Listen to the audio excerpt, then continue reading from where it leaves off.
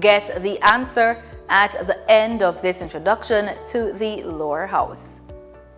On the agenda, under statements by ministers, Minister of Science, Energy, Telecommunications and Transport Daryl is down to make a statement.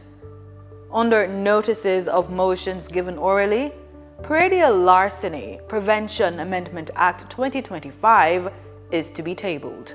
The sectoral debate continues with presentations from Member of Parliament and Minister of Health and Wellness, Dr. Christopher Tufton, and Member of Parliament for St. Catherine North Central, Mrs. Natalie Gaye Neita Garvey. It should be noted that the agenda can be adjusted, with items being added, removed, or replaced. If you are planning to attend a session at Gordon House, here are some rules to keep in mind. No visitor shall create any act of disorder within the precincts of the house. No visitor shall be admitted to the house without first obtaining an admission card. Visitors who remain within the precincts of the house during a suspension of the session are asked to keep silent. No photography, videography, or sketching of the proceedings is allowed unless so authorized by the presiding officer. And there should be no smoking inside the Parliamentary building. It's almost time to go to the main event, but before that, let's get the answer to the trivia question. We asked, the Ministry of Health and Wellness, together with its regional health authorities, agencies, and related organizations, make up the public health system and are responsible for healthcare delivery across the island. It's true. According to the ministry's website, the health system was decentralized in 1997 with the promulgation of the Health Services Act and establishment of 4 regional health authorities to deliver healthcare to the population. The Southeast Regional Health Authority, SERA, the Northeast Regional Health Authority, NERA, the Southern Regional Health Authority, and the Western Regional Health Authority. Now over to the proceedings.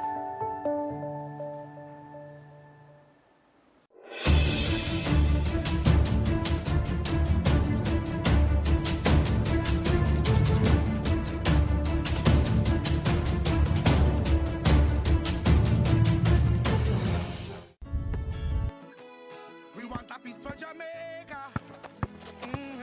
Yo, what are you? Oh man, none of that. No, brother, no, man.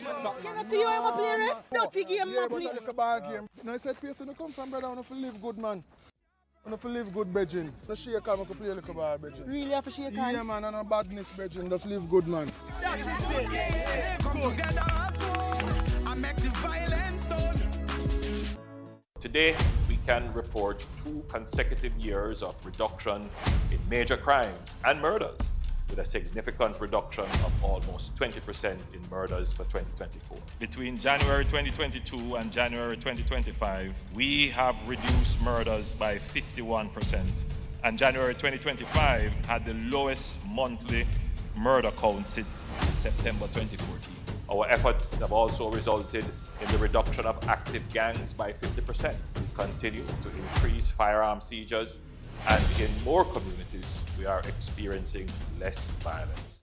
We will realize our vision of Jamaica as the place of choice to live, work, do business, raise families, and retire in peace and prosperity. The proceeding was brought to you by the Office of the Prime Minister. Apply to the Heart NSTA Trust. Learn a new skill and expand your horizons. Your government has made it completely free to you. Most major illnesses that affect Jamaicans are caused by unhealthy lifestyles. Over 50% of Jamaicans are overweight. 1 in 3 Jamaicans has high blood pressure. 1 in 8 Jamaicans has diabetes. 17% of Jamaicans have high cholesterol.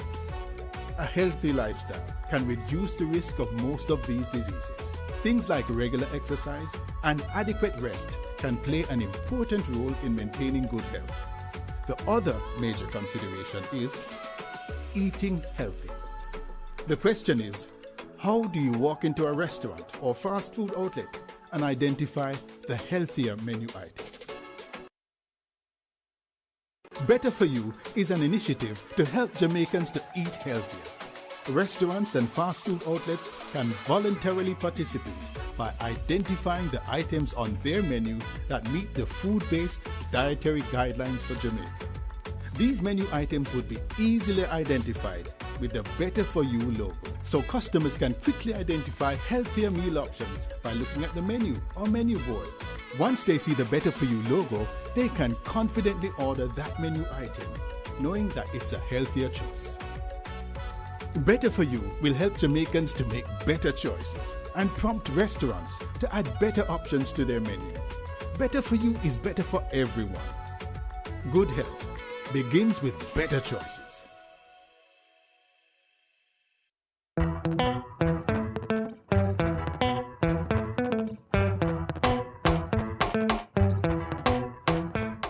Hurricane straps help keep your roof secure during heavy winds. Strappy's advice: make sure your home is secure. Strap down your roofs to withstand the wailing winds of hurricanes and other major storms. Don't wait until it's too late. It's a very simple thing. It is inexpensive and it doesn't require much technical know-how to do it. Strap down your roof now. Save yourself a world of hurt later.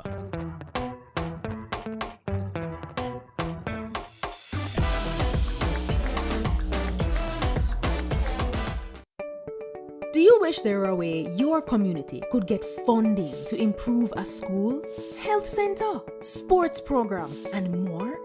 There is! It's the Constituency Development Fund.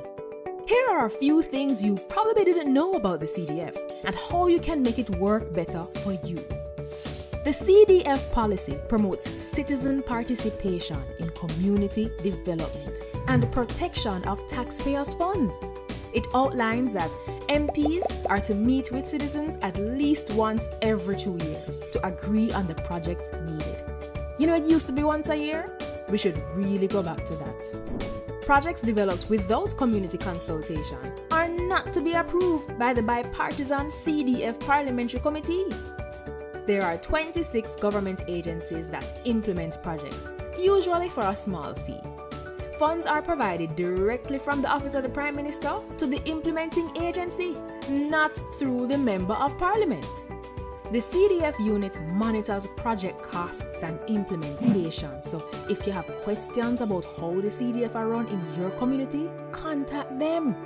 To ensure no one project or community gets all the funds, there are 6 project categories with spending limits for each.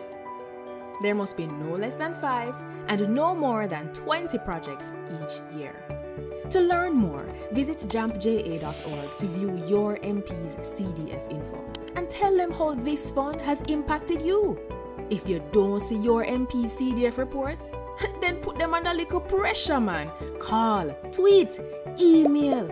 Ask them when they'll submit it and when is the next CDF meeting. Change is possible. It's already happening. What we need is you. A message from the Jamaica Accountability Meter Portal, funded by the European Union and the Inter-American Development Bank in partnership with the Private Sector Organization of Jamaica. Cook it up and make we steam it. Fresh so me need it, tilapia a real fish. Cook it up and make we roast it. Farm fresh so me need it, tilapia a real fish. Grow smart at the best part. Food for thought so me have to eat smart. Easy catch, fully net. A tilapia so you don't know what's next. Cook it up and make we fry it. Fresh so me need it, tilapia a real fish. Bring home the best in freshwater fish. High content of vitamin B3, protein and potassium. Tilapia, simple, healthy, delicious.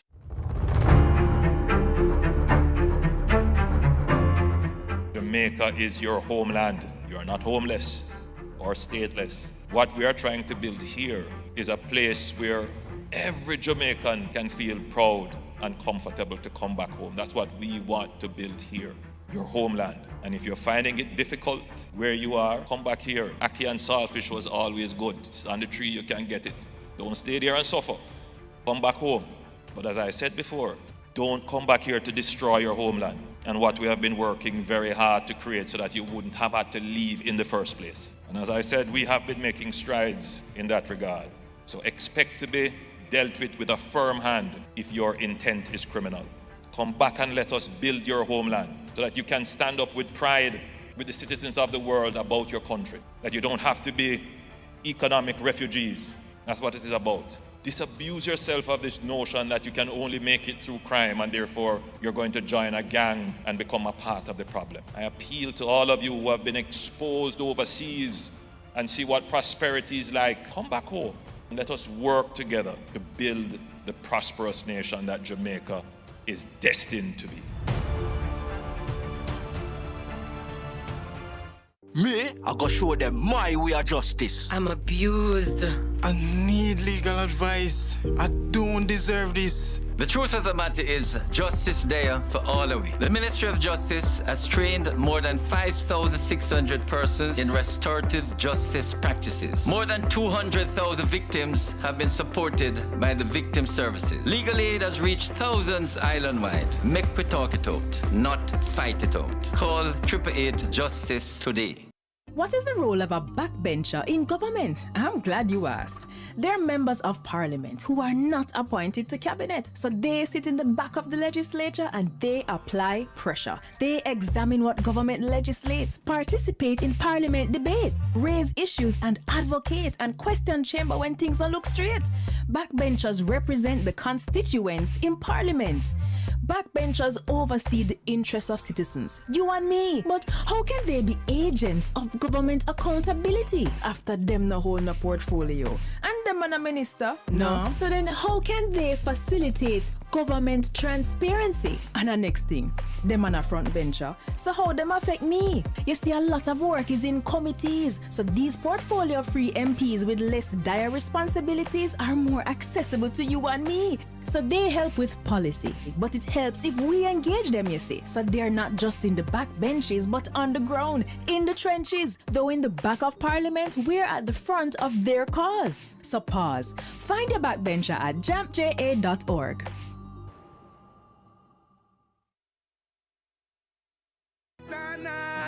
Na. We want a peace for Jamaica. Yeah. We have to be our brother's keeper.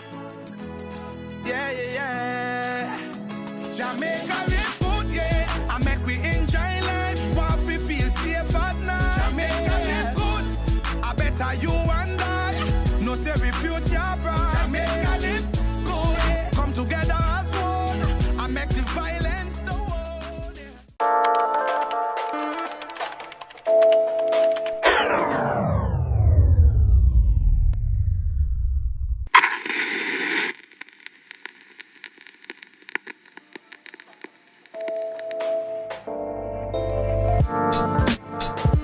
In an era of connectivity, loss of electricity could equal frustration. Use power banks to charge devices and conserve their battery. Instead of scrolling, read a book and see what knowledge you stumble upon. Hone your skills. Work out to help you reach your fitness goals. Catch up on sleep lost during hours spent on devices scrolling or completing assignments. Take some time to reflect and think about your current state of being. With no TV to watch, increase family time, converse, play board games. Loss of connectivity, the perfect moment to get back in touch.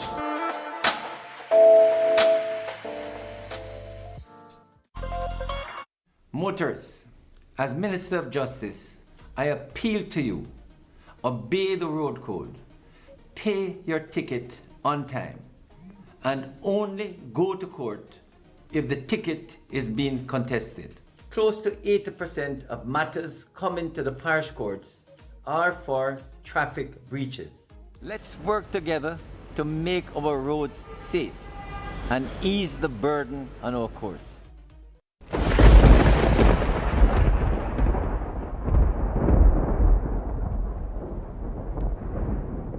The hurricane season runs from June 1 through November 30. It normally peaks between August and October. Be prepared. Place important documents such as legal papers, passport, birth certificate, marriage license, financial papers, medical records, and insurance policies in airtight plastic bags or in a safety deposit box. If possible, make copies of them. You can also use an external hard drive to store your documents and access these secure documents from any computer. Monitor your radio or television for weather updates and instructions. Be prepared. A new story is being written for all Jamaicans. The Ministry of Economic Growth and Job Creation is on a mission to transform lives. From increasing access to potable water, providing secure homes for the most vulnerable, and helping you own a piece of the rock. We're revitalizing communities and preserving our environment. We're making an impact. See the difference. Feel the difference. Building a better Jamaica for you and me. You can feel it. Make JC. So who keeps our taxpayer money in check? Well, the PAC and PAAC help watch over the country's budget. And one might sound like it just have an extra A, but they're way different. Here's how.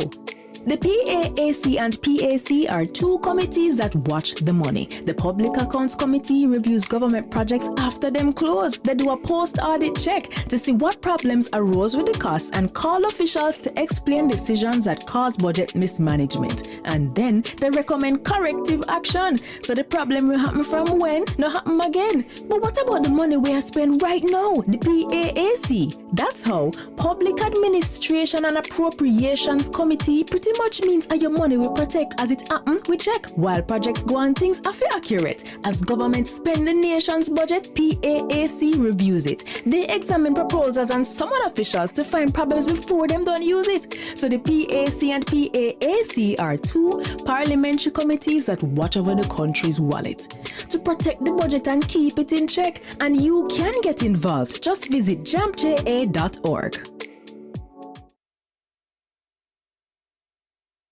Me, I go show them my way of justice. I'm abused. I need legal advice. I don't deserve this. The truth of the matter is, justice there for all of we. The Ministry of Justice has trained more than 5,600 persons in restorative justice practices. More than 200,000 victims have been supported by the victim services. Legal aid has reached thousands island-wide. Make we talk it out, not fight it out. Call 888 Justice today.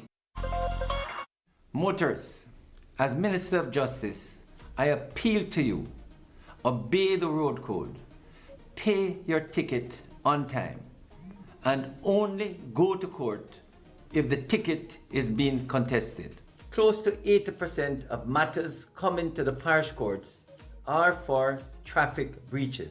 Let's work together to make our roads safe and ease the burden on our courts.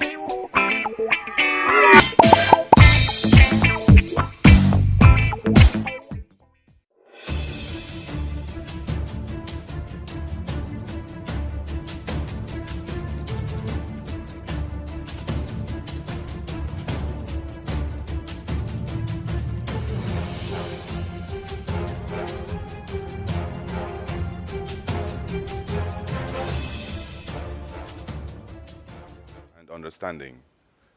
We thine unworthy servants here gathered together in thy name do most humbly beseech thee to send down thy heavenly wisdom from above, to direct and guide us in all our consultations, and grant that we, having thy fear always before our eyes, laying aside all private interest, prejudices, and partial affections, the result of all our counsels may be to the glory of thy blessed name, the maintenance of true religion and justice, the safety, honor, and happiness of the King, the public weal, peace and tranquility of the island, uniting and knitting together the hearts of all persons and estates within the same, in true Christian love and charity one towards another, through Jesus Christ our Lord. Amen.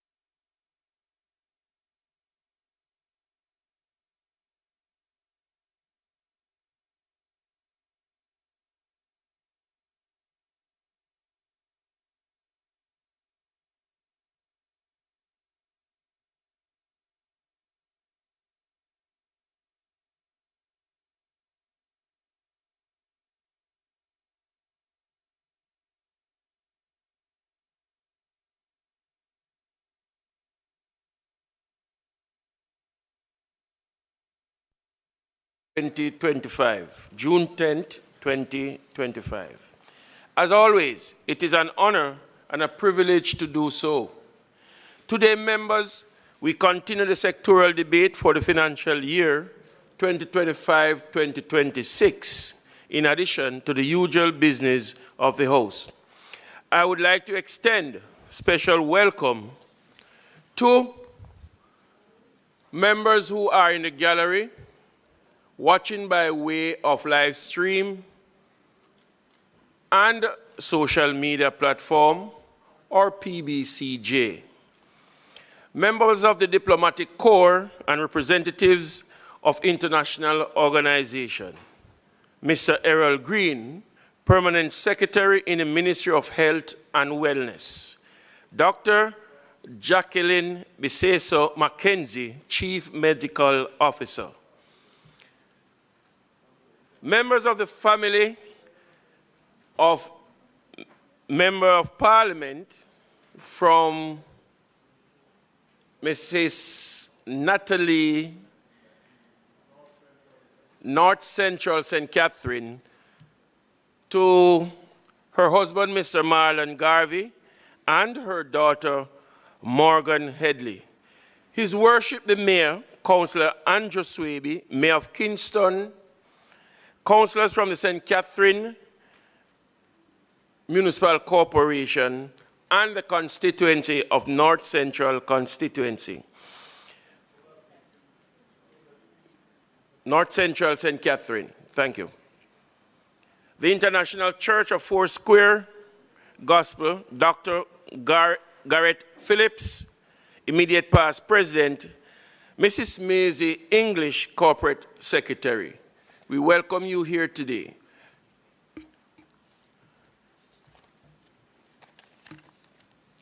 Call of the roll.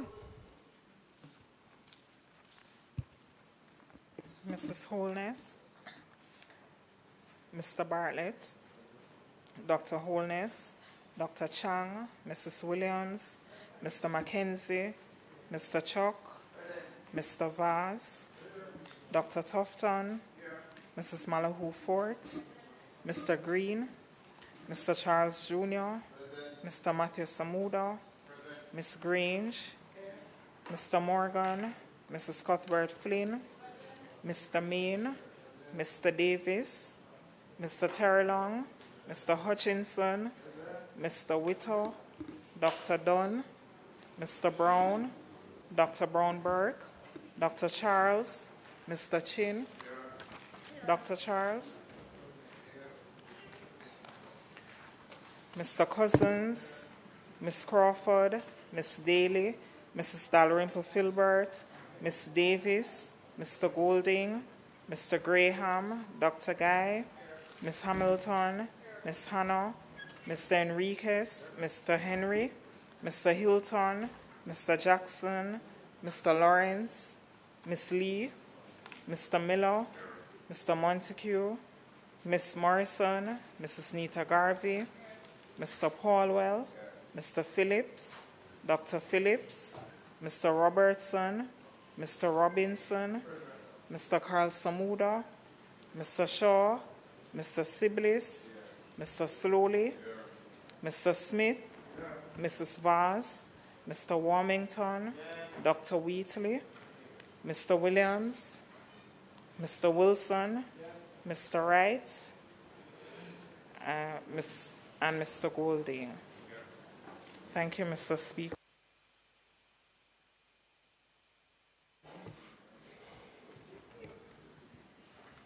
House Leader. Thank you, Mr. Speaker. Mr. Speaker, I'd like to join you in welcoming members to the sitting of the House today, and particularly to join you in welcoming members of the gallery who are here representing a wide cross-section of interests, specifically health, and certainly the Foursquare Church, as well as representatives from the constituencies, no doubt, of St. Catherine West Central and St. Catherine North Central.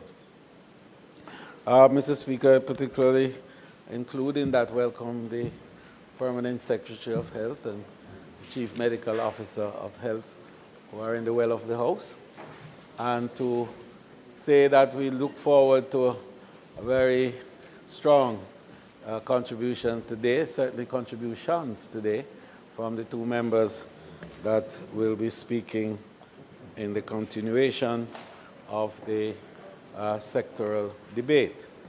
Mr. Speaker, I would like to move for you to suspend the items from 1 to 14, and for us to proceed to item 15, public business. And with your permission, Mr. Speaker, I would recommend that we begin with the legislative agenda and to ask the Minister of Justice to take the matter in his name in relation to the International Church of the Foursquare Gospel in Jamaica in order to facilitate their presence and indeed the need for them to move on. We're going to have, of course, will be followed by the Minister of Health, who will make his contribution, and then the member from St. Catherine North Central. May it please you, Mr. Speaker.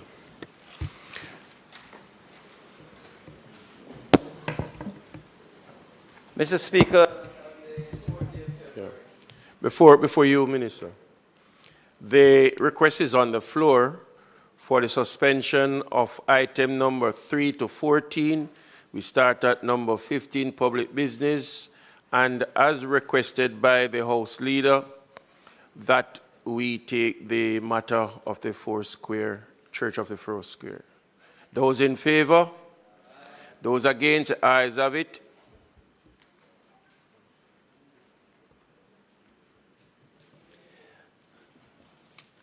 Mr. Speaker, on the 4th day of February 2025, this Honorable House adopted the report of the Special Select Committee on Private Bills on its deliberations on the private bill shortly entitled, quote, the International Church of the Foursquare Gospel in Jamaica, Incorporation and Vesting Act 2024. Mr. Speaker, since 1938, the International Church of the Foursquare Gospel has operated informally in Jamaica, maintaining a relationship with the International Church of the Foursquare Gospel in Los Angeles, California, USA. On February 5, 1947, following a vote, the Jamaican branch was formally recognized and welcomed into partnership.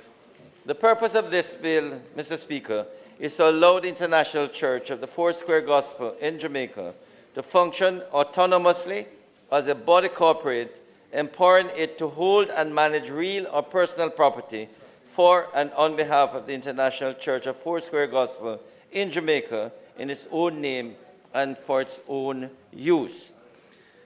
Mr. Speaker, there is a bill before the House which we will ask the Parliament to approve. It has 7 sections.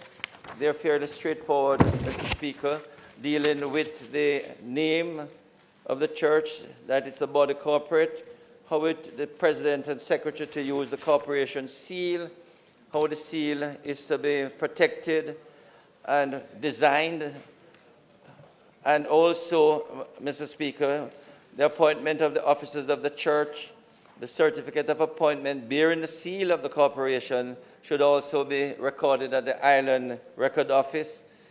Section 6 of the bill prescribes a voting process on matters within the corporation's remit. It provides that matters are determined by majority vote, with the President holding a casting vote in the event of a tie. And Section 7 of the bill addresses the vesting of real and personal property in the corporation. Mr. Speaker, these are the few comments I make in respect of this bill, and if it pleases the House, we can, with your permission, Mr. Speaker, if there are no other contribution, we can move to committee.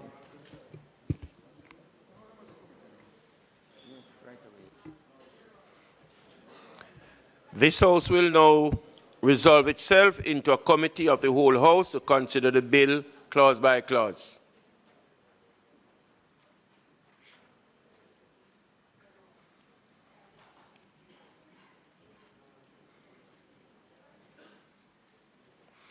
I put clause 1. Those in favor? Permission of the House, could we just put clause 1 to 6 first? So move.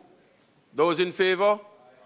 Those against? The ayes have it. In clause 7, Mr. Speaker, can we delete subsection 3 and 4?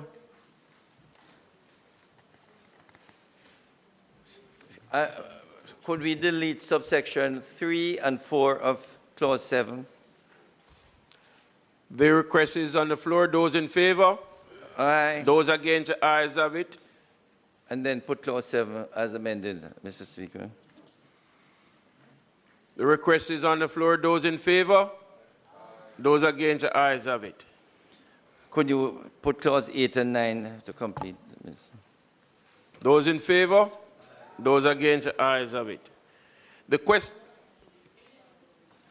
Could we also, Mr. Speaker, delete for the enacting clause? I put clause 8 and 9. Those in favor? Those against? The ayes have it. Member?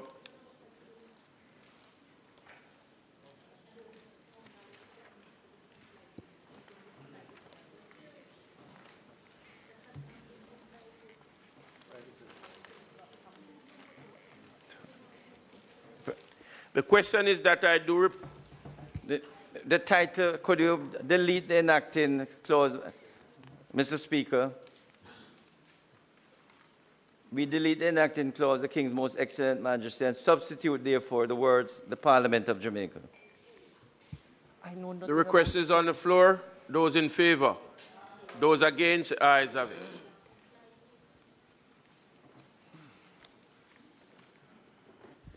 The question is that I do report the bill as having passed committee stage. One further amendment, Mr. Speaker. It should be, the year is 2025. I think we have 24 in clause 1, a further change. In clause 1, we have 2024. We'll now take a recommittal to clause 1 and change the date from 2024 to 2025. The recommendation is for the amendment to change. Those in favor? Aye. Those against? Ayes have it. Clause 1 has been amended, further amended.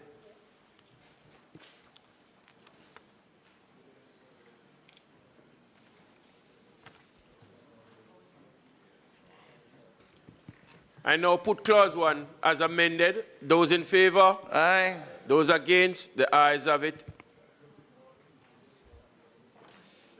The question is that I do report the bill as having passed committee stage. Those in favor? Those against? The ayes have it. No, with how many amendments? 3 amendments. Right.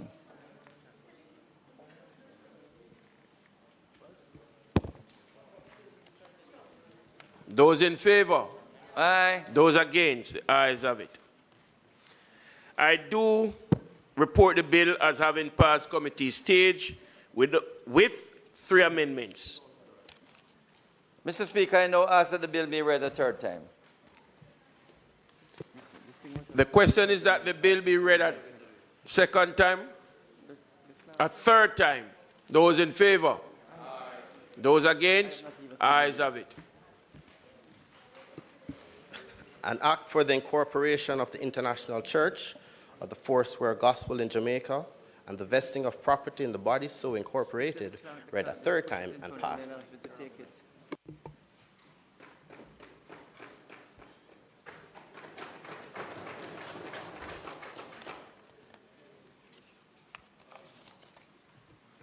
House Leader. Mr. Speaker, a small housekeeping matter. Given that the time for the sectoral debate has actually expired, just ahead of the minister being asked to make his contribution, I beg to ask for a recommittal of the items, notices of motions given orally so as to take the relevant resolution for the continuation of the debate. May it please you. The request is on the floor. Those in favor? Those against? The ayes have it. House Leader. Mr. Speaker, I beg to give notice that at the next meeting of the House, I will move, whereas Standing Orders 32A1 stipulates that the sectoral debate shall last no longer than 6 weeks each year, and whereas the 2025-26 sectoral debate commenced on April 29, 2025, and the 6-week period will therefore expire on June 10, 2025. Be it resolved that notwithstanding Standing Orders 32A1, the sectoral debates be extended until June 24, 2025. Mr. Speaker, I further beg to give notice that at a later stage today, I will move for the suspension of the standing orders to enable me to take the motion. May it please you, Mr. Speaker. The question is that the standing order be suspended to enable the minister to take the motion, notice of which was given earlier. Those in favor? Those against? The ayes have it. Minister, House Leader. Mr. Speaker, I now beg to move that the motion which I gave earlier be approved. May it please you, Mr. Speaker.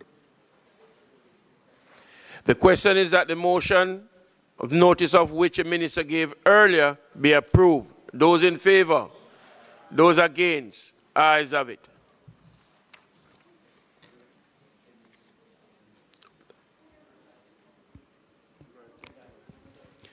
Minister, you are now invited to make your contribution.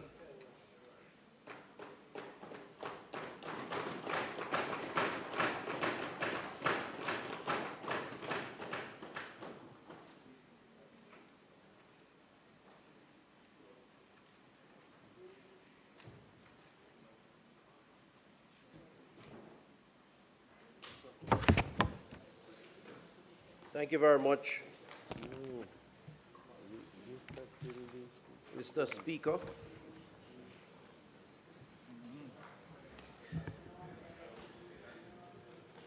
Mr. Speaker, today marks the 9th sectorial presentation as Minister of Health and Wellness.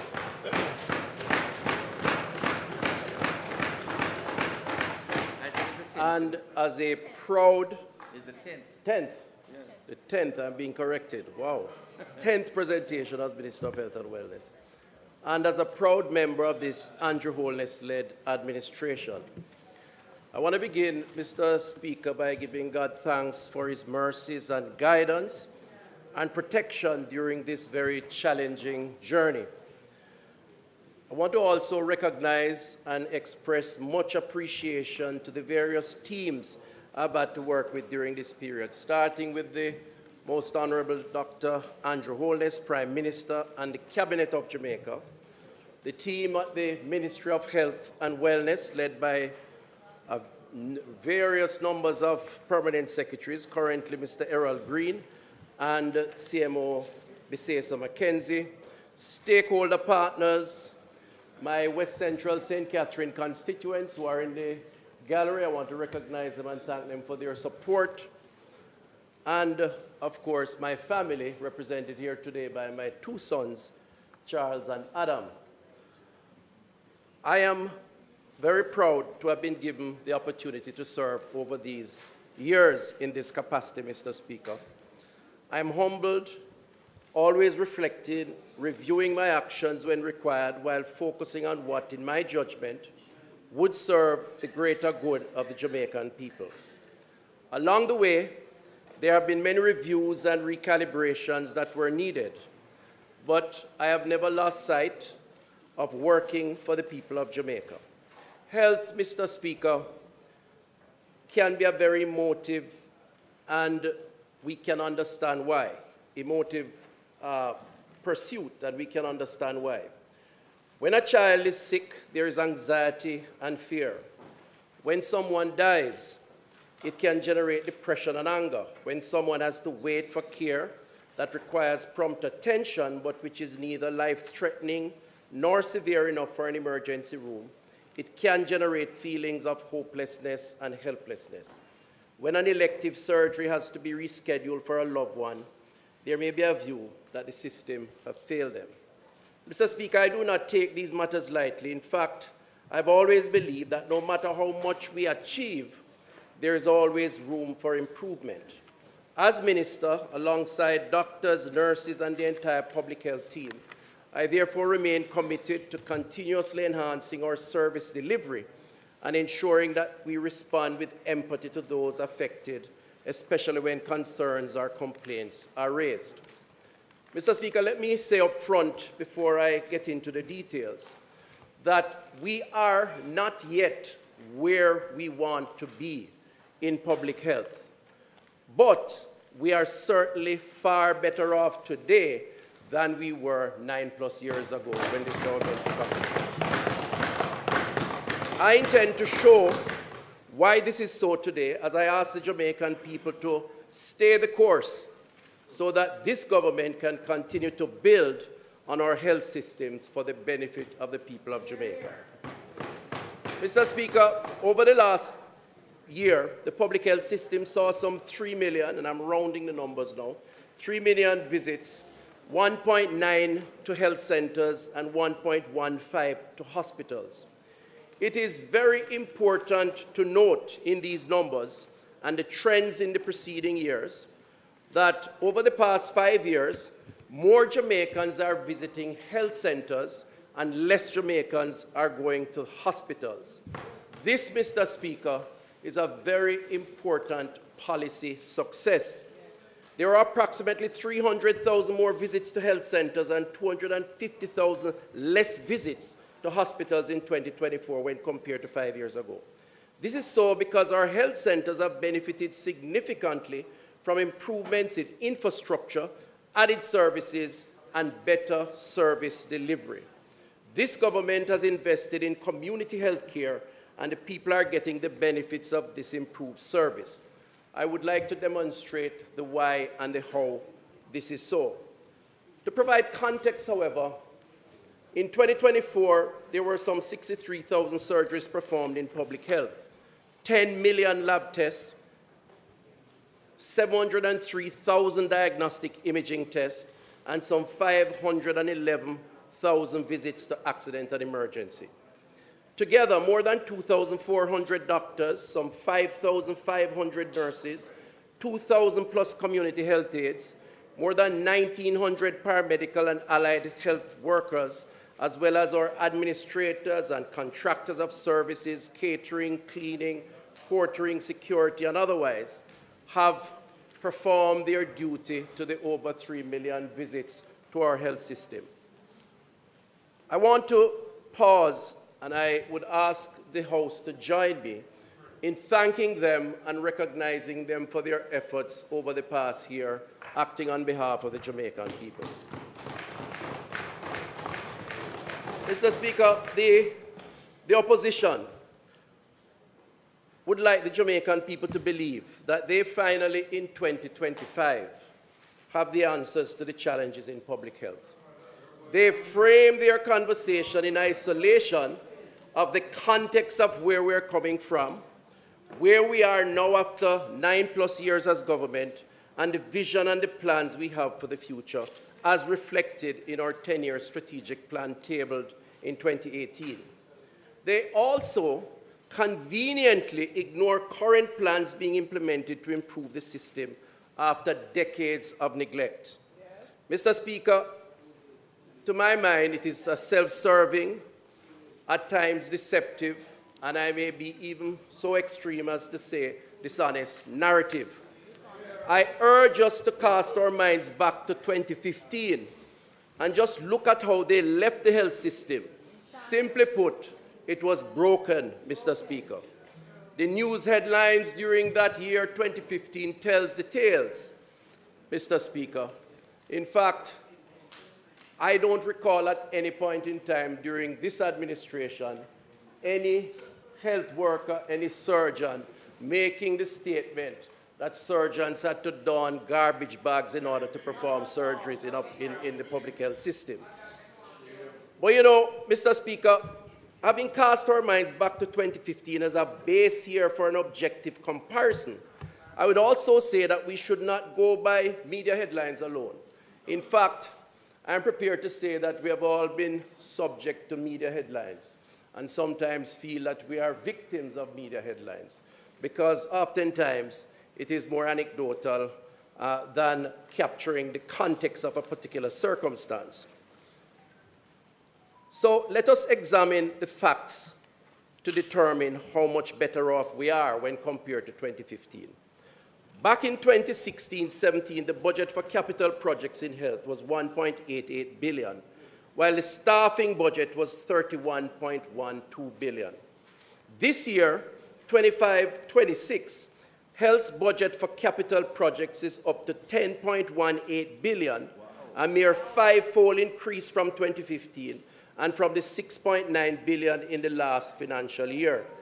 The staffing budget stands at 93.77 billion, up from 33 billion in 2016-2017. Simply put, under this government's tenure, there have been more hospitals and health center build-outs, more posts for healthcare workers, and more compensation for our workers, Mr. Speaker. Mr. Speaker, there is no question that this administration is making a sincere and tangible attempt to improve our health services, and certainly better than any attempt before 2015. Let me say again, there are still challenges, but we are better off today than we were back in 2015. Mr. Speaker, we must stay the course in order to continue with these improvements. Another example of how and why the Jamaican people are better off from government health services since 2015 is through the expanded role of the National Health Fund. One significant example of the NHF's provision of coverage for only 2 cancers in 2015, breast cancer and prostate cancer. Today, the NHF provides coverage for 5 cancers: lung cancer, colorectal cancer, and multiple myeloma, in addition to breast cancer and prostate cancer. Further, Mr. Speaker, the agency has also expanded its coverage from 16 conditions in 2015-2016 to 24 conditions in 2024, including attention deficit hyperactive disorder, lupus, Parkinson's disease, and thyroid disease. These were conditions that were never covered under the National Health Fund up to 2015. To make the point even more, Mr. Speaker, since 2015, in 2015, the NHF prescribed just under 1 million prescriptions. Last year, the NHF wrote 3 million prescriptions providing free or subsidized drugs to Jamaicans. The Jamaican people are in fact better off today, Mr. Speaker, and this is why we urge them to stay the course. Yes. Mr. Speaker, I want to spend a little time responding to the opposition leader based on his comments during the budget presentation, because he did spend a lot of time on health, and he made a number of comments and criticisms. And, you know, in our democracy, we're all entitled to our opinion, but we're not all entitled to our own facts. Opinions are opinions, and facts are facts. And I think it's important to address some of the issues raised. The leader of the opposition says he wants to improve primary care with a focus on building out health centers. That is a good thought, but has he made any effort to see what we have been doing? Mr. Speaker, last year we published this document, Mr. Speaker, the Primary Health Care Reform for Jamaica 2021-2030. And this document, Mr. Speaker, outlines very clearly this 10-year development plan for primary health care, the clear shift towards screening and prevention, and we are in fact doing it as we speak. We're adding more services at the community or primary level, including adolescent health, elderly health, rehabilitative and palliative care, as well as ophthalmological and audiometric screening, together with dentistry, diabetic retinopathy, and lab services, among others. In other words, Mr. Speaker, what the Leader of the Opposition was calling for or promising to do, this Jamaica Labour Party government is already doing. And they say imitation is the best form of flattery. We have no problem with it. What we would say, though, is credit us with doing what we're doing, even if you want to do it also, should you have the time and the space so to do. Another example, Mr. Speaker, of the commitment in keeping with responding to the opposition leader to developing primary health care is under the Health System Strengthening Program. This is a program that is financed by the IDB, by the EU, and by the government of Jamaica. Under this program, 13 health centers and hospitals are being equipped with digitized patient records, modern diagnostic machinery, and these facilities will see new services and expanded staff for the communities they serve. And I want to just outline, for the benefit of all, what this government is doing as it relates to health centers. Maypen, under this program, and this is just one of several programs, Maypen West Health, $300 million. Maypen East, $748 million to spend. St. Anne's Bay Health Center, $309 million. Ocherios Health Center, $759 million. Brownstown Health Center, $765 million. Moko Health Center, $139 million. Greater Portmore, $513 million.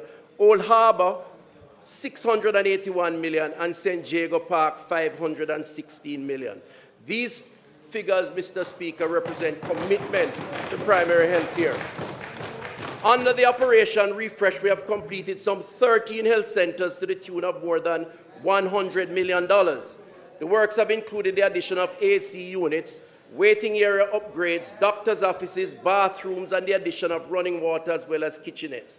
In fact, Mr. Speaker, I look back at the last 5 years and the expenditure on primary health care, health centers, equipment, and personnel shows that some $3.88 billion has been spent across the 4 regional health authorities to upgrade primary health care facilities. And it's all there. $99 million for Westmoreland, $87 million for Trelawney, $205 million for St. James, $49 million for Hanover, and I could go on and on. Every single parish have gotten an allocation for health centers as part of our primary reform upgrades. In addition to the addition of services and improved infrastructure, we are making available more points of care for the people of Jamaica, even as we adopt the life stage approach, which accounts for, among other things, biological, behavioral, and social factors that influence a person's health and well-being from birth to old age. Mr. Speaker, the opposition tends to like to call for audits because we're building out so much. And we have no issues with audits. It's a process, it's part of what our democracy allows for, and we welcome audits at any time. There's a difference though, in a sense, we're at a disadvantage because when they were there, we couldn't call for any audits because they weren't building anything. No money was there. They weren't building anything. This government over the last 9 years has put more money into infrastructure for health centers than any other government before, Mr. Speaker. We have also added staff. Since 2016, we have established some 1,900 posts for medical officers, a 30% increase in doctors at the primary level, Mr. Speaker, from 338 to 432 in 2025.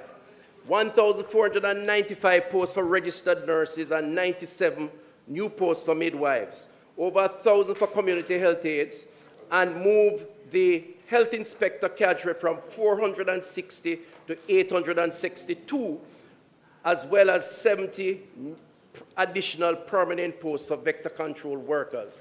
Mr. Speaker, we are putting people into health care to provide better service for the people of Jamaica.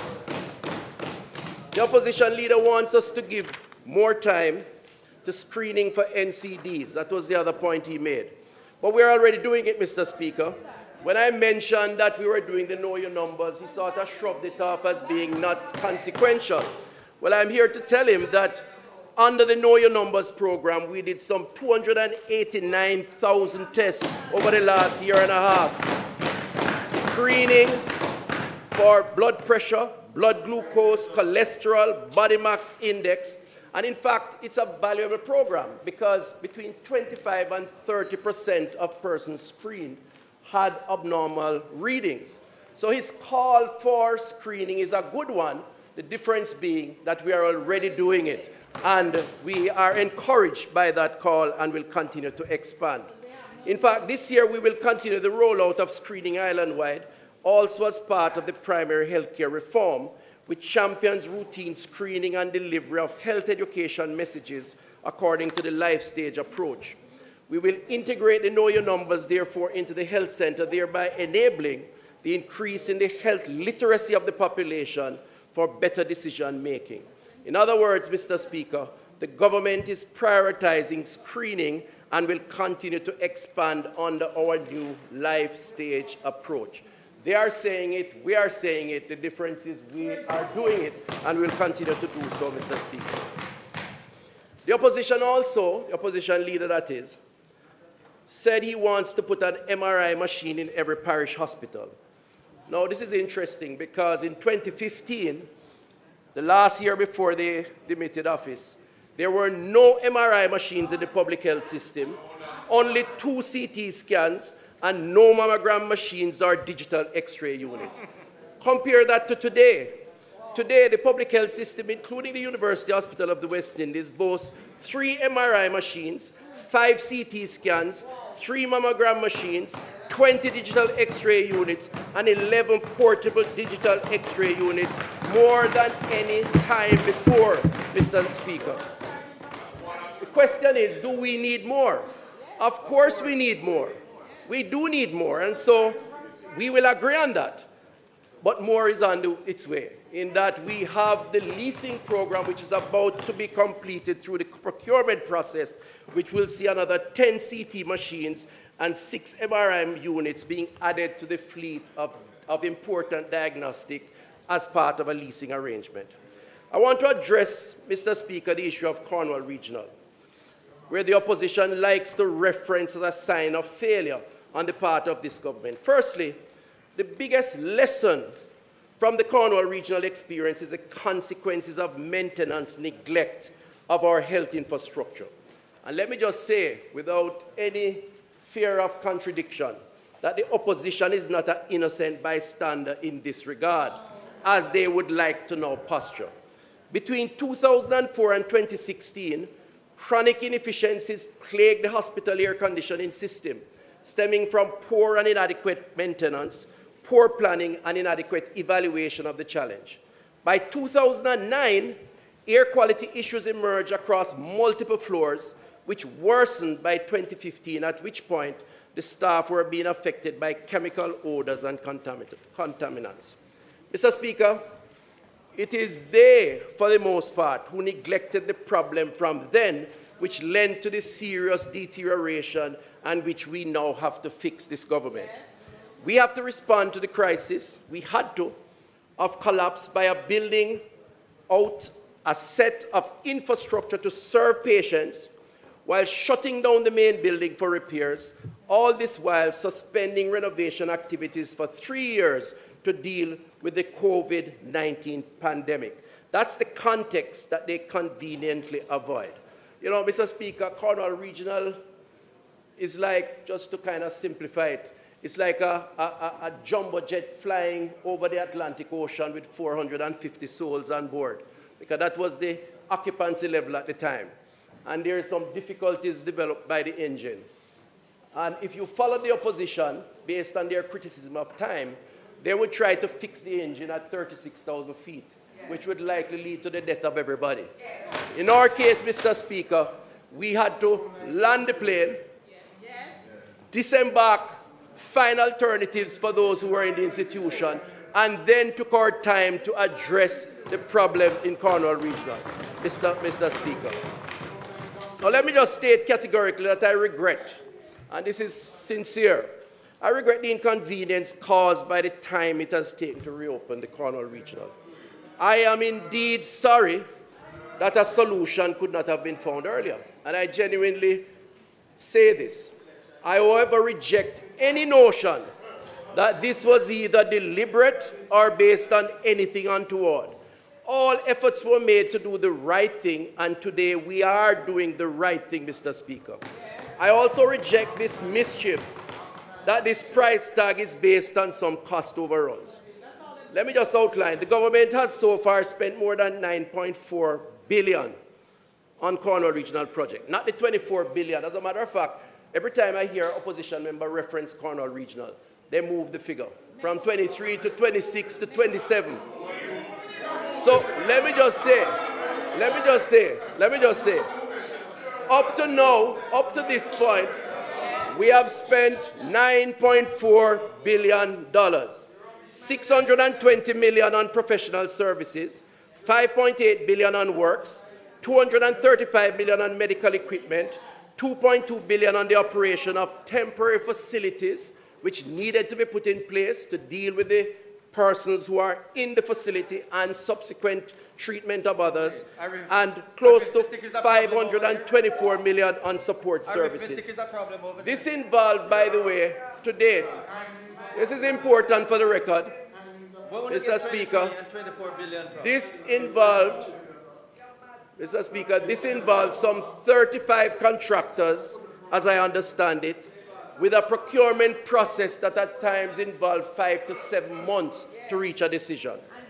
The much talked about $23 billion price tag is a projection.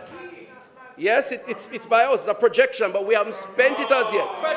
And we are not there yet. The narrative, therefore, of criticizing cost overrun based on a $24 billion is not only an exaggeration, it is a dishonest description of the challenge that we face at Cornwall Regional and the approach that we have taken. Mr. Speaker, you know, Mr. Speaker, the opposition raised issues, and perhaps in their role, rightfully so, about value for money. And just to be clear, the call for an audit of Cornwall is redundant because the Auditor General is at Cornwall doing an audit, which we welcome and have no issues with. But context is important when we think about value for money.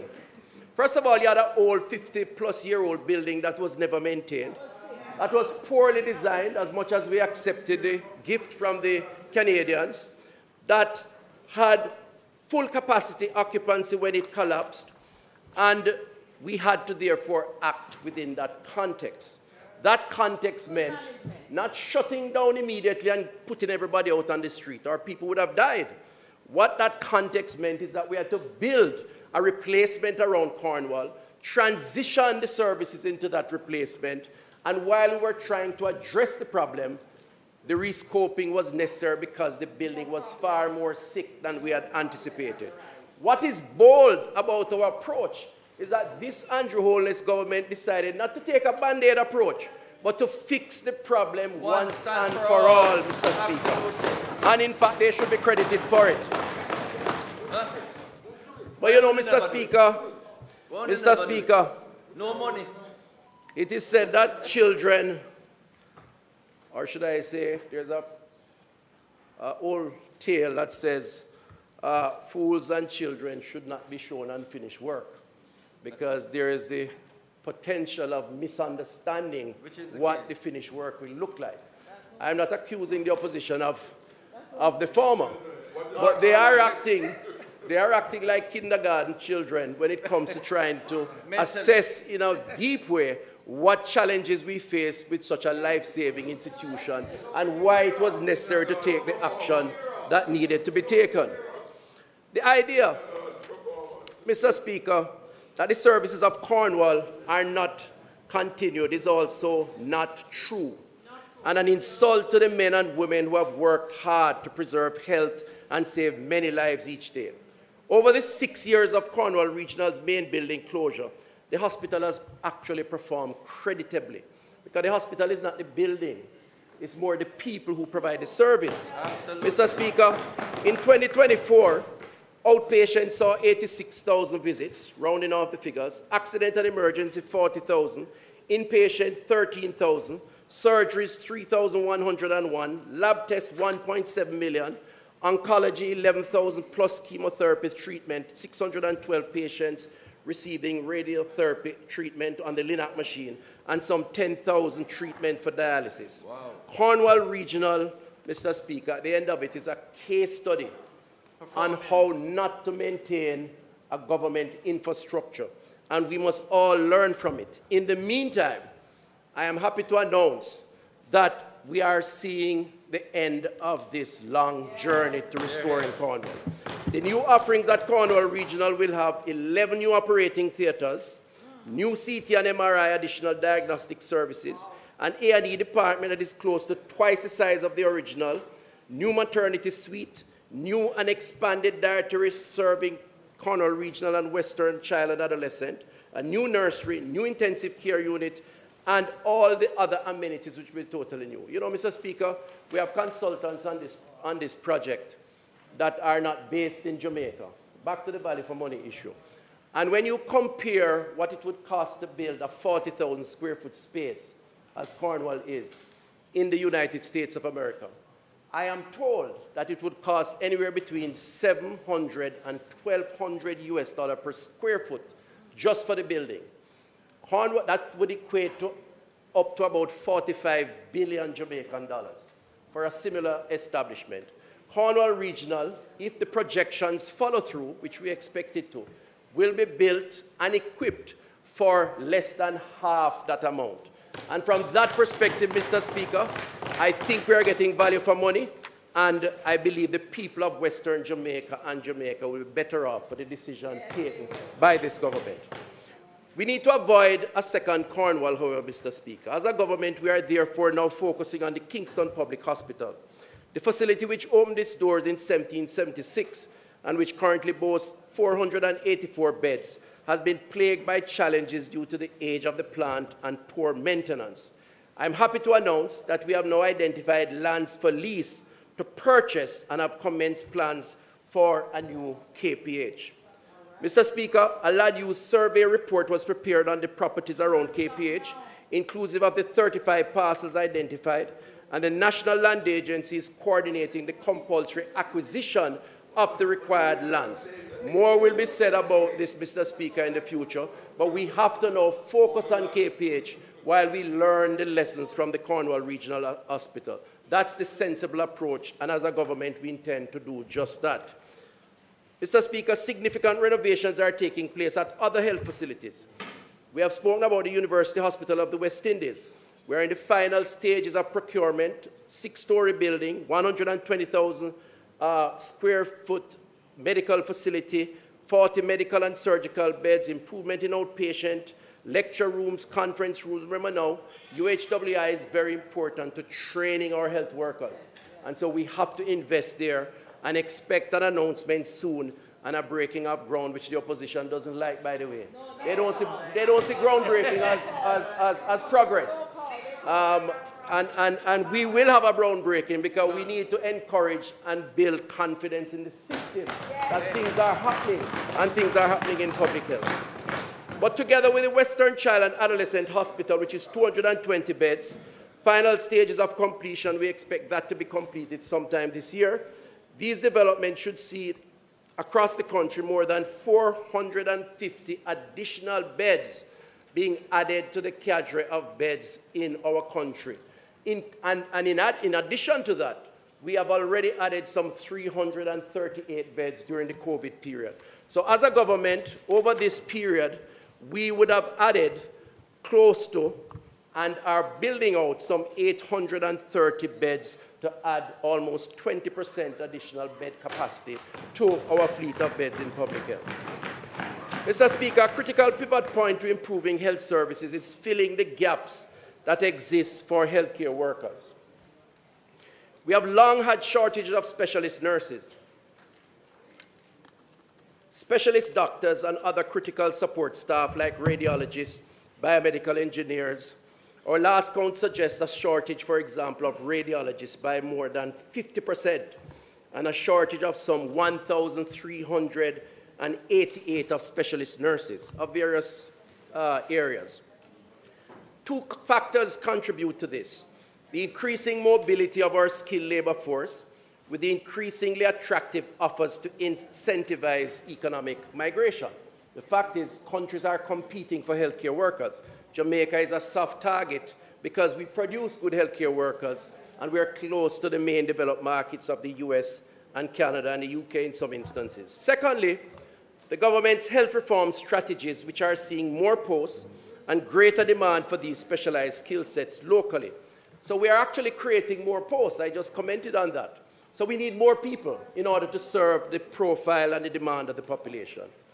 In other words, Mr. Speaker, we have to fix the HR issue as we build out the infrastructure to give the people of Jamaica more services and services that they require. I'll give you an example. I won't go through all of them for time. Psychiatric nursing, we have 140 currently employed. We need 360. We have a 220 gap. Pediatric nurses, 69 employed. We need 283, 214 gap. Oncology or cancer care, 21, 130 required, 110 gap. Nephrology, 59, 130 required, 71 gap. Just an example of the shortages that we face. Mr. Speaker, we have to be more aggressive in our push to right-size our HR policy for better service delivery. How are we doing this? Firstly, if Jamaicans are qualified and available, we will pursue this option as a priority. We also have to help locals who are willing and able to qualify for these posts, and this government is doing just that. That is why we introduced the Barrowin Scholarship, which last year awarded 600 scholarship places. 536 were taken up, Mr. Speaker. And as a result, these persons are actually studying various areas of medical or health care with the intention of coming back into the public health system, because it's a development scholarship. I am happy to announce that this week we will advertise another $500 million for scholarships in the print media and on the website of the Ministry of Health and Wellness for new applicants for the new year. We did say it was for 5 years, 500 million a year. The next application will be this week. Mr. Speaker,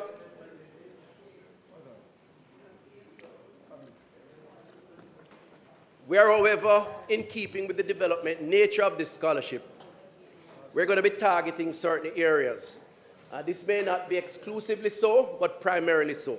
So this tranche of advertising will look to encouraging biomedical engineers, medical physics, speech therapy, 3rd and 4th year nursing and midwifery, occupational therapy, radiation therapy, and dental nurse therapy, and nursing educators. Mr. Speaker, we have to ensure that we give, and are ensuring that we give, more Jamaicans priority at all times. But history has shown that there is a limit to this due to the external and local factors. And so we have to continue to expand our outreach to meet demands of our healthcare needs. And this is not new. We are committed, for example, to continuing our Cuban partnership, as these arrangements have been of significant benefit over the years. And this propaganda that the opposition and others have been pushing, that somehow we're sending Cubans home, I want to just say very clearly that we value the partnership with Cuba. We value their contribution. Currently, we have 88 Cuban doctors and 199 nurses here.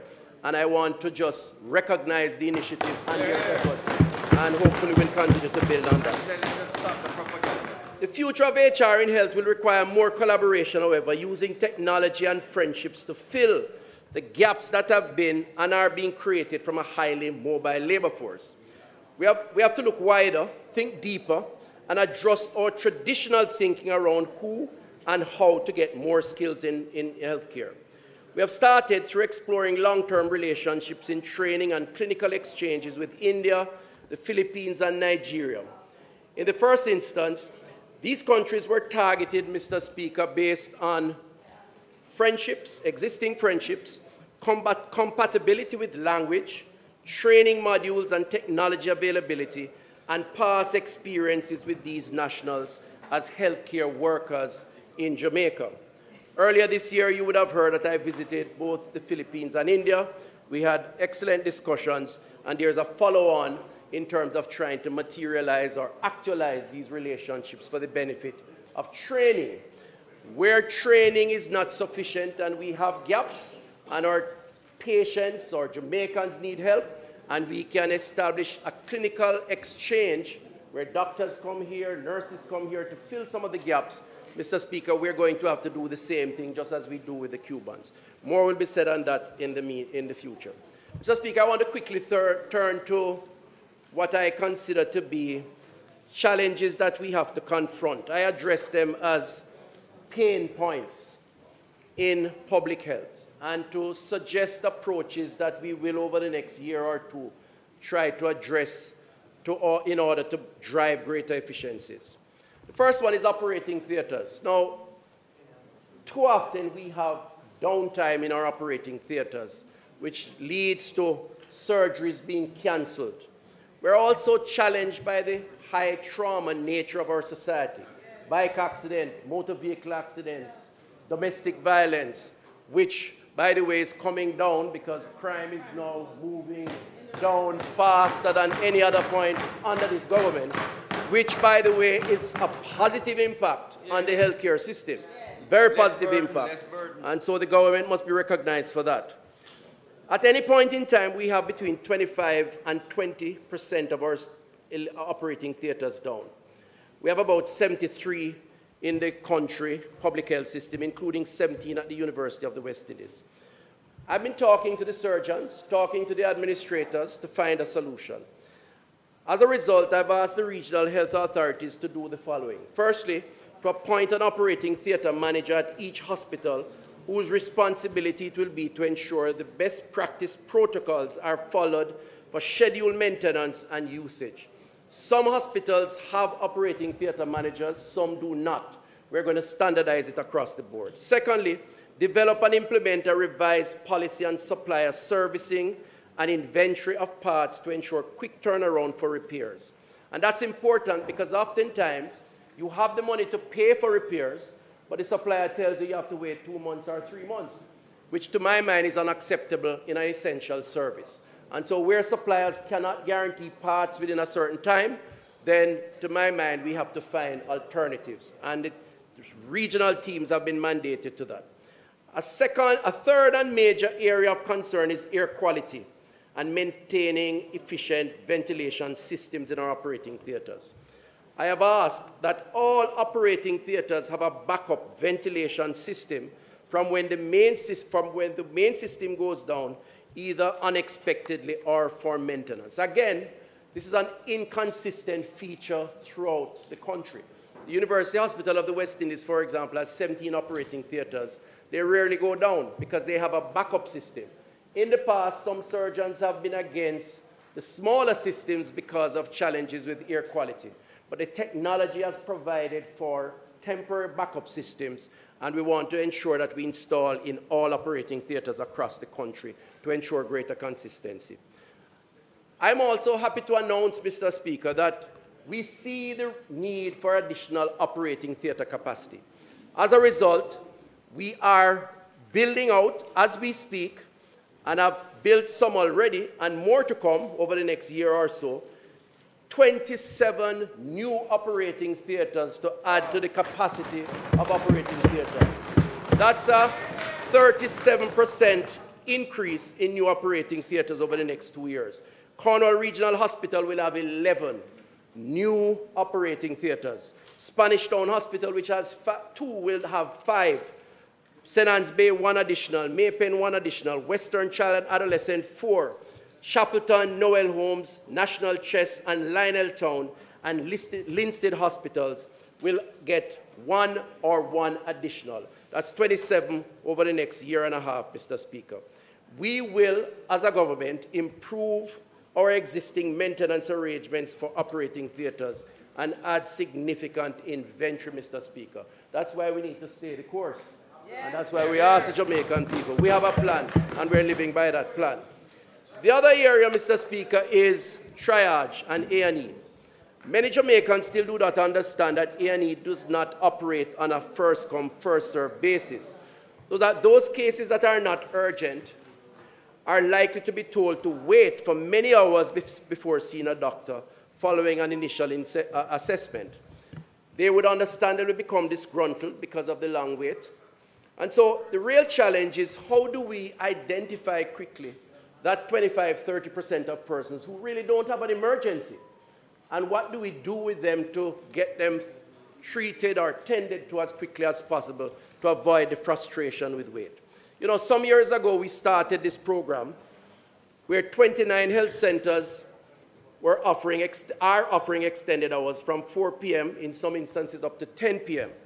As part of the expansion of this initiative, in keeping with trying to manage A&E and the long waits, we are codenaming Extended Care, which is a similar program that will add another 25% more health centers, particularly those closest to hospitals, but some in critical town centers, where we will standardize the opening hours from 4 to 10 p.m., and also are looking at the possibility of offering pharmacy services within those contexts. So in other words, if you live close to one of these health centers, you don't need to go to A&E because you have an emergency or a perceived emergency. You can go to a health center which will be open up until 10 p.m. Now, it's important to note, Mr. Speaker, that in 2015, of the 300 or so primary healthcare facilities, only 60 of these were offering doctors' consultation and curative visits 5 days a week. Only 60 of the 300. We are now intending on doubling that capacity, adding another 67 health centers that will offer a doctor within those health centers 5 full days a week. I go out a lot in the countryside, and oftentimes when I go, particularly deep rural, I get the comments from the health center operators or the people in particular, who say, listen man, I need a doctor. Can you put a doctor in this health center? And it's a genuine call. And the reality is, if we had a doctor in those health centers, persons would not want to go to the town centers. And in fact, we have expanded that during the 9-year period. What we intend to do is to double that, which will again contribute to more people going to health centers and less people turning up at hospital because they think they have no choice. So we'll be working on that, Mr. Speaker. I want to touch on food handlers permit. A lot of people may not know that the Ministry of Health manages food handlers permits. And approximately 300,000 persons apply.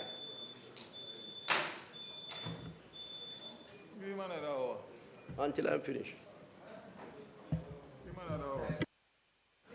That's not how we say it. Mr. Speaker, in keeping with the principles of the standing order as we have indicated, I beg to move that the member's time be extended by 15 minutes to allow him to complete his presentation. May it please you, Mr. Speaker.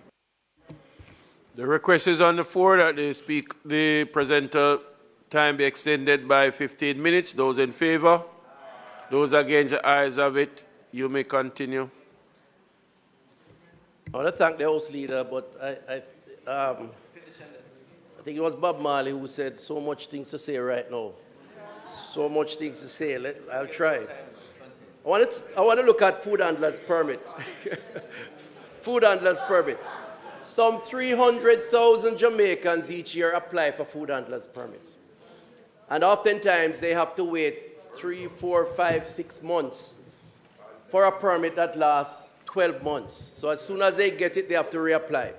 The process is cumbersome, it's bureaucratic, and it does create challenges for people who are doing business and require the food handlers permit. I've met with the Environmental Health Division, and we are overhauling the policy around the National Food Handlers Permit and Training Certification Program. This will involve extending the term for a food handler's permit renewal from 1 year to 2 years. So when you get it, it lasts for 2 years. Introduce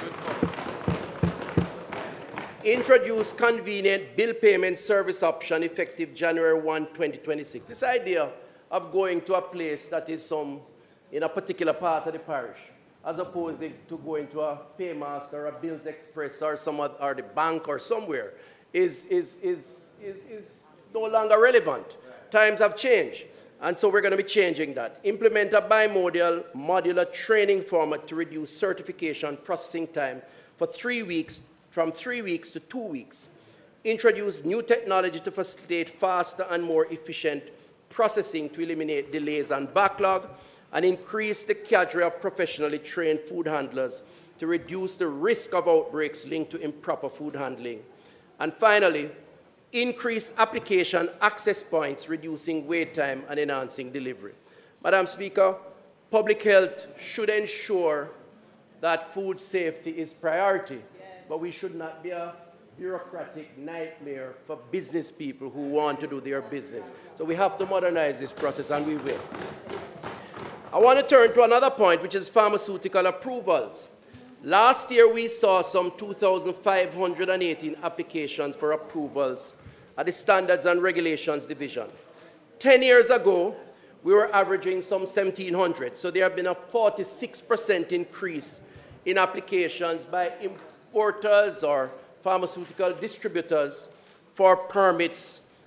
A lot of times, and this is a big area of complaint by the importers and the pharmaceutical distributors, a lot of times I'm told by the team that the issue is the incomplete dossiers. In other words, the forms that you fill out and the supporting documents. Because the system is so antiquated, Mr. Speaker, those applications have to await a response, which sometimes takes a long time.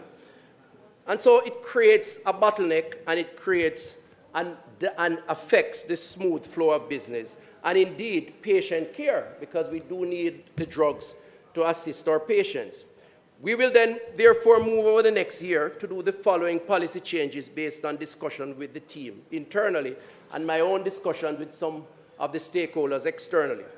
We're going to establish a protocol for greater dependence on what we call the reliance system for drug approvals, in collaboration with the US, UK, and European standards. What that means is that if a drug is approved by the US or the UK regulatory agencies or the European regulatory agencies, then it will be fast-tracked in terms of the approvals here in Jamaica. In a sense, we are relying on their interrogation of that process, and we'll establish relationships in order to do that and make whatever necessary adjustment in interrogation that we need to make, but we'll place some reliance on that. We will also move to digitize the application process so that applicants will not need to wait for a response to determine incomplete nature of their application, as this will be flagged on the online application process while filling out the form. So some 80% of delays are linked to incomplete dossiers. The online application would not be accepted if you do not tick all the boxes to demonstrate that you have completed that process. And finally, in addition, we will establish an express window for local manufacturers who apply for approvals once they are manufacturing locally for the local and export market. I believe that health needs to aid export and local manufacturing. And so we will give priority to those local manufacturers. And this we hope to begin working on and hopefully completing over the next 12 months. Mr. Speaker, I want to turn to this important area of older persons in our population. The older population, 60 years and older, in Jamaica is the fastest growing age group, increasing at approximately 1.9% annually from 264,000, rounding the numbers, to 360,000 between 2001 projected to 2030. The dependent older population, 65 years and older, was estimated at 199,000 in 2001, expected to increase to 321,000 in 2030.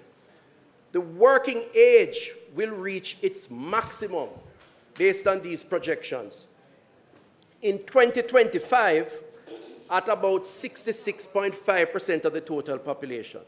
And if we extend that up to 2058, these are projections that economists make, forecasting projections, the older population is predicted to be larger than the young, with a rate of increase faster than decline.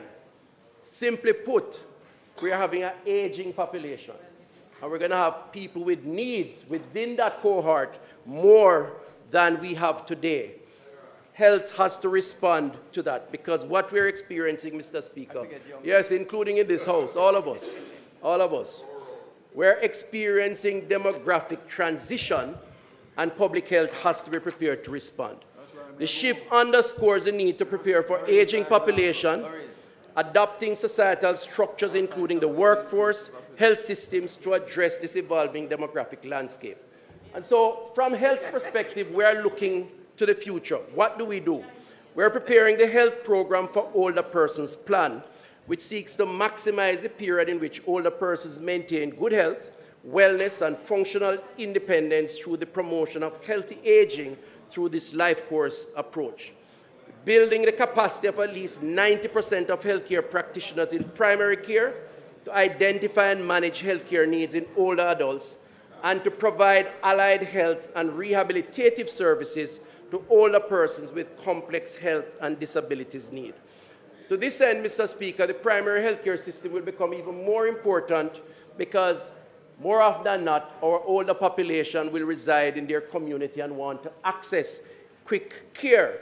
And so under the primary healthcare model, we are rolling out training of health providers this year, so that the next 2 years we can establish basic screening for functional capacity, as well as a core of other services, some of which are outlined in the presentation, which I won't touch on at this point. I want to mention, though, Mr. Speaker, that we are expanding our family health programs to include older persons' health. While we do that, we're also turning our attention to women's health to address some specific challenges faced by our women. We have to look after our women. Right, men? I don't hear anybody say anything. Okay, thank you very much. We have to look after our women. I'm not going to comment on that. You're not commenting on that? Okay. Mr. Speaker, the perimenopausal period is one of those issues that affects the well-being and productivity of women. Menopause, we know, Mr. Speaker, is neither, yes, we know from the science, is neither, according to men, because they have problems too. And they have problems too. We all will. It's a natural course of life. Menopause, we know, is neither a disease nor a disorder. Let me make that clear. However, it impacts the state of mind and the overall wellness of so many of our women, some of whom begin to experience symptoms as early as in their 30s. This is what the research says. In fact, a study by the British Menopausal Society notes that more than 80% of women will be menopausal by age 54, with up to 80 to 90% of women having symptoms, 25% of which will be described as severe or debilitating. There is also growing evidence that there should be a clinical response to this personal life stage experience. I have therefore asked a team headed by the Most Honorable Denise Eldemaya Shearer, who is an expert in that field, to explore and establish a standard clinical response for this life stage. It is time to recognize, Mr. Speaker, that our women experiencing these symptoms should not be experiencing it on their own. They deserve support, particularly in the context of an older population for the future. Now, but women are not the only ones at a particular life stage that have this issue. Older men are also an important focus within the ministry's care delivery framework. As men age, they undergo hormonal changes too, particularly a gradual decline in testosterone levels, which, although distinct from the hormonal transition experienced by women, can nonetheless lead to a range of physical, sexual, psychological health challenges. These may include fatigue, decreased libido, mood changes, and reduced muscle mass. Recognizing and addressing these issues is essential to promoting the well-being and quality of life of older men. As such, Fitz the man talking about you. Long time. I think that happened a long time.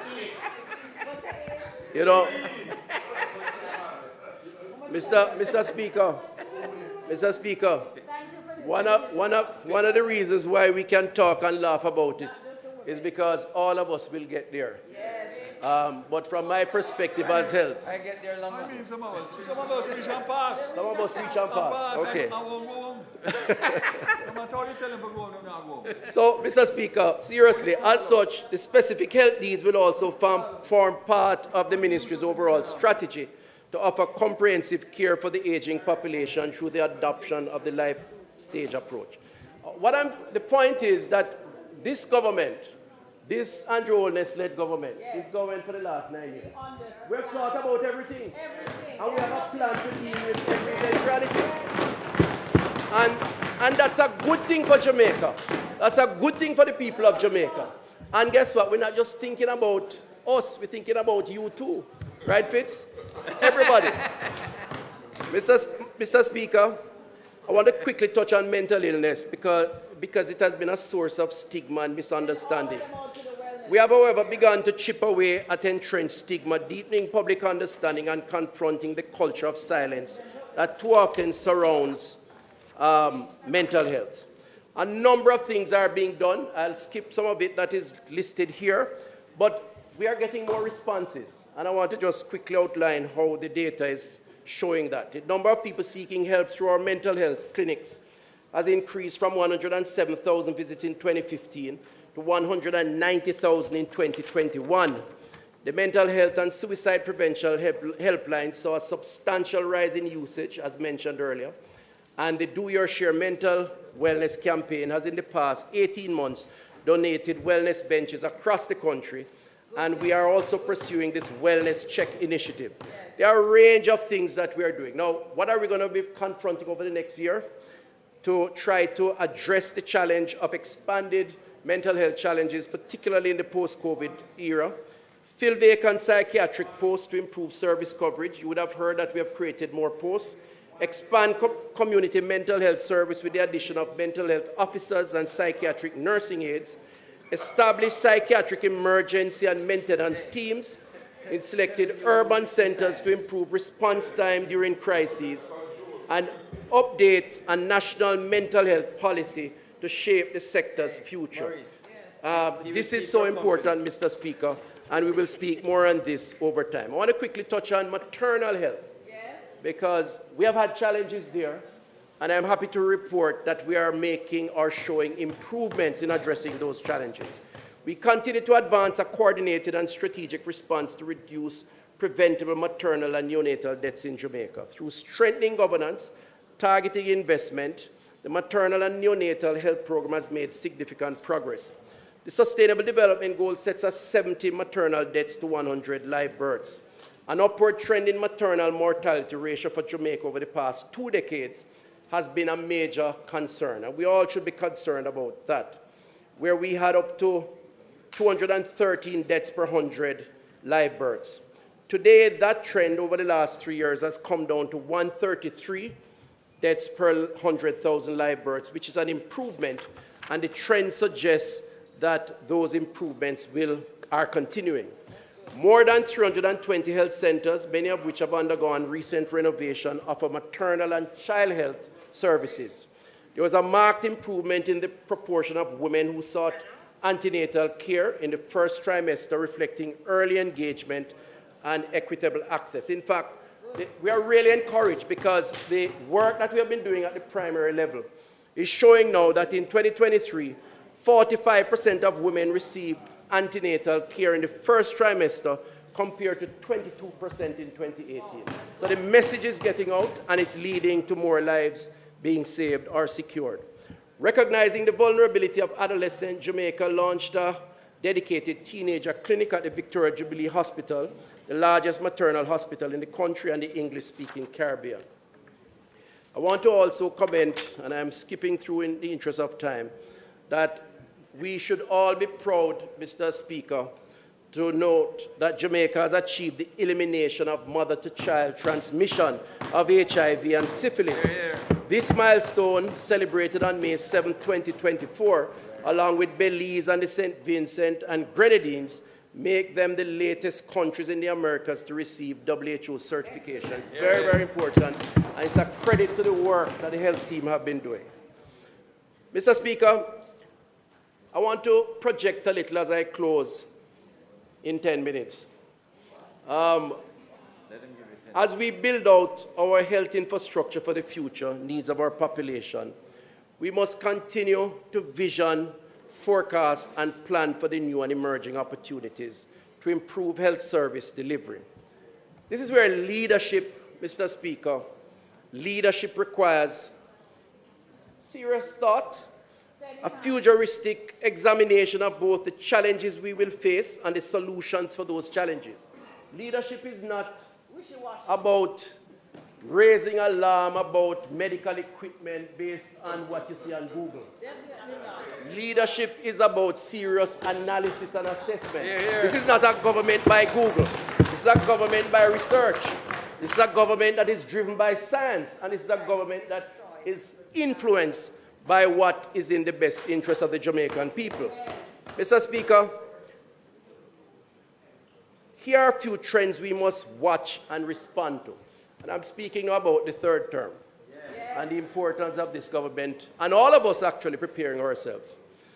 The future risk to our health will continue to be lifestyle diseases.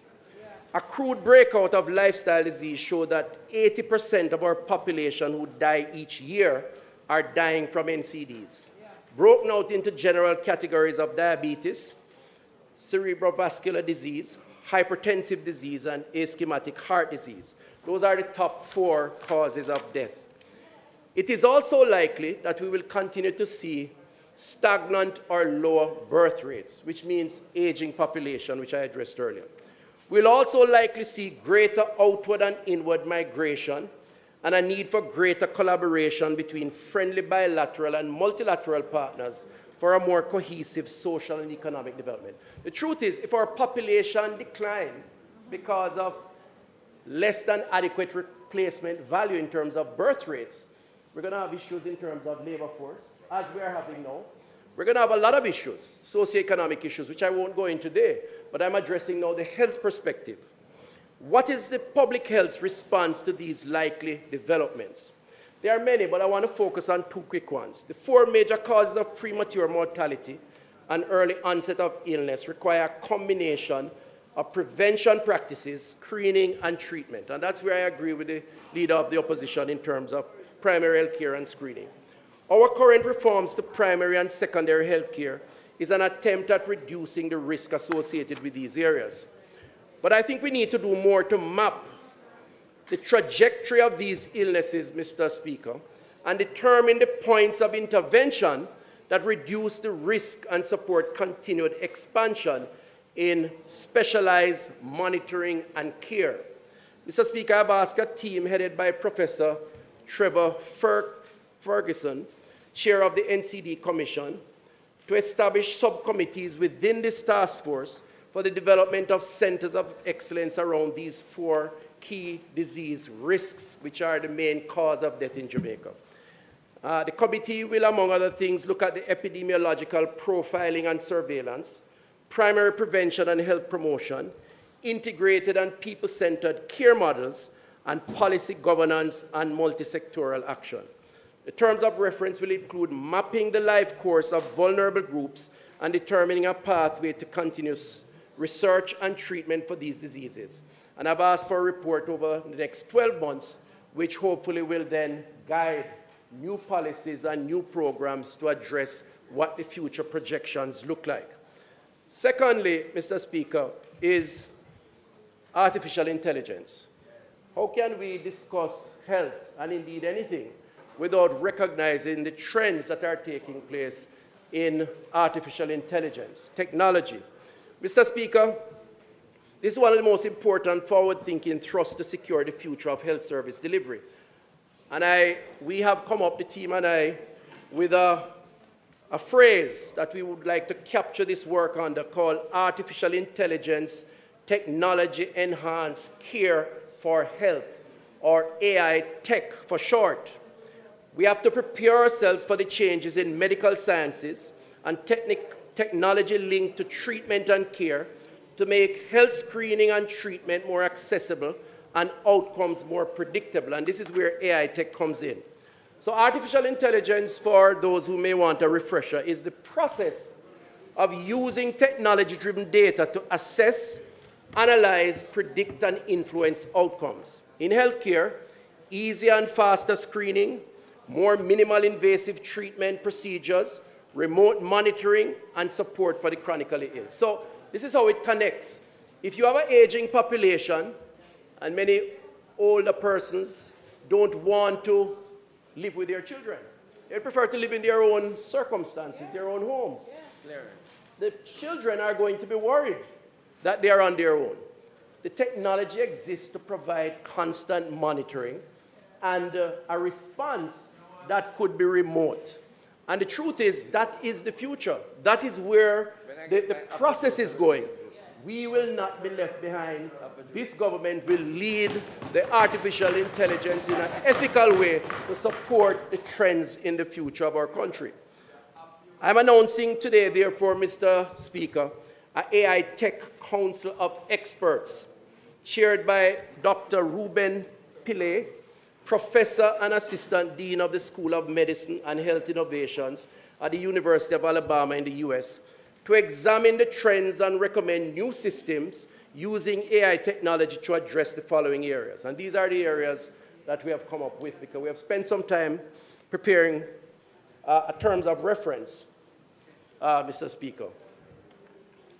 Cross-border treatment support, including with radiology services. Lifestyle-linked medical profile predictability. In other words, you can actually be screened and a projection made as to what disease you're vulnerable for in the future. That's how advanced technology is.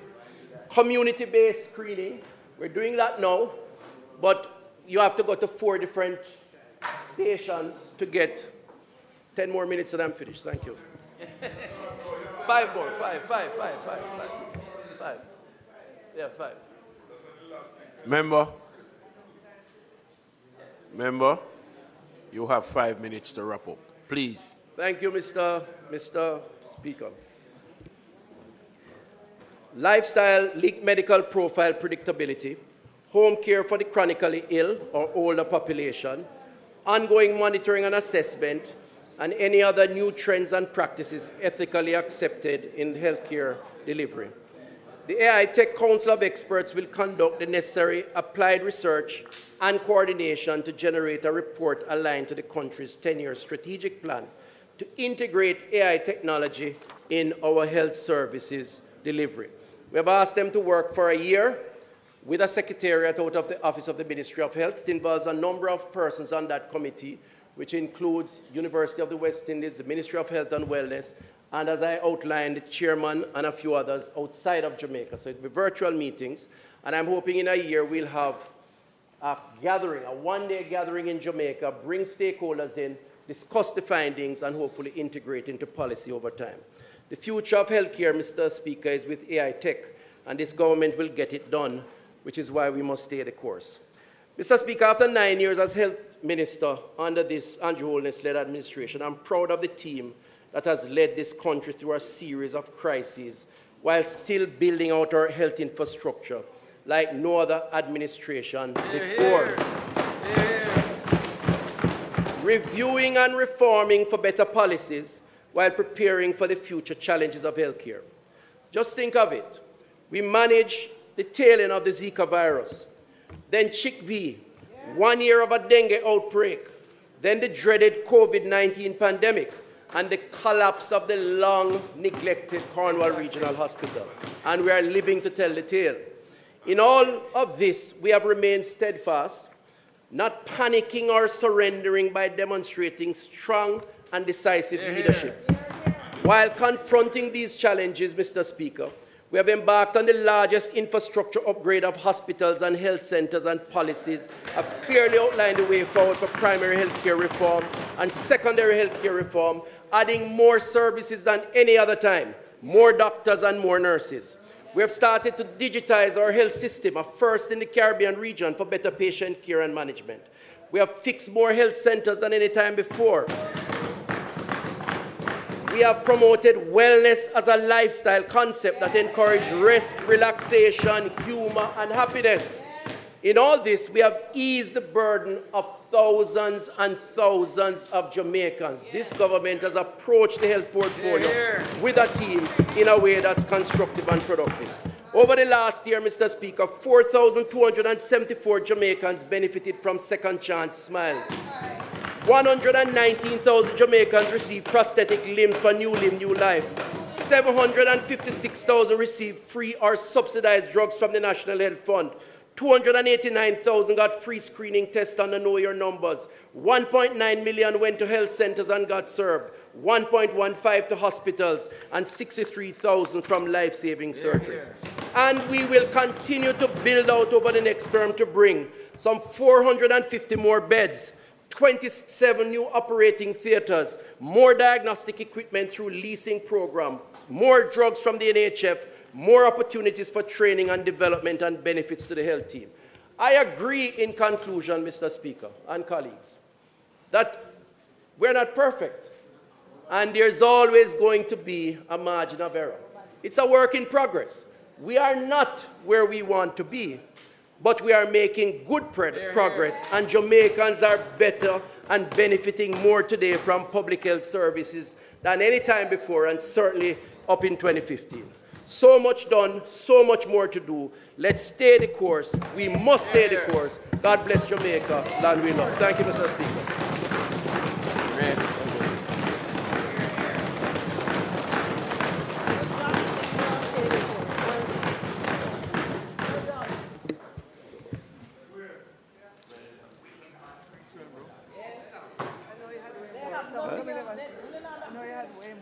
Member from North Central, St. Catherine.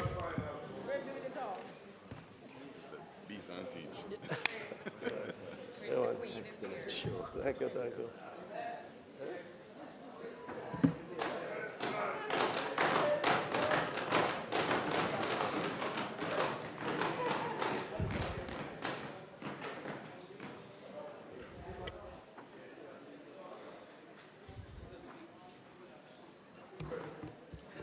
Mr. Speaker, I'm sure this House has been treated to a tour de force by the Minister of Health and Wellness.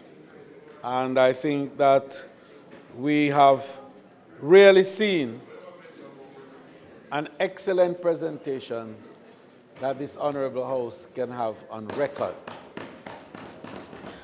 Mr. Speaker, I now invite you to ask the member from St. Catherine North Central to make her presentation.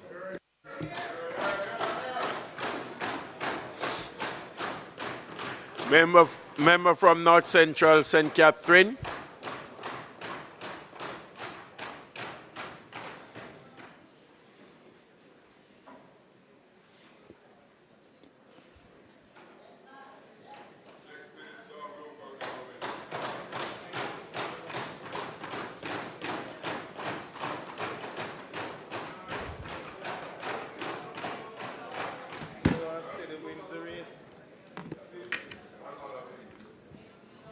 Mr. Speaker, I again rise to make my 18th contribution to this annual sectoral debate.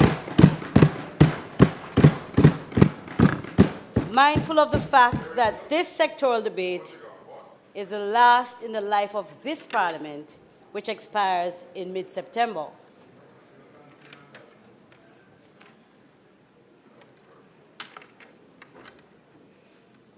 Rather soon, we will be called upon to give an account for our stewardship in our respective roles since the September 2020 general elections. Before getting there, though, Mr. Speaker, reflecting on the uniquely difficult year I've had with the loss of my darling daughter, Sydney, and my campaign manager of 17 years, Comrade Ricardo Taz James, within very close succession, I must start with a simple and sincere expression of gratitude to God Almighty without whose blessings I would not be able to stand here today.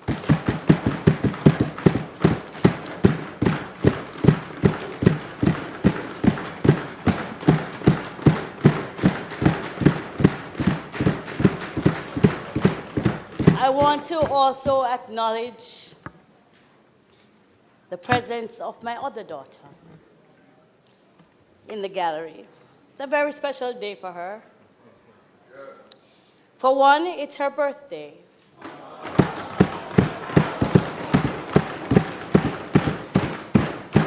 And secondly, despite her own pain during the last year, she has just completed her studies at the Norman Manley Law School.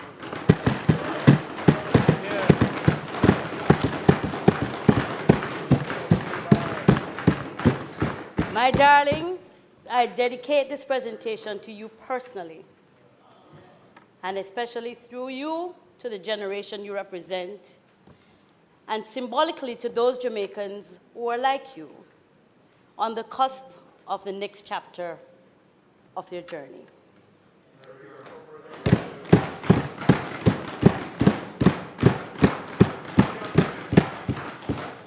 Madam Speaker, I also express my sincere gratitude to my constituents who have sent me here for 4 consecutive terms and who have held my hands with love and prayer over the last year as we navigated through some difficult times. To my husband,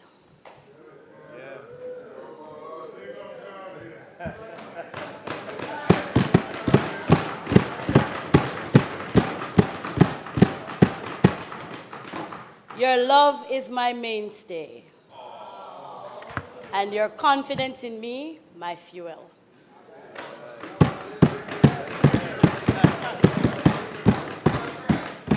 To family and friends,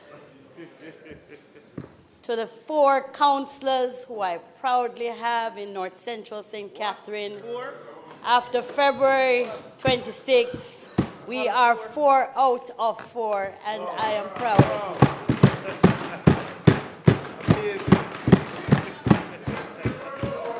Amazing.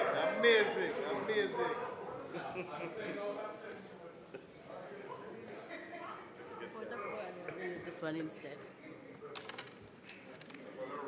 I want to thank those members, Madam Speaker, Mr. Speaker,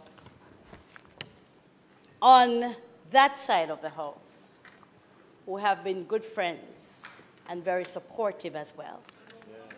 I appreciate.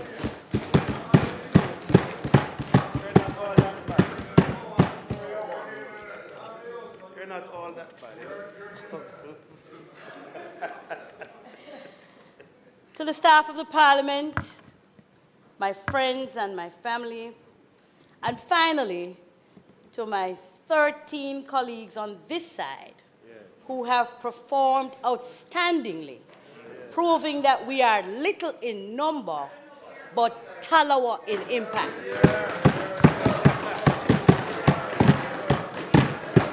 We on this side of the House, stand united around the leadership, Mr. Speaker, of our party president and next Prime Minister, leader of the opposition, Mark Jefferson Golding, as we prepare to take the reins of government after the next general election. Madam Speaker, let me briefly outline to this Parliament and the wider Jamaica where we are today and the context in which my presentation is entitled.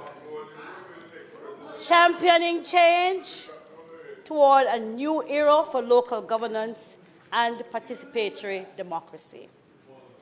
Over the last 10 years, an overwhelming majority of Jamaicans have virtually given up hope of experiencing the prosperity which this government promised in 2016. That's true. The Economic Growth Council has long abandoned its slogan of 5 and 4 as the economy staggers on between marginal or lethargic growth with periods of contraction at the macro level and a severe contraction in the spending power at the personal and household level where it matters most.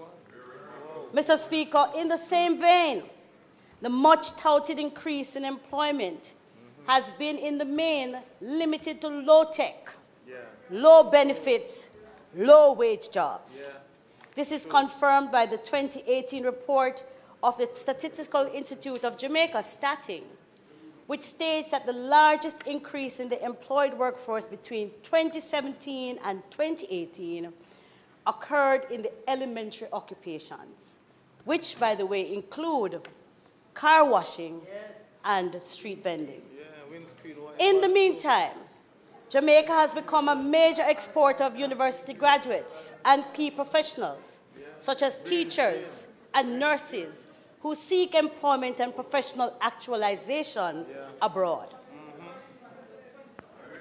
Then, in addition to the unemployed, defined as those seeking work, there are some 300,000 Jamaicans between the ages of 15 and 34 who are neither working nor seeking work. These are described as unattached, and the majority have attended high school for 4 years or more without certification of a single subject. Many will confirm to you in conversation that the rampant underemployment among those who have work acts as a social disincentive for them to seek work. Many truthfully speak of close friends and relatives who are employed and getting salaries which barely cover their expenses to transport and lunch to get to work. In other words, working to afford work rather than working to finance their social mobility or personal and family development. It is hardly surprising that this group is a breeding ground for crime and antisocial behavior. The adage applies, the devil find work for idle hands. Madam Speaker, it is a vicious and swift cycle, which for many is like trapped in a vortex of a cyclone, wanting to get out, wanting to get away, but trapped in its torrents. Then made victims a second time to how formal institutions see them and treat them. A social dilemma that deepens the very situation which trapped them in the first place. It is against this background that the Leader of Opposition, in his contribution to the national budget debate, has announced that the priority of his administration when he becomes Prime Minister will be the implementation of a development agenda that produces sustainable and equitable growth while transforming and modernizing the production of goods and services. It is also against his background, and as I thank him for the confidence invested in me to lead this portfolio, that along with my task force, when we have reimagined the portfolio of local government and the inclusion and emphasis on participatory democracy. For emphasis, I must also add that a full year has passed since the holding of the local government elections. Since then, based on currents across the political landscape, we have also benefited from observing public reaction to the slew of issues within the local government sphere. Accordingly, I would like to congratulate the work of Mayor Swaby in the Kingston and St. Andrew Municipal Corporation. In his work,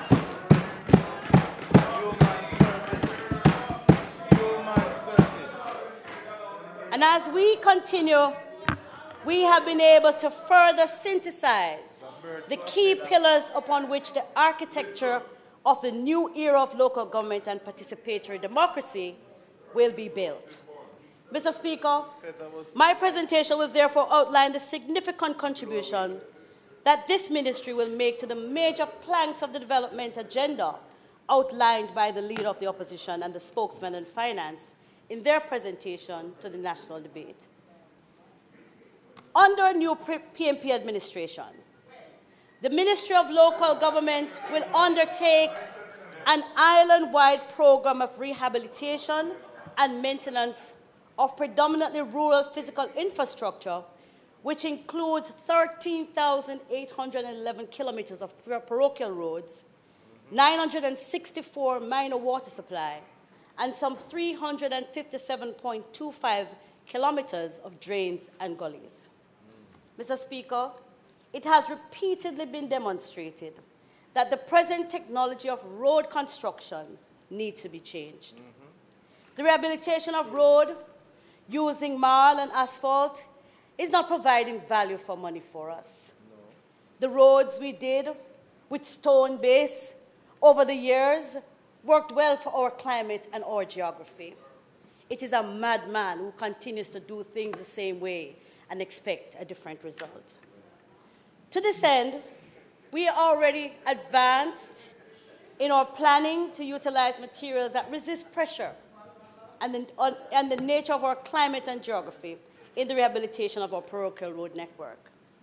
We will implement a parochial road routine maintenance program that will see drains and side channels being cleaned, holes being patched, sidewalks being constructed, and verges maintained on a schedule. A program that is sustainable and given proper oversight. Yes. Regular maintenance will assist significantly in reducing costs, improve efficiency, and ensure optimal performance. Mr. Speaker, similarly, we will design an appropriate bushing schedule. Yes. Bushing cannot continue to be a once per year exercise. The days of bolo walk over and done. True. It must be replaced by a sustainable maintenance program. Yes. Regular debushing creates sustainable employment, preservation of road services, and enhances safety and security in our communities. Yes. This includes the proper maintenance of our cemeteries and our parks.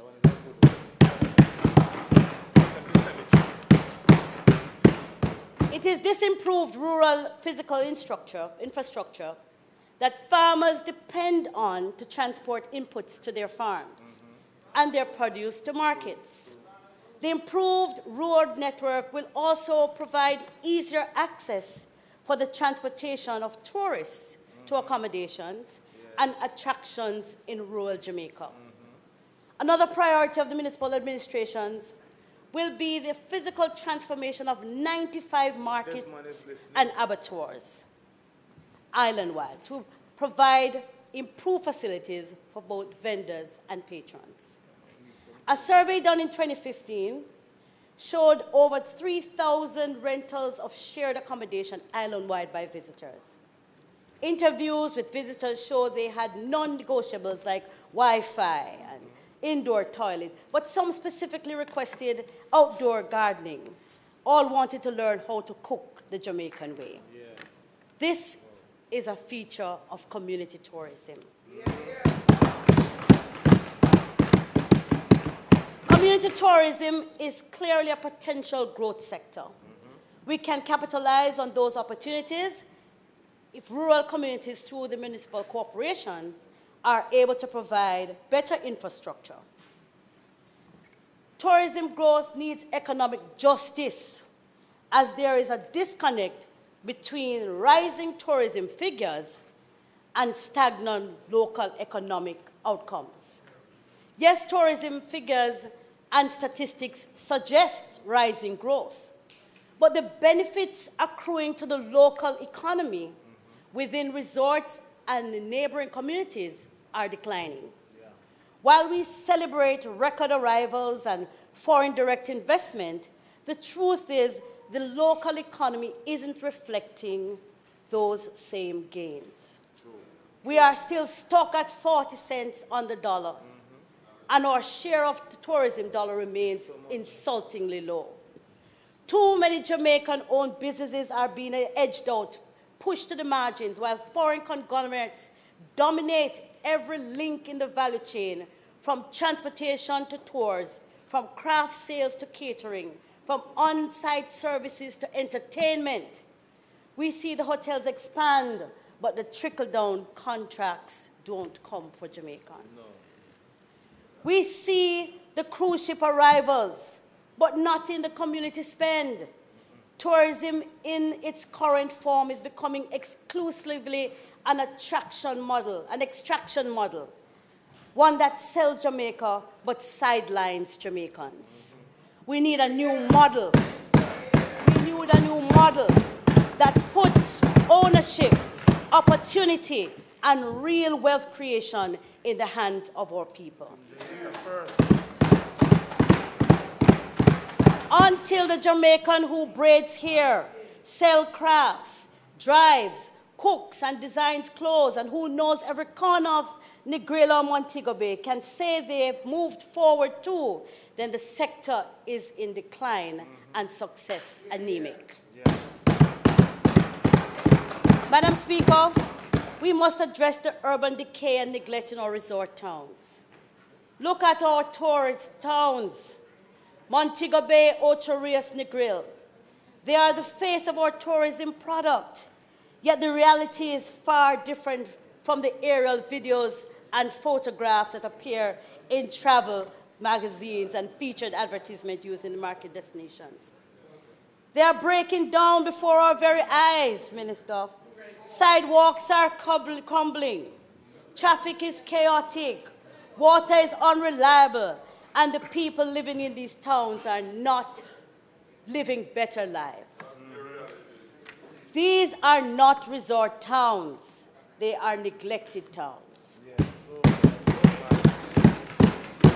The Tourism Enhancement Fund was meant to fix this, to reinvest in these spaces, but instead we get signage while basic infrastructure rots. Our people clean the rooms, serve the drinks, entertain the guests, but they return home to disorder, to broken roads, to no running water. That is not tourism development. It is tourism dysfunction. We must turn tourist towns into opportunity towns. Yes. Towns. Towns where Jamaicans live well, not just where tourists stay well behind walls and across from manicured turfs. Mr. Speaker, there is a vital need for greater advocacy for Jamaican-owned business in tourism. Today, Juta, JCAL, and Maxi taxi drivers are under siege. They have been crying out not for favors, but for fairness, as they're being squeezed out of the very industry they helped to create. Yeah. Services like transportation, landscaping, entertainment, water sports, even staff canteens and tour desks are being swallowed by foreign entities. This cannot continue. If we are serious about building a resilient economy, we must secure Jamaican hands in Jamaican industries.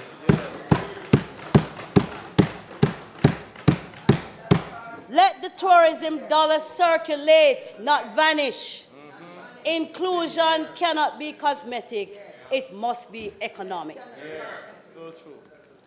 Tourism is integrated in the challenges caused by unplanned urbanization, which the Ministry of Local Government will address in its support of the developmental agenda. Up until independence in 1962, over 60% of Jamaicans lived in rural communities. Over 60% were now living, by 2000, over 60% were living in urban communities. The collapse of domestic agriculture led to the rural-urban migration as the labor force previously absorbed in agriculture migrated to the capital cities and urban centers for commerce and tourism. Here they hustled to make a living and over time created substantial zones of urban blight and informal squatter settlements in which they congregated without housing and sanitation. a situation that was exacerbated by spates of political instability and violence, especially circa the late 1970s and 1980s. Then came your dismemberment of the entire local government system in the 1980s. You removed the local governments and the local capacity for providing critical services to the mushrooming urban centers. This has continued to be chaos, the chaos we now observe in the urban growth centers island-wide. The Ministry of Local Government will be actively collaborating with the Ministry of National Security to review and enforce municipal laws to restore order and public safety. At another level, the ministry will also be working closely with the Urban Development Commission and our international partners to ensure that urban development is planned and results in decisions taken to meet international standards. Mr. Speaker,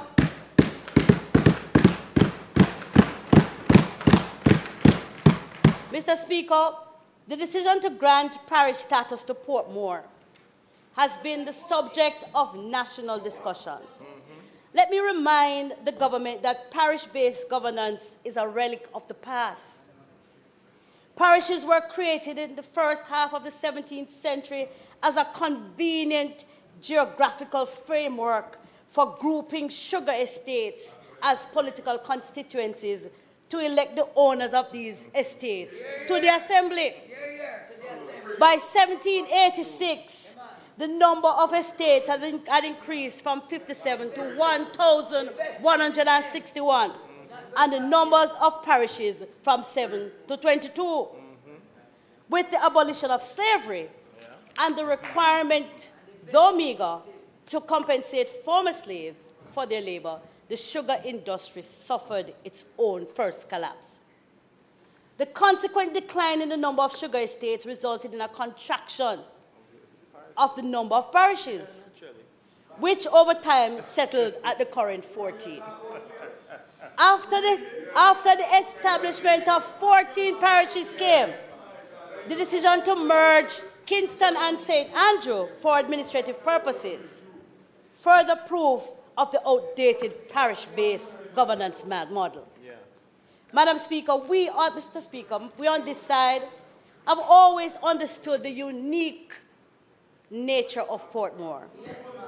Portmore has the same population as Barbados, and with one of the highest levels of tertiary enrollment in the island. It could well be developed as a major center of technology and the region's first smart city. To this end, Portmore would be better served, and Jamaica's development agenda enhanced if we were to build on the unique nature of Portmore, especially as it relates to the style of participatory democracy that yielded the Charter of Portmore and the achievement of the first directly elected mayor in the English-speaking Caribbean. An achievement nearing quarter century of trials and proven successes in meetings and surpassing challenges.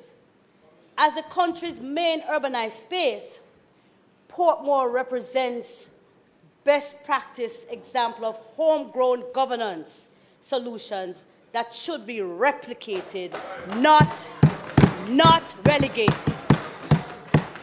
Similarly, another set of governance ideals which came out of the broad-based local consultation include the community and parish development models. While the implementation of these elements of local governance was less than hoped for, we now have an opportunity to review these structures, retain the best elements, and supplement them with modern approaches that have emerged across the world to deal with complex emerging challenges such as climate change, response, mitigation, and adaptation.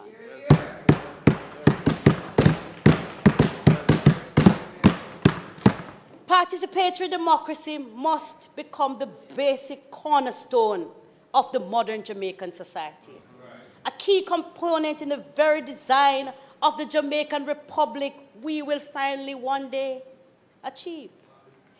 It must be seen as a tool to give enhanced powers and responsibilities to citizens, empowering them to not only join, but to lead the conversations at every level of national life and governance, to move us beyond the election day access point for citizen participation and cure the malady of ever-shrinking numbers with respect to voter turnout. In fact, Mr. Speaker, it is time for us to accept that voter apathy is a symptom of citizen exclusion, and the only way to recover the participation of a wider cross-section of our citizens in national life. Through participatory democracy, we will leverage the innate and collective intellect of the Jamaican people, their natural patriotism and industriousness, our ability to be solutions-oriented, as depicted famously by Louis Bennett's "Turn your hand, make fashion" mantra. The hallmark of the next PNP administration will be deepening our democracy as we tear down the barriers to access and inclusion and expand access to services and participation, making this country truly a place of choice for our citizens to live, study, work, earn well, raise families, and achieve greatness and success. Part of realizing this vision will be the repurposing of the community development committees, the parish development committees, and the DAs, district associations. The intention, Mr. Speaker, is that strategic piece of legislation, which was laid here in 2016, will give to the CDCs and PDCs a widening scope of citizen participation at the very local level. The Social Development Commission would be the registrar of community-based organizations and would confirm legal status to these groups as stakeholders and partners in governance. The next PNP-led administration commits to reviewing all related legislation that impinges on the ability of the SDC to carry out its mandate as an increasingly modern society. Last one. Look for the one that says waste management. Just look at about 24, 25. One more drag. That's it. Solid waste.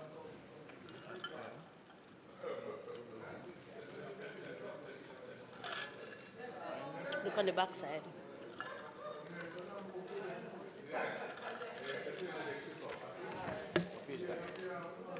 $25.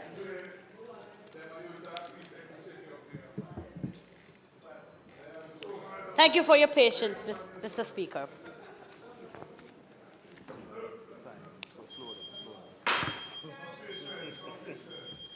Sufficient. 20 minutes.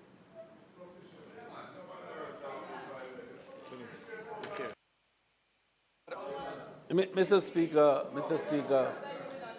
Speaker, this Honourable House understands the principles on which I am guided in terms of these things. And equity, yes. And so I wouldn't give more than we have spoken of. I allow you to finish at a point in time, but you get what is the statutory requirement, which is, Mr. Speaker, I beg to move that the member's time be extended by 10 minutes to allow her to complete her presentation. Yes. The request is on the floor that the Speaker's presentation time be extended by 10 minutes. Those in favor? Those against? I have it.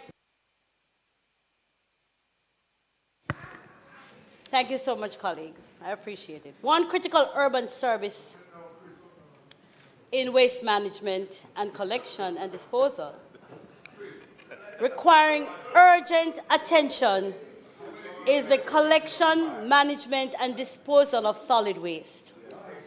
The Ministry of Local Government will be revisiting the delivery of this service with a view to reassigning the National Solid Waste Management Authority to its core function as a regulatory body. Yes. At the same time, the municipal authorities will have the primary responsibility for the collection and disposal of solid waste. Wow. Transformational. Despite their best efforts over many years, the municipal corporations have been unable to achieve the necessary standards in collection demanded by the residents across the municipalities. The procurement of a large fleet, over 100 compactors, has made very little difference. And in many cases, citizens are even more disenfranchised. The Ministry of Local Government will be ensuring that we add to the number of trucks, we add a fleet of smaller trucks to access rural communities. Well said.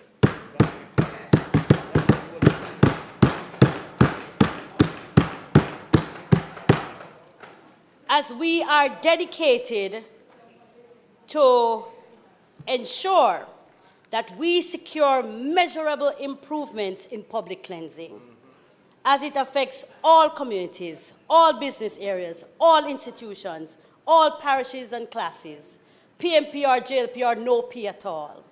The PMP-led government will designate special collection protocols for schools in partnership with our private sector. Commercial garbage will be a source of real income for the municipalities. Our people will comply if they are able to access reliable, effective service. Cleanliness and proper sanitation are without doubt the most important and fundamental in enjoying life at home and in communities and cities. It's a critical factor in the sustainable improvement of antisocial behavior and ridding communities of crime and blight, as well as the control of pathogens and vectors of disease. Mr. Speaker, in addition to the Social Development Commission, National Solid Waste Management Authority, another key agency in need of urgent retrofitting is the Office of Disaster Preparedness and Emergency Management. Must be returned to its primary source of disaster protection and response management within government. The management component being the premium aspect of its role, which is the very component that has been removed from by the current administration. First and foremost, Mr. Speaker, ODPM must be refocused to become a public-facing organization with a central year-round relationship with every municipal corporation and every sector of national life. An effective communication strategy must be designed and implemented around the roles and functions of the ODPM without the political, executive overreach which now impedes the organization's effectiveness. As our society and economy evolves, we have become exposed to various risks and hazards that could spawn disasters outside of the national weather-based hazards. Madam Speaker, one clear example of this frequently affects my own constituency. I'm speaking about the now recurrent pollution episodes that affect the Rio Cobre and lead to fish kill after fish kill and other deleterious impacts within that crucial water body. To this end, Mr. Speaker, I will charge ODPM to review the sources and causes of possible disasters that could impede Jamaica's development and to design preemptive plans and actions to minimize risks and cauterize hazards of whichever source. Madam Speaker, still on this theme of hazard, Mr. Speaker, hazard mitigation and response, I now turn to the fire services. We have had an established fire service in Jamaica for 154 years. Over that time, the risk profile of our country has changed significantly. New climate and weather-related realities, for example, making high wildfires a real risk for Jamaica. Various parts of the islands are differently vulnerable to various risks and hazards based on the population density, infrastructure challenges, water availability, main economic activity, etc. We must therefore aim to improve our ability to prevent and combat the outbreak of fire emergency throughout our communities. Madam Speaker, training is an obvious area for improving our ability to deal with these challenges. Jamaica is still without a training facility for our firefighters.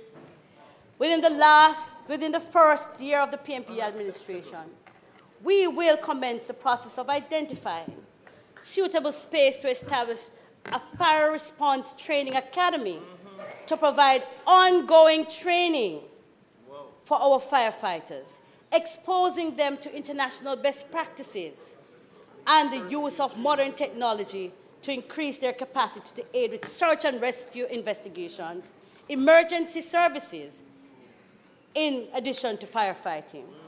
Training will be modularized and will come on with on-the-job certification, commensurate promotion, and remuneration packages, reflecting the valuable skills that our responders possess and reflecting the value the society places on them as professionals.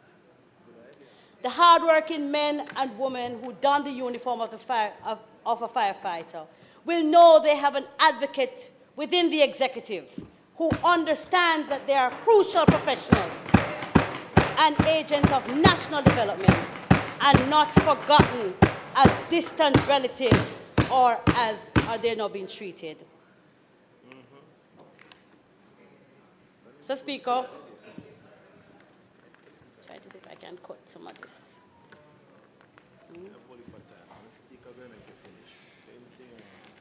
Mr. Speaker, sports as a tool for national and community development. Still on the point of leveraging our nation's most important assets, our people, especially youth, I now turn to attention to sport as a tool of community development. Sport in Jamaica has remained one of the positive highlights for our nation, which one serves as an identification of our people as strong, excellent, reliable, hardworking, and dedicated.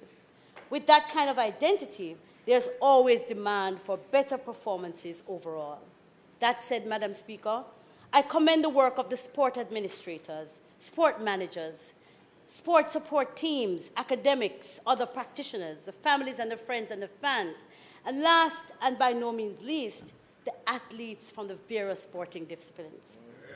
We are always encouraged when any of our athletes do well on the field of play. And now, as the business of sport evolves, we see the diversity in the boardroom. Mr. Speaker, we have two major important milestones for sport: the Sports Development Foundation, critical institution founded by the PNP's government to finance sport and turn it around. Just over 30 years ago, a group of creative and innovative Jamaicans figured out a way to ensure sports would be financed. A lifeline for so many, had access to better support, under the leadership of Honorable Percival James Patterson. It is important to note the context. You wanted me to say it? I said yes. I have to say it then.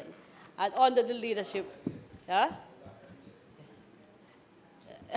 under the leadership of Percival James Patterson. Okay. Though the Betting, Gaming and Lotteries Act, there was a dedicated source of funding for the sector through the SDF. Subsequently, the Chase Fund was established, also by the PNP administration. Today, no one can argue about the positive impact those agencies have had on national life through the improvement of the administration of sports and the ability to identify, train, and develop and showcase our talented athletes across various sports and disciplines. Jamaica is a sporting destination. They call us the Spring Factory. And it is an understatement. We are the greatest little nation in the world. We believe that, that the great heights we have reached must not become a feature of our history, but a constant of our future. The next PNP-led administration will optimize other areas to secure finance for the continued development of sport in Jamaica, to include physical facilities, training of sporting professionals, development of talent, hosting mega events, and other aspects of the sporting arena. This includes licensing agreements and other modern tools which to date we have not optimized. Our guarantee to the people of Jamaica is that we understand that the achievements of our athletes begin with their God-given talent. However, the retention of quality athletes depend on the facilitating environment we create and sustain as government. To put even more clearly, Mr. Speaker, we heard and understood the ominous message passionately communicated by Asafa Powell and other athletes. We will ensure that the next generation of Powells and ensuing generations to come, athletes will continue to proudly perform in our national colors, and long will our anthem be played from the podiums of stadiums across the globe. We will continue to revise our policy and institutional framework, funding and infrastructure, social and economic impact, our global growth, and issues and challenges. We must reconvene the National Sports Council, which has not met since 2016, a body that offers guidance. Since 2016, the National Sports Council has not had a meeting of the body of sport.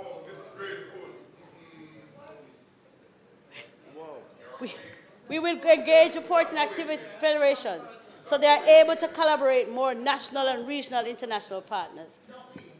Our sports sector in Jamaica has morphed into a considerable wealth-creating opportunity for a wider range of occupations in the business on and off the field. Our sporting venues must be repurposed and retrofitted to be a place of enjoyment and comfort for the fans who support their various teams. We will have a more specific plan for sport identity, one which looks at a more sustained economic model, which caters to the growing demand of combined work on and off the field. We will secure additional sources of funding.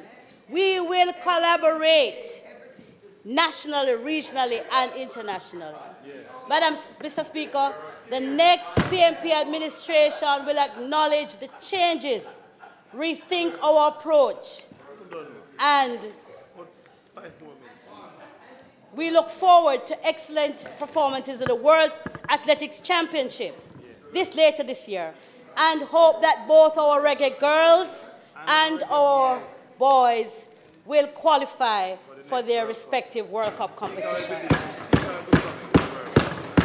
In conclusion, Mr. Speaker, they're playing at 6 this evening and they're going to win. They're going to win. In concluding, Madam, Mr. Speaker,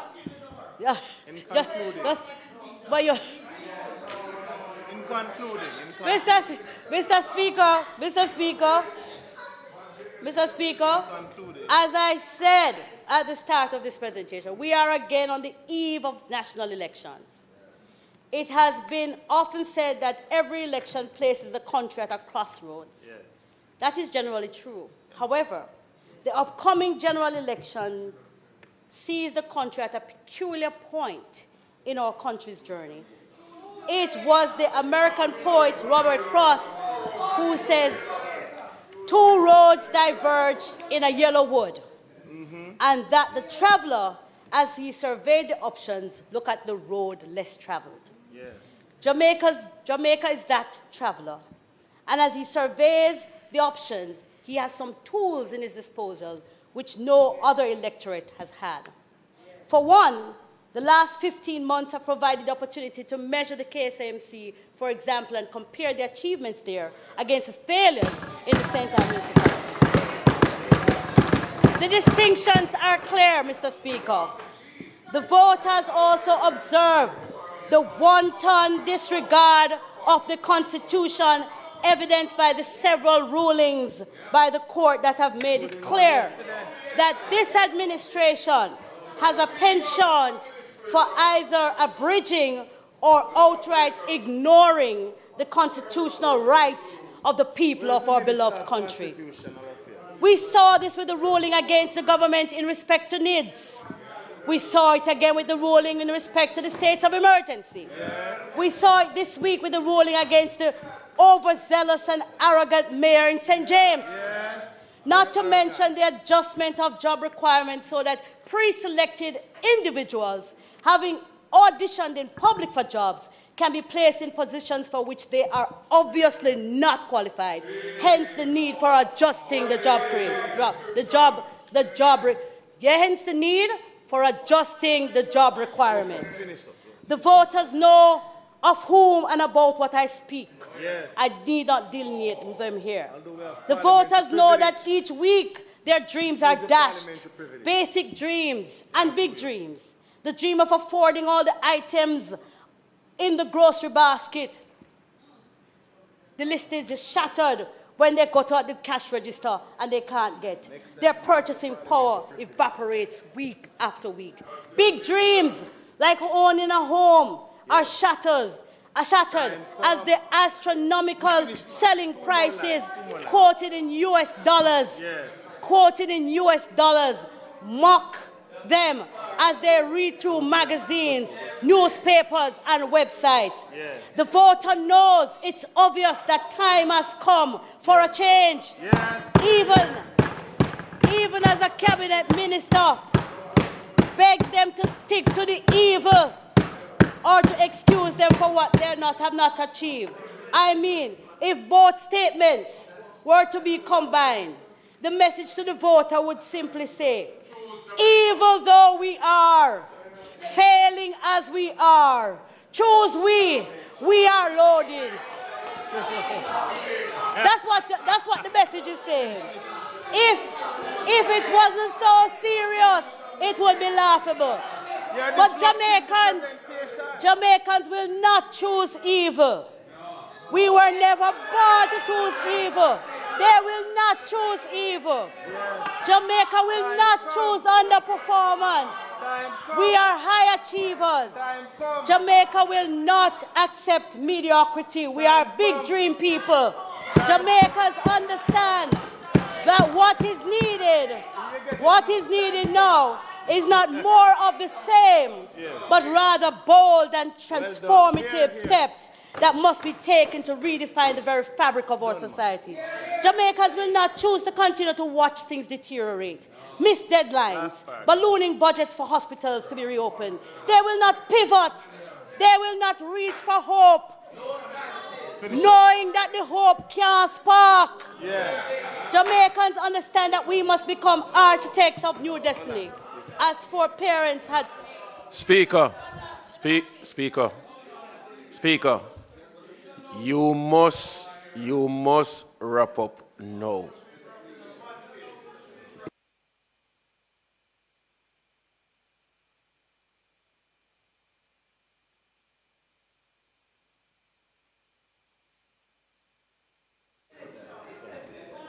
No, you can't go. No, you can't go. Jamaicans understand that we must become architects of a new destiny, as our foreparents had done when, without any experience than the connection to their Creator and the love for their children, they knew that the impoverished existence of enslavement was not their destiny. So too, as our ancestors did, we too will break free, break away and flee the channels of this administration, the shackles of this administration. Jamaicans know instinctively when people are trying to sell with us.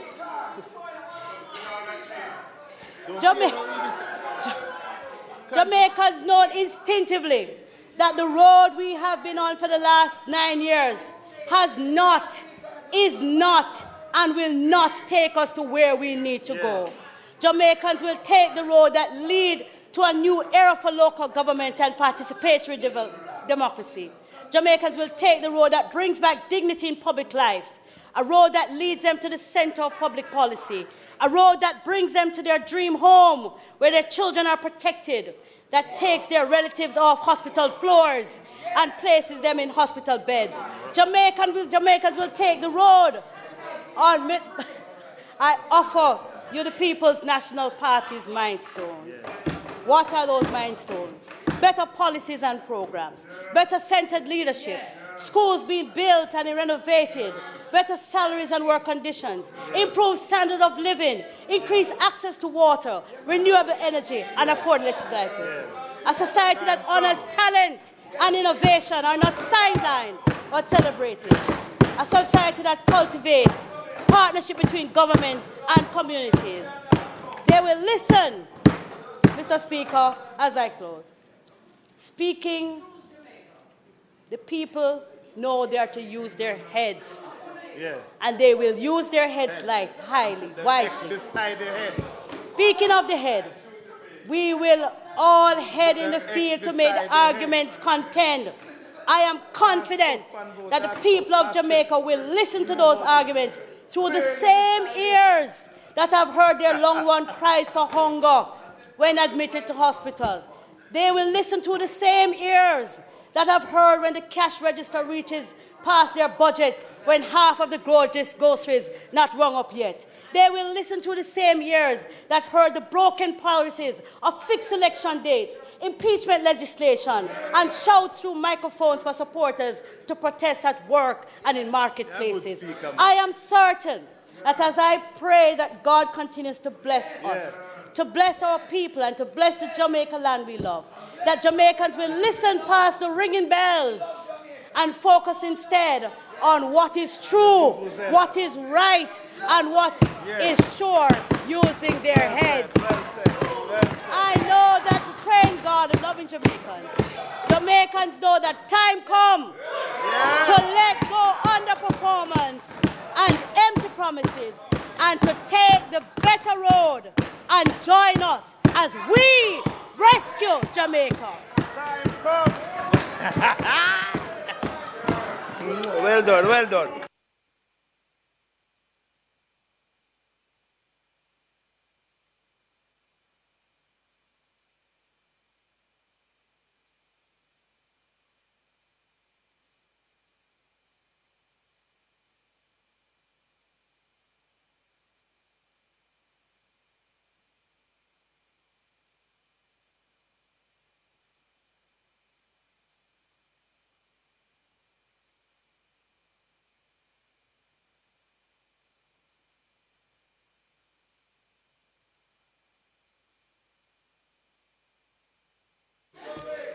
Leader of government business. Mr. Speaker,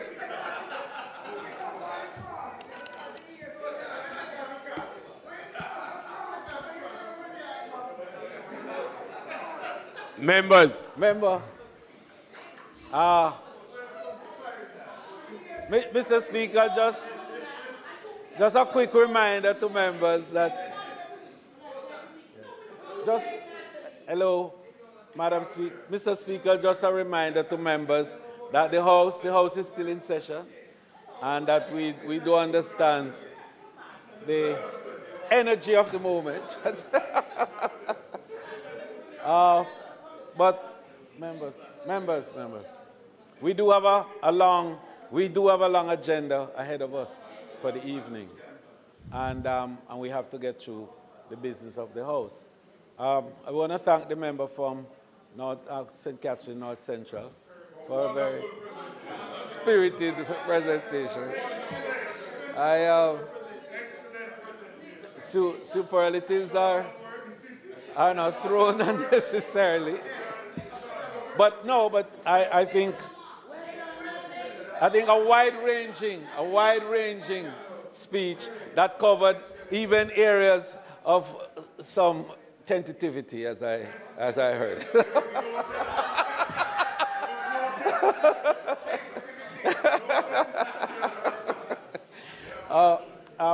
Mr. Speaker, I beg to move that the debate be suspended until Tuesday, June 17, when the Speaker will be the Minister of Tourism and leader of government.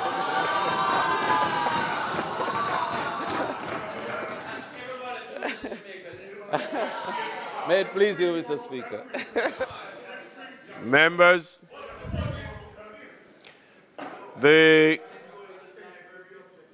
request is on the floor that this debate be suspended until Tuesday of next week. Those in favor? Those against, the ayes have it. Mr. Speaker, I beg for the recommittal of the item starting with item 3, and to proceed thereafter.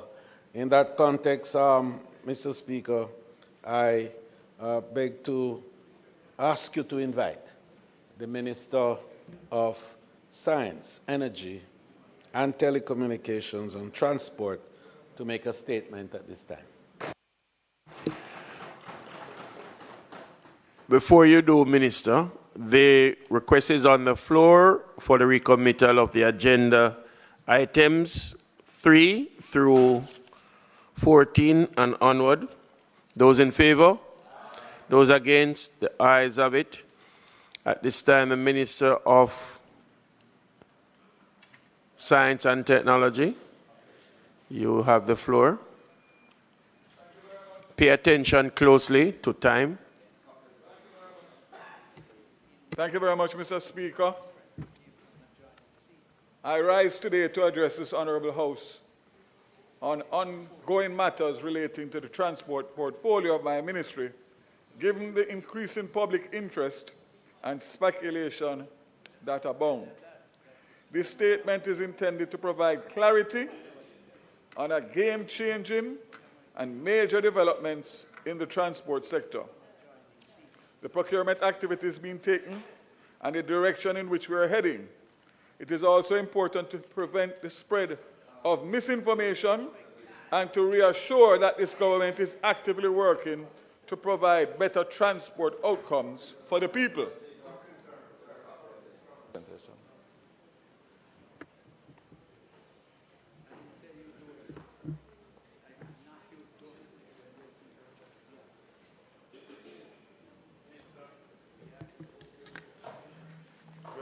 There you go.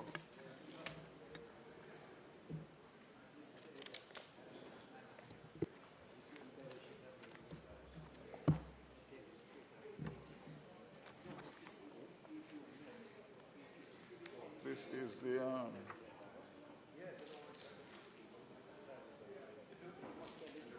that's the law reform with the Senate.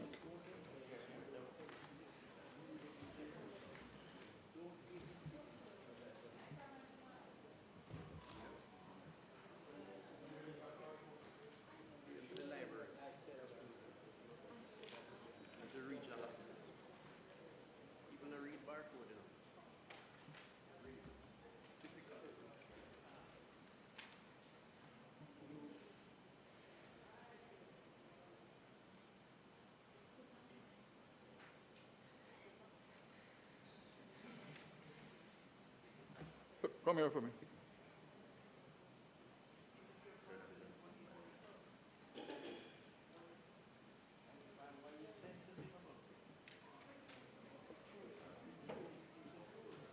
Put in the email address.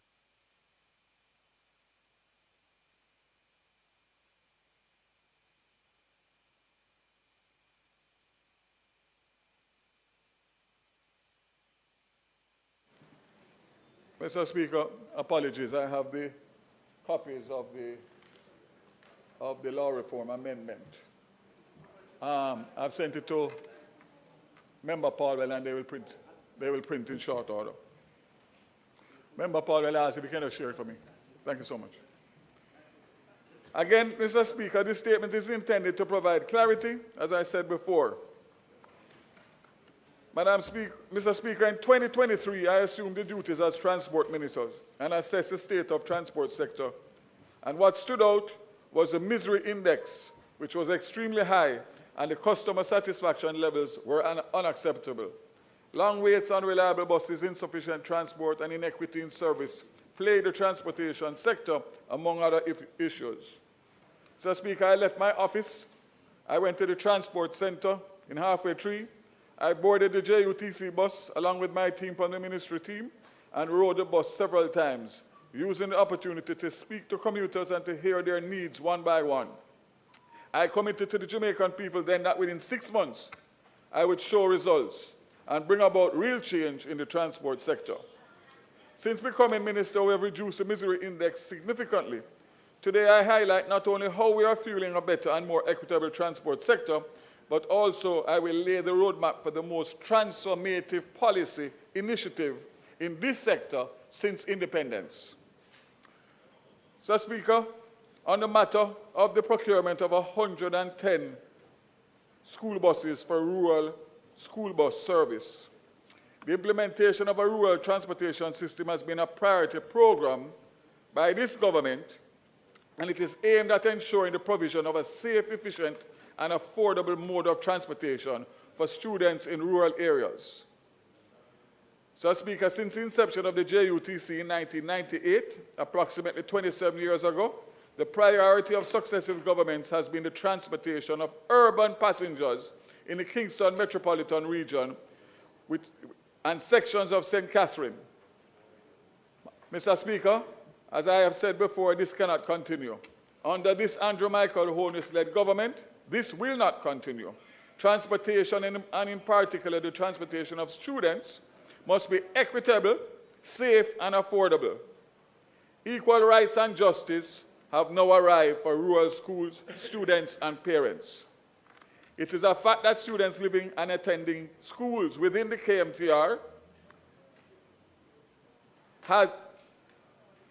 that is Kingston and St. Andrews, Spanish Town, Portmore, and recently the extended services of the JUTC to parts of St. Mary, Clarendon, and St. Thomas, all benefits from the services of the JUTC and other sub-franchisees. These fares are heavily subsidized by the public purse. However, students living in or attending schools in rural areas are not equally provided for. Since assuming the responsibility of the transport portfolio in 23, the ministry has been actively engaged in determining a mechanism to bring relief to the cost of commute with specific reference to rural students in the first instance. This intention is to cause a significant reduction in the cost of transportation in rural areas. It is important to note that the ministry had indeed sought the approval of Cabinet for the introduction of a rural school bus system prior. However, the costing supplied was deemed unrealistic and unsustainable, and the submission withdrawn with instructions to the ministry to go back to the drawing board to present a more realistic cost concept to the Cabinet. With work done in furtherance to the Cabinet decision, we demonstrated that the concept as thought out was to pay public passenger vehicle operators to subsidize the system, which would result in economic cost to government within the range of about $8 to $20 billion, $8 to $20 billion annually, which is unsustainable and unaffordable. Hence, the ministry did not return to Cabinet with that outdated proposal. So, in essence, what we wanted to do, Mr. Speaker, was to use existing public passenger operators to get them to invest in more vehicles and basically pay them specifically to take children in rural Jamaica, paying them at the rate of adults. And that is what the different models came to $8 to $20 billion. So that was the first thought, to use the existing public passenger transport operators. Of note, MSET was not minded to interfere or adversely impact the economic well-being of existing public transport operators. Therefore, it would not seek to pursue the option of pursuing new buses, which could be viewed as being in direct competition with PPV operators. What currently operates, Mr. Speaker, is a scenario where PPP operators often refuse to transport students who pay half fare so they can maximize on the revenue from the full fare passengers, which is a business decision. Madam Speaker, what obtains now when you go to any transport stop, whether the bus stop, whether the bus park, whether the transport center, in the morning and the evenings, it is one thing that you hear: no schoolers, no schoolers. So they are immediately at a disadvantage in terms of getting back. Something had to be done to fix this. And with the coming of the 110 rural school buses designated for students only come September morning, and I'm talking about this September 20 morning, September 25 morning, the tune is going to change to schoolers only. Schoolers only. That is what the driver of the school bus is going to be telling. And therefore, we will then have a dedicated service for school children, which is long overdue. Mr. Speaker, it is also inequitable, as rural students are estimated to spend 3 to 4 times more than students in Kingston, St. Catherine, and St. Andrew. When we say we are going to bring down the cost of living, we are going to do so in a tangible way. Let me explain further, Mr. Speaker, that currently it costs parents in rural Jamaica anywhere from $150 to $300 per trip in the morning and in the evening. So you're talking about $300 to $600 a day, and it can increase. This bus system is going to have a flat fare of $50. No matter which route you're taking, which parish you're in, each student will pay $50 per trip, meaning 100 Jamaican dollars per day. Now you tell me, Mr. Speaker, if that is not going to help the attendance and everything else. Not to mention the trauma that these children have to go through every day to get to school. But let me go further to indicate why it's so important. The data on deaths and injuries among this vulnerable group of children as a result of collisions is stark, with 65 deaths over 3 years, from January 1st, 22 to May 30th, 25. A staggering 498 injuries over the same period. So when I ask for politics to be left out of the discussion, Madam Speaker, it is because it is unacceptable that over a 3-year period, to be averaging 22 deaths and 166 injuries per year of innocent school children that are just trying to get to school in a safe and sound manner. This issue has existed for decades. Nothing has been done about it. So all who talking now that had the opportunity to deal with it before have never done one thing about it. Several people on that side and their parents had the chance to fix it and did nothing.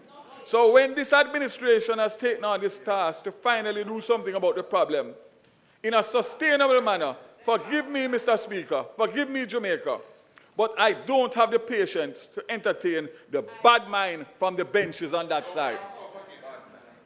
I have heard the murmuring from the opposition, and they are tired of me calling them bad mind. Well, Minister Vaz is tired of you being bad mind. And I call a spade, and the phrase best suits this unfortunate narrative of members of the opposition benches regarding this initiative. It is downright evil and bad mind.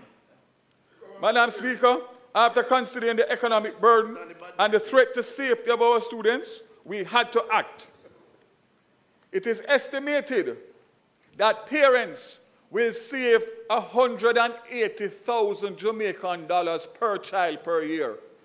Some of them have 2, 3, 4, and 5 children. Some of them decide which child they're going to choose as the best option, and the other 3 or 4 or 2 have to stay at home because it is just downright unaffordable.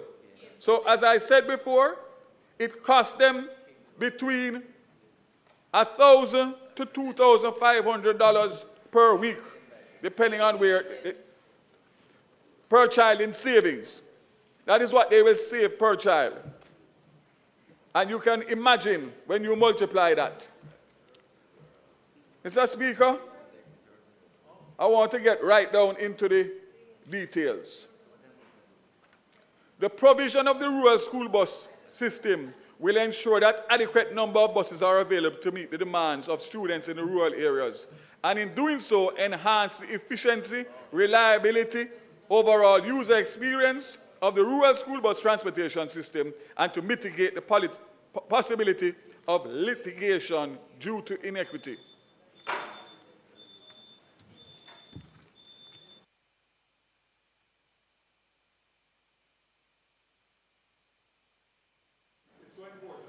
Mr. Speaker, the members' time having expired, I'm going to seek your permission to have a suspension of the standing orders in relation to the time allotted for ministers to make statement. Primarily, as I say, because of the significance of this school bus program, that the minister be allowed sufficient time to complete this statement in the best interest of the policy as is recognized for the safety and security of our children in school. May it please you, Mr. Speaker. The request is on the floor for the extension of time. Those in favor? Those against? Ayes have it. You may continue, Minister. Thank you, Mr. Speaker. I'll try and wrap it up as quickly as possible. Mr. Speaker, it is to be noted that there are 508,000 students in the education system overall up to the tertiary level. 79,000 are in private early childhood institutions. 200,000 infant to primary schools, 173,000 at the secondary level, and 55,000 at the tertiary level. Students in 883 of the 1,010 public schools are from rural and underserved urban areas across all parishes. 604 rural schools, 8 special education institutions, and 271 schools in urban underserved areas across all parishes. This represents 87% of enrollment in the public infant to secondary level institutions, which is approximately 326,000. So, Mr. Speaker, we have 850 rural schools, of which the phase 1 of this program is going to serve 258 out of the 850. Mr. Speaker, we're spending $8 billion on school feeding program through the Ministry of Education. That was for lunch. They have now added a breakfast to that for an additional $1 billion. That's $9 billion. Therefore, Mr. Speaker, as I said, 30% of the school rural population will be served by these first 110 buses. And within 3 years, this policy will continue to roll out year after year to make sure that within 3 years we can get to all 850 schools at a very cost-effective price. The cost with everything for 1 year for these 110 buses is a little under $1.5 billion. Therefore, in 3 years, you're talking about $4.5 billion, which is, in the scheme of things, probably the best value for money that you can get in terms of transporting these children to school. Mr. Speaker, I want to commit today as the Minister of Transport. I cannot speak for what the other side policy is, but this for me as Minister under this administration, in all my years of public service and being a minister, is the most transformative policy and project to be implemented since independence, and I have no apologies for that. This, Mr. Speaker, once implemented, will be a legacy that will never be forgotten based on the pain and the suffering and the frustration of rural parents and children every day.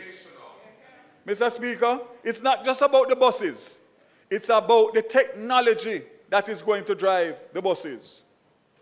Mr. Speaker, I hear them speak about old bus and all kind of bad mind.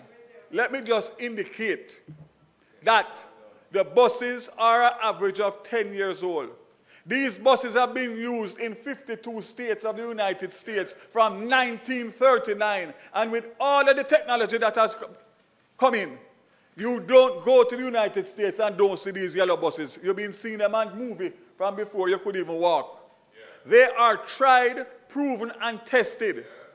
The engines in these buses, Mr. Speaker, the diesel engines, have a lifetime, put it on the screen for me, not me, says on the internet, of between 300 and 500,000 miles before you have to do any work to them. These buses are maintained in the US because they are carrying children. So the Department of Transport has a very strict maintenance policy which we are going to adopt and do the same thing in Jamaica. These buses, at an average of 10 years, are only traveling morning and evening for 7 months out of the year, based on holiday season. These buses will travel, use an average of 14 to 15,000 miles a year. So when you take 150,000 miles from 500,000 miles, these buses have between 15 and 20 years left before you have to do one single thing to them. So for all of you who wishing for the bus them to break down, we have maintenance and we have parts. And out of the 110 buses, we're using 100 and we have 10 that we're keeping as backup. So that if and when we have a problem, an accident, or any unfortunate incident, we have a redundancy to put it right in. This policy is a policy that is going to change the life of rural Jamaica. The technology, a driving monitoring system, CCTV, dispatch management, geofencing of routes, speed control, mechanical alerts, maintenance management system, parental control portal, cashless system, tracking, and efficient route planning. That means, Mr. Speaker, when Miss Joy sent out her picnic in Portland to school, him going swipe when him go up on the bus, so she knows him on the bus. And when him come off the bus, him going swipe, and if him don't swipe, it going pick it up anyway, so she will know exactly where her son is, our daughter is. Plus, we will know exactly where the bus is because we have everything included in technology to make sure that we as government are looking over our kids and the parents most importantly. And just like how you top up your cell phone, is the same way we're going to top up for the $50 online or wherever at the payment places. So we are going to make it simple and easy for them. So once again, Mr. Speaker, I am asking you to help me for everybody to come together and pray for the successful rollout of this and cut the bad mind. Mr. Speaker, these buses, let me just talk. These buses will start shipping on the 20th of June. And by the first week of July, they will be here, not only for you to see them like how you see them and you see them on social media, to see and feel and touch.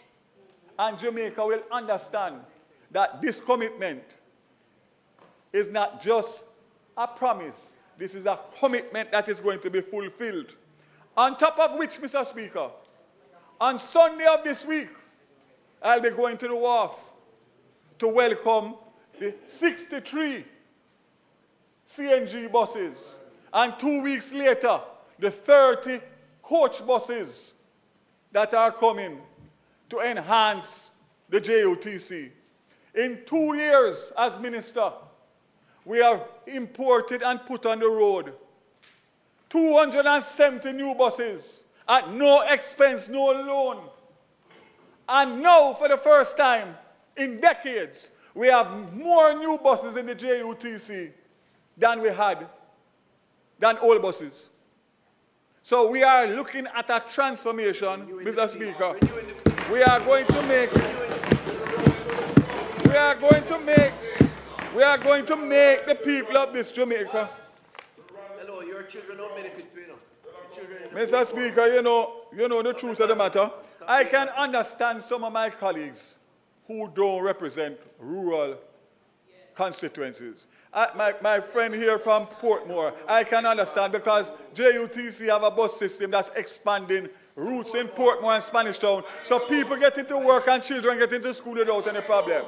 Those of us who represent rural Jamaica understand that this is probably the most emotive, the most sensitive matter in rural Jamaica.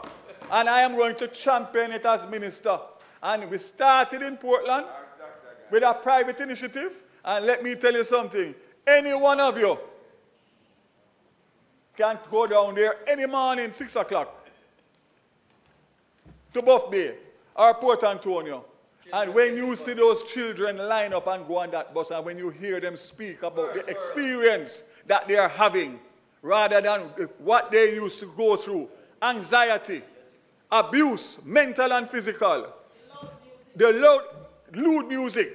This is a first world bus system that we are putting in to protect our children and to give our parents, give their parents.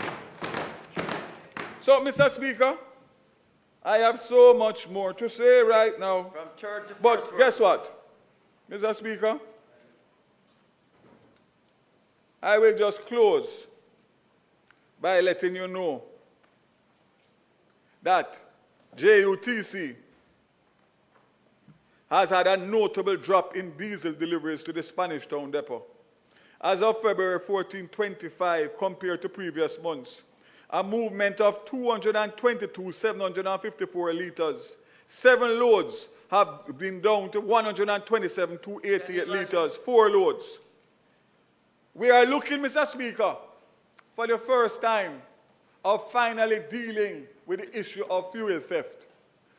Not only by prosecutions, but by the efficiency of introducing new technology, which is a CNG. So come September morning, we are going to have 70 CNG buses out of Spanish Town Depot. We have 120 in Portmore. We're going to go now to Spanish Town Depot. And Spanish Town will be the recipient of 70 buses, which is going to allow us to realign and to add more routes and improve existing routes. Because I am telling you that what has happened in the JUTC over the last 2 years, anybody who says that there's not improvement is not being honest and not being transparent. We are looking, Mr. Speaker, at possible cost reductions of $1.3 billion this year if the trends continue. So we are not only buying new buses, we are dealing with legacy issues that have plagued the JUTC. Mr. Speaker, I want to close by saying that come when these 110 buses are rolled out, which 60 will be rolled out for September and the rest rolled out between September and January morning. Rural St. Andrew will have 7 buses serving 23 schools. St. Thomas will have 7 buses, 10 schools. St. Mary, 7 buses, 11 schools. Portland, 7 buses, 8 schools. St. Anne, 10 buses, 29 schools. 5 and 22 for Trelawney. 8 buses, 17 for St. James. 8 buses, 12 schools for Hanover. Westmoreland, 8 buses, 11 schools. Manchester, 7 buses, 25 schools. 7 buses for 25 schools, St. Elizabeth, and 10 buses for 36 schools, and 9 for Clarendon, serving 32 schools. 258 schools, 100 routes. That is just phase 1. I commit to you in closing that when I am returned and come here after the next event, I am giving a solemn commitment to the people of Jamaica and the rural Jamaica. This government will roll out a fulsome designated school bus service to serve the hundreds of thousands of students attending the 850 schools throughout Jamaica. I can say that and make that commitment. I don't know what the other side, because what I'm hearing from them, they may very well scrap it based on the bad vibes and the bad mind that they have been letting off, all because of political purposes. Mr. Speaker, I stand here proud to be the Minister of Transport under this Andrew Holness-led administration. And I can tell Jamaica and plead with them, don't listen to the promises. Don't listen to the promises in the silly season. Performance over propaganda. Choose Jamaica. God bless you, Jamaica.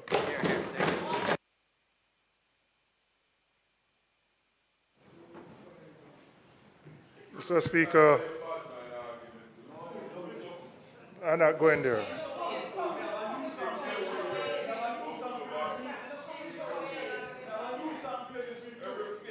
You can protect me. Who is that? The man who run from Manchester, go and cry and forget another beating? Mr. Speaker, I have some questions for the Minister. I want to deal with maintenance, and first for the rural bus system.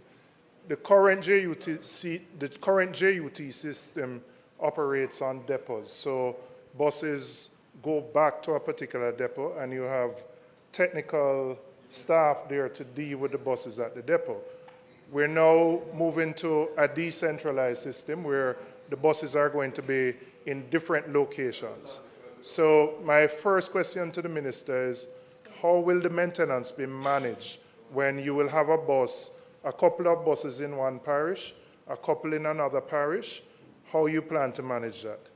Secondly, no, maybe just go through and then you can do. Secondly, in terms of the security and the parking of the buses, again, we have a system of depots, so the buses, JUTC buses, come back to a location. In this case, you're going to have buses in different parishes and locations. I don't know if you have identified within each parish a specific place that the buses will go into at the end in the evening, and they're going to be secure, and that there will be some oversight and security to ensure that nothing happens to the buses. And coming back to JUTC, in 2016, JUTC had a daily turnout of 450 buses, moved 63 million passengers for the year. The projection based on the budget documents and the public bodies is that JUTC will move 18 million passengers this year. What I want to know, with the additional buses that the Minister speaks of, what will be the daily rollout with these additional buses? Are these net new buses, or are we replacing existing stock that would have outlived its useful life? and what is the projection in terms of annual passenger turnout with the new buses. Let me say something. The minister has said a lot, and I will say this. Any attempt to deal with the problem that rural students face is a good thing. Let me say that. Whether we have a different approach, we can debate that. But none of us, and I speak as an urban MP, none of us can debate that we had a problem that needed to be addressed. Right? So let me just say that. Right? Just listen. No, I haven't said anything on the platform. I have not said anything on the platform. I have not said anything. We have raised concerns, and I'm asking some of those questions, and they are legitimate concerns about maintenance, parking of the buses, etc. But none of us can say that any Jamaican could have been happy with the way the system works. So whether we have a different approach to solving the problem, we can debate that, right? So, but as I said, if you can address the concerns I've raised about maintenance, parking, etc., so we know how that will be dealt.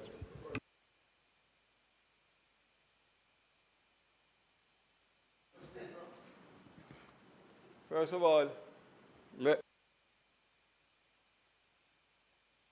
turn the mic on. Let me thank the member for raising these important questions because they were in my presentation, but time did not allow me.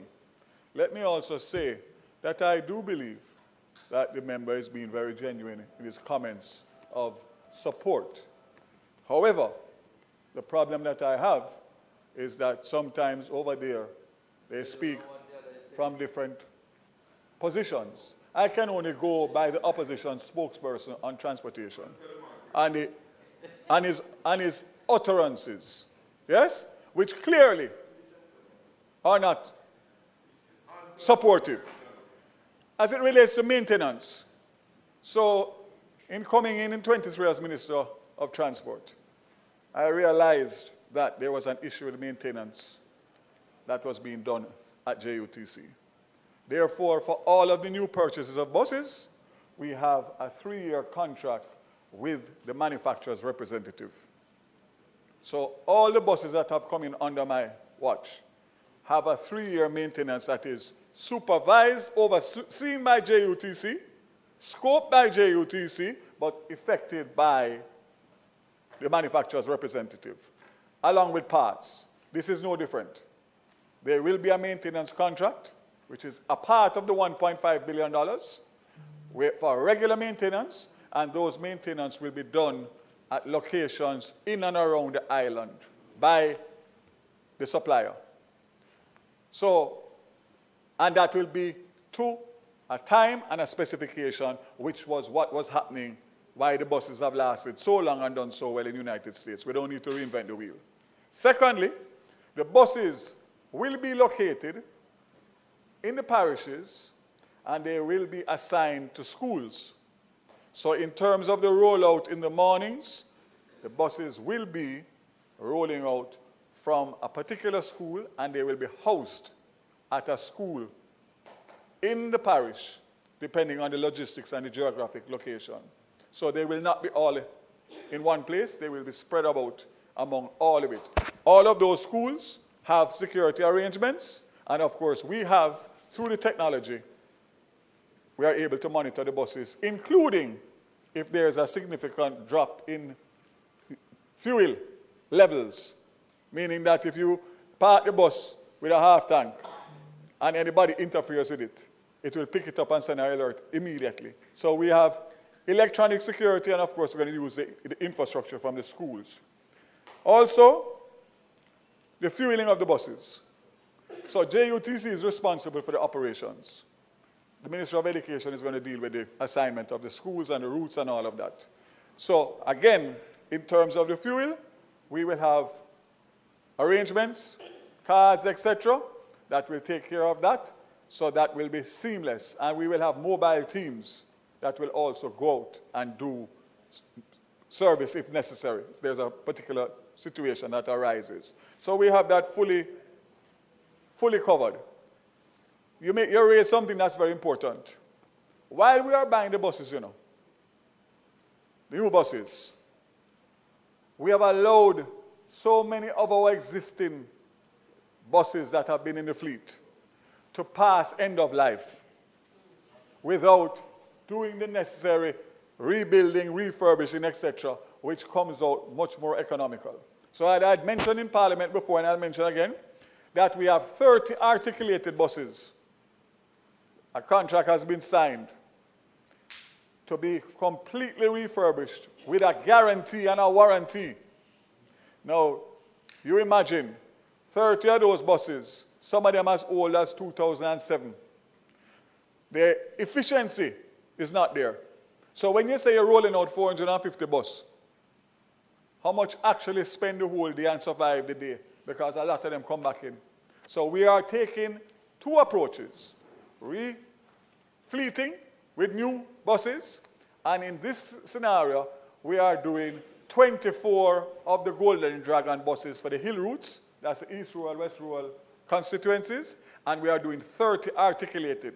Those 30 articulated, as you know, because you see them every day, they hold 3 times what a regular bus holds. So when you put those into the major townships in Kingston and St. Andrew and Portmore and St. Catherine, and you load, you're cleaning up to get more efficiency, to get people moving on time. So this is a holistic approach, and I stand here saying that I have made sure to, based on my background and experience, to make sure and iron out not only the easy part, which is to get the buses and to get Minister Williams to give me the money for the buses, but to make sure that we run the most efficient service to give the people who have been suffering for years, both in the Kingston metropolitan area, Spanish Town and Portmore, but now to rural Jamaica. So I stand here, as I said before, with all of the box ticked. Thank you, Member. Mr. Speaker, just 2 questions for the Minister, and that has to do with the plan to establish a compressed natural gas bus refueling facility. Can the Minister just remind us how the current buses are fueled and who provide the CNG, and whether or not this facility that is being established is going to receive natural gas through the arrangement with the NFE, and there's a new company that I gather? Very good question. Thank you, Member. Now, that is your portfolio, so I could fully understand your interest in that. So originally, at the Portmore Depot, we entered into an arrangement with New Fortress Energy, who actually built out the plant and did the conversion from LNG to CNG. That was for 150 buses. With these buses coming, we needed a new plant at Spanish Town, because obviously those are the 2 depots that we want to target for the CNG. Because of the transition with New Fortress Energy in relation to their selling of their Jamaican operation, they were not prepared at that point to go into an arrangement to do the same thing that they did with Portmore. So we had to scramble to find somebody who could do it within the time, because these buses are needed for September morning. So we entered into an arrangement with a company, InterEnergy, who is already in Jamaica with several renewable operations, and contracted with them to build and supply. The New Fortress Energy contract has 2 more years on it. So they will buy from New Fortress Energy to fuel their plant. Those arrangements are in place. Work has started. They are aware, and I'm hoping, with fingers crossed and prayers, that we can commission that plant in August at latest, which will allow. In the meantime, New Fortress Energy has agreed as a backup to improve their facility to take the additional buses, which is not the ideal situation because of the commute. That makes sense if you will in Portmore to be based in Spanish Town. But if we have to do that to start, we will start because obviously we don't want the buses thing. But yes, there is an arrangement and it's a similar arrangement. They have built it and they will buy and we buy and we pay for it at a set price. And the price that we are paying is the same price that we are paying for the new fortress. There's no increase in the CNG price, which was a tough negotiation. So you can rest assured that come September morning, we will have 2 depots, and depending on what happens in the future, we may have a third at Rockfort. Thank you for the question.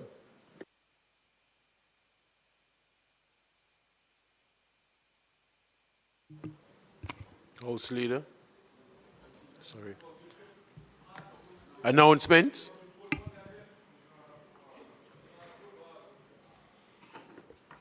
Laid on the table of the House are the following: Annual Report and Audited Financial Statements of the Postal Corporation of Jamaica for the financial year 2023-2024. The Provisional Collection of Tax, Income Tax Order 2025 Confirmation Resolution under the Provisional Collection of Tax Act, the Jamaica Gazette Supplement, Proclamations, Rules and Regulations 842A, number 148, dated Wednesday, April 9, 2025, number 137A, and closing. The Provisional Collection of Tax, Income Tax Order 2025 under the Provisional Collection of Tax Act. The Provisional Collection of Tax, General Consumption Tax Order 2025, Confirmation Resolution under the Provisional of Collection Tax Act. The Jamaica Gazette Supplement, Proclamations, Rules and Regulations 957-148, dated Tuesday, May 6, 2025, number 160, and closing. The Provisional Collection of Tax, General Consumption Tax Order 2025 under the Provisional Collection of Tax Act.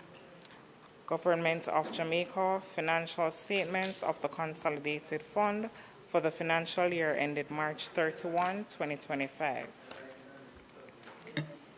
Minister Papers entitled Cabinet Agenda Issues number 24 to 27 of 2025, dated October 7, October 14, October 22, and October 28, 2024, respectively.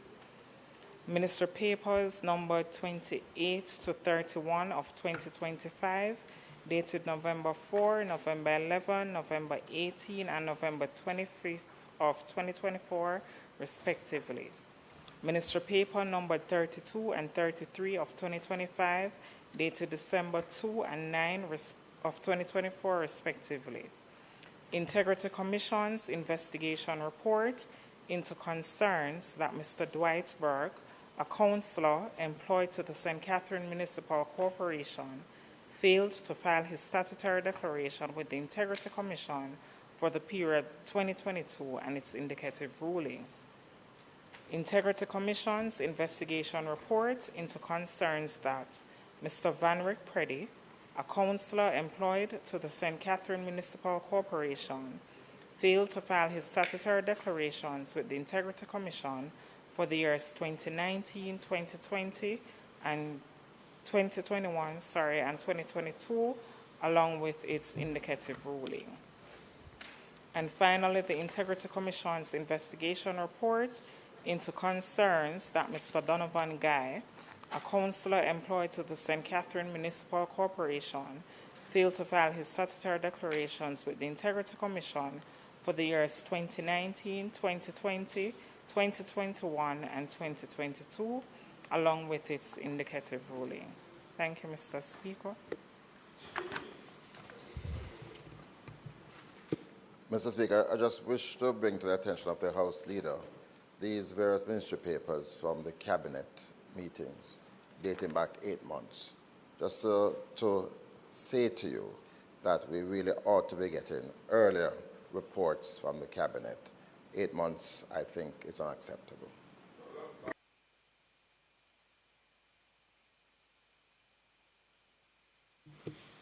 Bills brought from the Senate, petitions, papers, report from committees,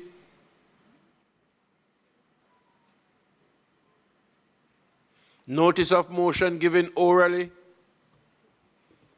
Minister. Mr. Speaker, I beg to give notice that at the next meeting of the House, I will move, whereas by virtue of Section 3.1 of the Provisional Collection of Tax Act, herein referred to as the Act, the Minister may, by order published in the Gazette, provide for the variation, renewal, or imposition of any tax. And whereas the Provisional Collection of Tax, General Consumption Tax, Order 2025 was made by the Minister and published in the Gazette on Tuesday, the 6th day of May 2025. And whereas it is provided by Section 3.4a of the Act that an order made under that section, subject to its confirmation with or without modification by resolution of the House of Representatives within 30 days of publication in the Gazette, shall continue for a period of 6 months, next following publication thereof in the Gazette. And whereas it is provided by Section 4.3a of the Act that an order made under Section 3.1 of the Act shall cease to have effect if it is not confirmed with or without modification by resolution of the House of Representatives within the next 30 days on which the House sits after the date of the publication of the order in the Gazette. And whereas it is desirable that the Provisional Collection of Tax, General Consumption Tax Order 2025 be confirmed, now therefore be it resolved by this Honorable House as follows. This resolution may be cited as the Provisional Collection of Tax, General Consumption Tax Order 2025 Confirmation Resolution. 2. The Provisional Collection of Tax, General Consumption Tax Order 2025, which was laid on the table of the House on the 10th day of June 2025, is hereby confirmed. Mr. Speaker, I further beg to give notice that at a later stage today, I will move for the suspension of the standing orders to enable me to take the motion, notice of which was given.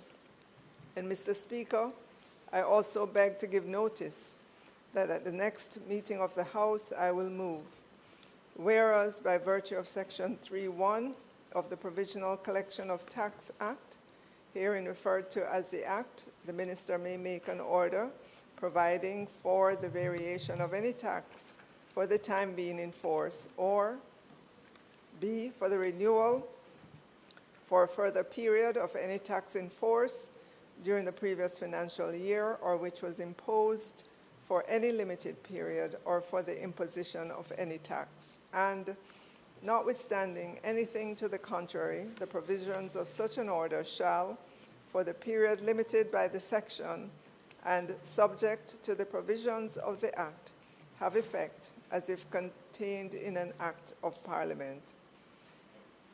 And whereas the Provisional Collection of Tax, Income Tax Order 2025 was made by the Minister and published in the Gazette on the 9th day of April 2025. And whereas it is provided by Section 3.3 of the Act that an order made under that section shall, subject to its confirmation with or without modification by resolution of the House of Representatives within the next 30 days on which the House sits after the date of publication of the order in the Gazette, continue for a period of 6 months next following publication thereof in the Gazette. And whereas subsection 4A of section 3 of the Act provides that every order made under subsection 1 of that section shall cease to have effect if it is not confirmed with or without modification by resolution of the House of Representatives within the next 30 days on which the House sits after the date of publication of the order in the Gazette. And whereas it is desirable that the Provisional Collection of Tax, Income Tax Order 2025 be confirmed, now therefore be it resolved by this Honorable House of Representatives as follows. This resolution may be cited as the Provisional Collection of Tax, Income Tax Order 2025 Confirmation Resolution. The Provisional Collection of Tax, Income Tax Order 2025, herein referred to as the Principal Order, which was laid on the table of the House on the 10th day of June 2025, is hereby confirmed. Mr. Speaker, I further beg to give notice that at a later stage today, I will move for the suspension of the standing orders to enable me to take the motion, notice of which was given. Thank you.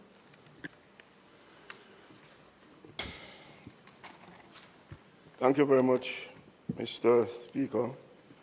Mr. Speaker, on behalf of the Minister of Agriculture, Fisheries and Mining, I beg to give notice that at the next meeting of the House, I will move to introduce and have read a first time a bill shortly entitled the Praedial Larceny Prevention Amendment Act 2025.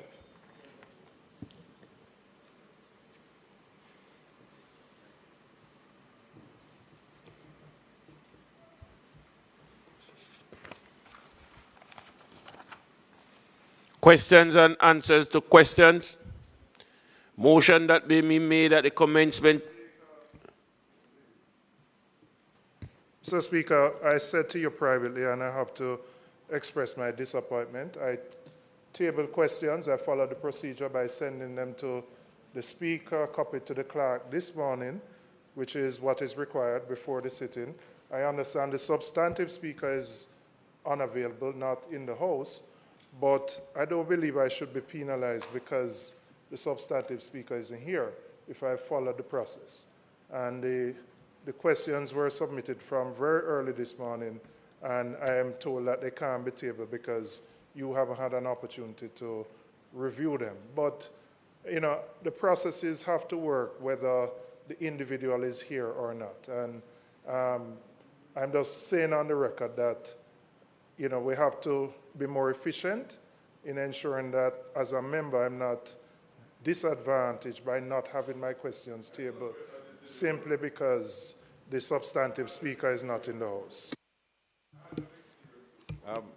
Mr. Speaker, I do understand the comment made by the member in relation to enabling the question to be tabled, but I think that the member does also appreciate that whoever is presiding at the point in time needs to become more fair with the question and be satisfied that it doesn't in any way contravenes the standing orders of the Honourable House.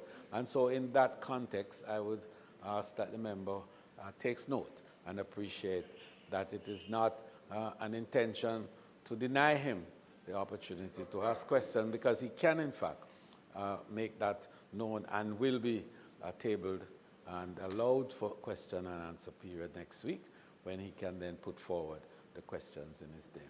May it please you, Mr. Speaker. Motion that may be made at the commencement of public business requiring notice. Motion relating to the sitting of the House. Motion for leave to introduce bills. Presentation of bills without leave of the House first obtained.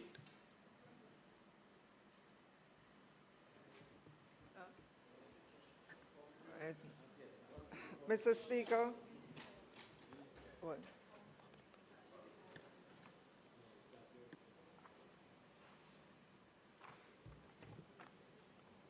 Thank you very much, Mr. Speaker. Mr. Speaker, I now move for the suspension of the standing orders to enable me to take a first reading of a bill shortly entitled the Praedial Larceny Prevention Amendment Act 2025.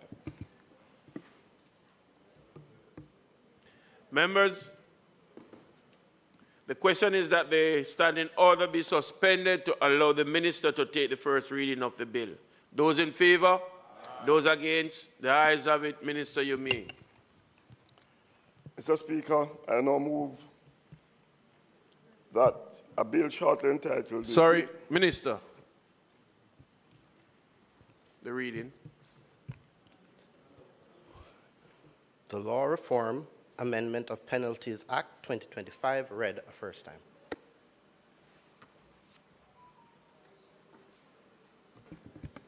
My apologies. No.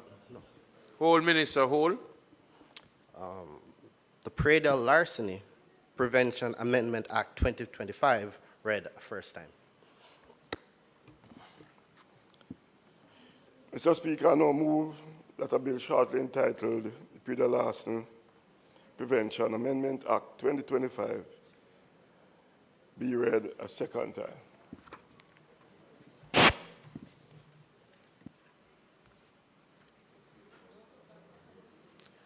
The notice.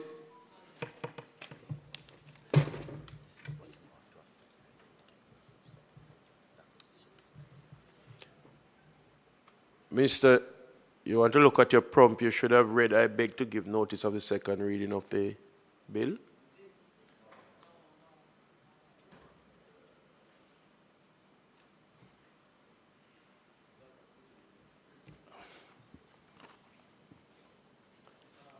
Mr. Speaker, I beg to give notice.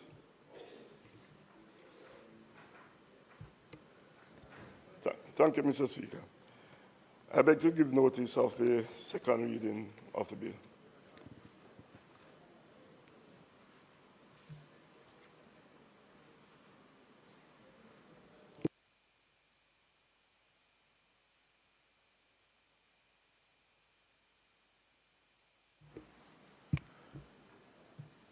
Public business. Mr. Speaker, I now move for the suspension of the standing orders to enable me to take the motion, notice of which I gave earlier. Mr. Speaker, I also now move for the suspension of the standing orders to enable me to take the second motion, or the two motions, notice of which I gave earlier. Sorry. Yeah, both. The question is that the standing order be suspended to enable the minister to take the motion, notice of which she gave earlier. Those in favor? Those against? Motion carries.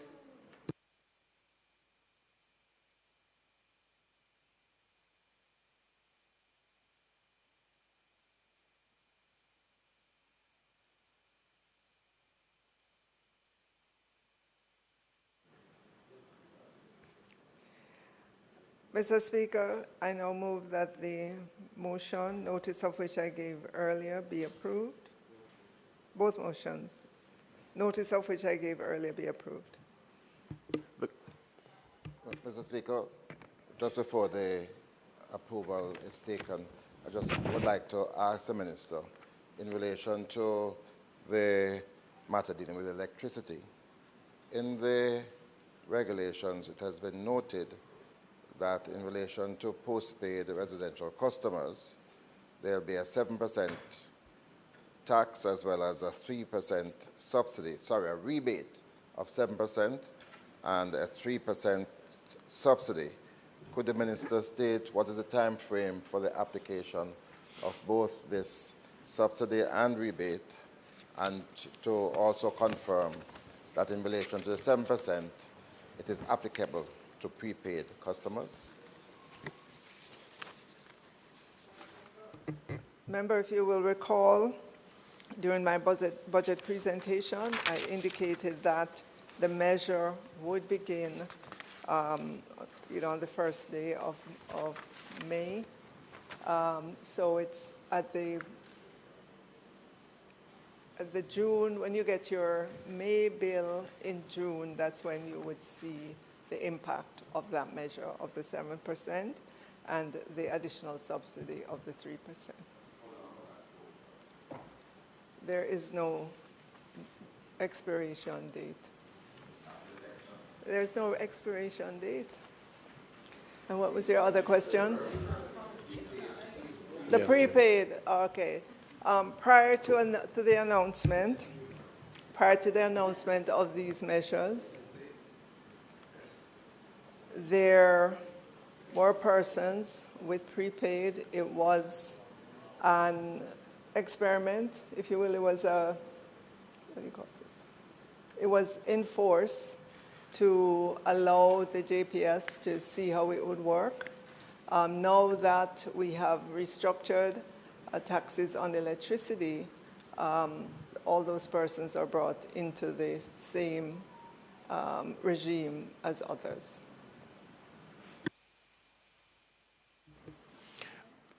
The question is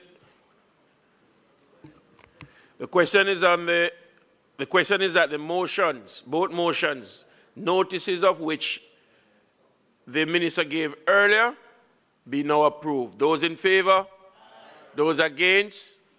Ayes have it.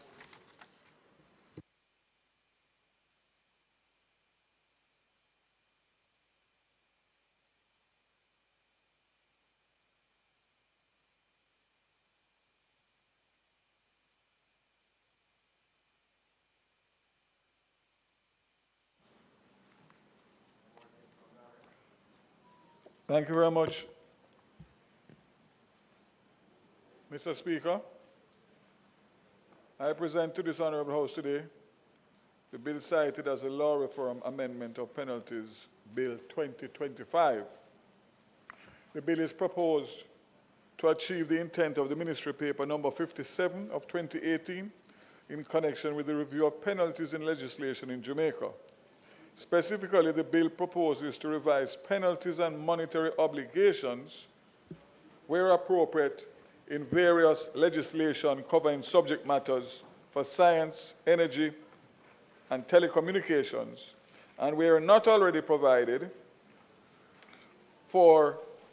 The bill proposes to provide a mechanism for the amendment of monetary penalties by ministerial order under the following acts: Emergency Lighting Control Act 1939, National Commission on Science and Technology Act 2007, Petroleum Oil, Fuel and Landing and Storage Act 1985, Petroleum Control Act 1980, Radio and Telegram Control 1972, Scientific Research Council Act 1960, Telecommunications Act 2000. Mr. Speaker, I'll now highlight key elements of the bill, however, considering the urgency of specific matters, most notably the increase in penalties for those found guilty in interfering with telecommunications infrastructure. I'll address these amendments under the Telecommunications Act first, and then move to the other legislation. Section 1, short title, the Act may be cited as the Law Reform Amendment Penalties Act. Section 2, Amendment of Act Schedule. Section 2 provides a description of the arrangement of columns in a schedule in the bill. The schedule details the various legislation being amended, the relevant sections and corresponding provisions. Under the Telecommunications Act, Section 7(5) of the Act assigns a penalty for the unauthorized disclosure where a person who by reason of a capacity or office has by any means access to confidential information and communicates such as confidential information in circumstances which do not fall under subsection 3. That is, for example, where the licenses give written consent for disclosure or where disclosure is made in support of consent in support of a regulatory or other function under the Act. The existing penalties are amended to increase the penalty from a fine not exceeding $500,000 or a term not exceeding 3 years to a fine not exceeding $5 million or to a term not exceeding 5 years.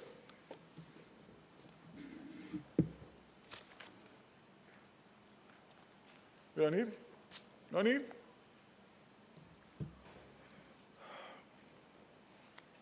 Section 9(7) of the Act, which assigns a penalty where a person engages in certain named activities without the requisite license to carry out these activities, pursuant to subsections 1 and 2 is amended by increasing the maximum fine and term of imprisonment. The Act currently provides that where a person contravenes subsection 1 or 2, that person should be guilty of an offense and liable on summary conviction before a resident magistrate court to a fine not exceeding $3 million or imprisonment for a term not exceeding 4 years, or to both such fine and imprisonment. Under the bill, the following changes occur. Where a person contravenes subsection 1 or 2, that person commits an offense and is now liable on summary conviction before a parish court to a fine not exceeding $5 million or imprisonment for a term not exceeding 5 years. On conviction before a circuit court to a fine or imprisonment for a term not exceeding 15 years. Section 49 of the Act, which assigns a penalty where a service provider knowingly permits its services to facilities to be used improperly, is amended to increase the fine and term of imprisonment. The Act currently provides that any person in breach shall be guilty of an offense, shall be liable on summary conviction in a resident magistrate court to a fine not exceeding $500,000. Under the bill, the following changes occur.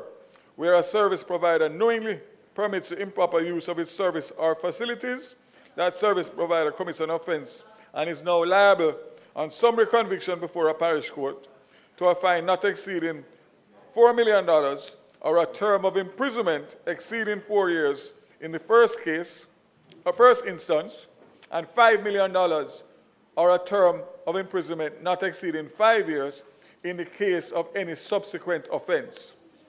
On conviction before a circuit court, to a fine or to a term of imprisonment not exceeding 10 years in the case of a first offender and 15 years in the case of any subsequent offense. Section 63 empowers the Office of the Utilities Regulation to issue cease and desist orders where, for example, a person provides false or misleading information to the OUR or operates an unlicensed facility to provide specified services to the public without a license.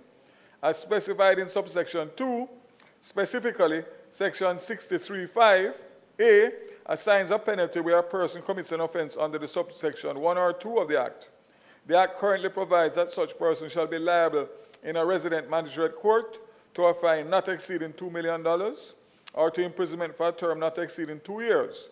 Under this bill, the provision is updated to provide that such persons shall be liable before a parish court to a fine not exceeding $5 million or to a term not exceeding 5 years. And on conviction in a circuit court, the bill increases the term of imprisonment from 5 years to a maximum of 15 years. Currently, section 63(a)(7) provides that an offense under the subsection 1 warrants on summary conviction before a resident magistrate court a fine not exceeding $3 million or imprisonment for a term not exceeding 1 year, or both such fine and imprisonment. These offenses, like those under section 63(1) of the Act, include providing false or misleading information to the regulator. In this instance, the Spectrum Management Authority engaging in the use of a spectrum without a license and willfully using apparatus to cause harmful interference. Under the bill, section 63(a)(7) of the Act is amended to provide that a person who commits an offense under subsection 1 shall be liable on summary conviction before the parish court to a fine not exceeding $5 million or to imprisonment for a term not exceeding 5 years. On conviction before a circuit court to a fine or imprisonment for a term not exceeding 15 years. Section 66(1)(a) of the Act, which outlines the powers of the court where an application under section 65(1) is made by either the OUR or the Spectrum Management Authority in respect of a licensee who has, among other things, contravened in a provision in the Act or its regulations, is amended to order an offender to pay pecuniary penalty to the Crown not exceeding $200 million. Section 69(3) of the Act addresses penalties for offenses regarding meddling, trespass, and interference with telecommunication facilities, and under the Act, facilities include wires, lines, poles, sites, towers, satellite, earth stations, submarine cables, etc. The Act currently provides that the maximum fine is $500,000 and the maximum term is 3 years. Under this bill, the section is deleted and amended to provide that a person who commits an offense under this section shall be liable on summary conviction before a parish court to a fine not exceeding $3 million or to imprisonment of a term not exceeding 3 years. A fine not exceeding $5 million or imprisonment for a term not exceeding 5 years in the case of a subsequent offense. On conviction before a circuit court, to a fine or to imprisonment for a term not exceeding 15 years. Section 71(2) of the Act is amended by changing the penalty from in a resident magistrate's court of fines not exceeding $2 million or imprisonment for a term not exceeding 12 months, or both such fine and imprisonment, to before a parish court of fines not exceeding $5 million or imprisonment for a term not exceeding 5 years, or both such fine and imprisonment. Section 72(2) is amended by changing the penalty from in a resident magistrate court of fines not exceeding $3 million or imprisonment for a term not exceeding 12 months, or both such fine and imprisonment, to before a parish court for breach of any such regulation of fines not exceeding $5 million or imprisonment for a term not exceeding 5 years, or both such fine and imprisonment. Mr. Speaker, I now turn to Section 4 of the bill. Section 4, penalty for refusal or failure to comply with mandatory regulations. Section 4 is amended to provide that a person who fails to comply with an express command provided in regulations made under Section 2 commits an offense and shall be liable on summary conviction before a parish court to a fine not exceeding $2 million or imprisonment for a term not exceeding 2 years. This is an increase of current fine of $200. This penalty now has a stated term of imprisonment of not more than 2 years. Section 6, National Commission on Science and Technology Act, discloses the duty of a person summoned by the National Commission and outlines the penalty for noncompliance. Section 6(2) of the Act, which assigns a penalty where any person who is summoned by the Commission fails to fulfill certain duty, is amended to increase the fine from $75,000 to $500,000. Increase the term of imprisonment for a term not exceeding 6 months to a term not exceeding 2 years. Section 14 treats with the obligation of secrecy. Under Section 14(3) assigns a penalty where a person having possession or control over any document, information, or records communicates or attempts to communicate such information or anything contained in such documents or records to persons that are not authorized in breach of the obligation of secrecy. By way of an amendment under this bill, the penalty is increased from a fine not exceeding $1 million or imprisonment for a term not exceeding 6 months to a fine not exceeding $5 million or to imprisonment for a term not exceeding 5 years. Section 14(4) of the Act makes it an offense for a person to communicate or attempt to communicate to another person information obtained pursuant to the authority of the Commission, otherwise than for the purpose of the Act in certain circumstances which are listed in the Act. The penalty in Section 14(4) is amended under this bill by increasing the penalty on summary conviction from $1 million to a fine not exceeding $5 million and including a term of imprisonment for a term not exceeding 5 years.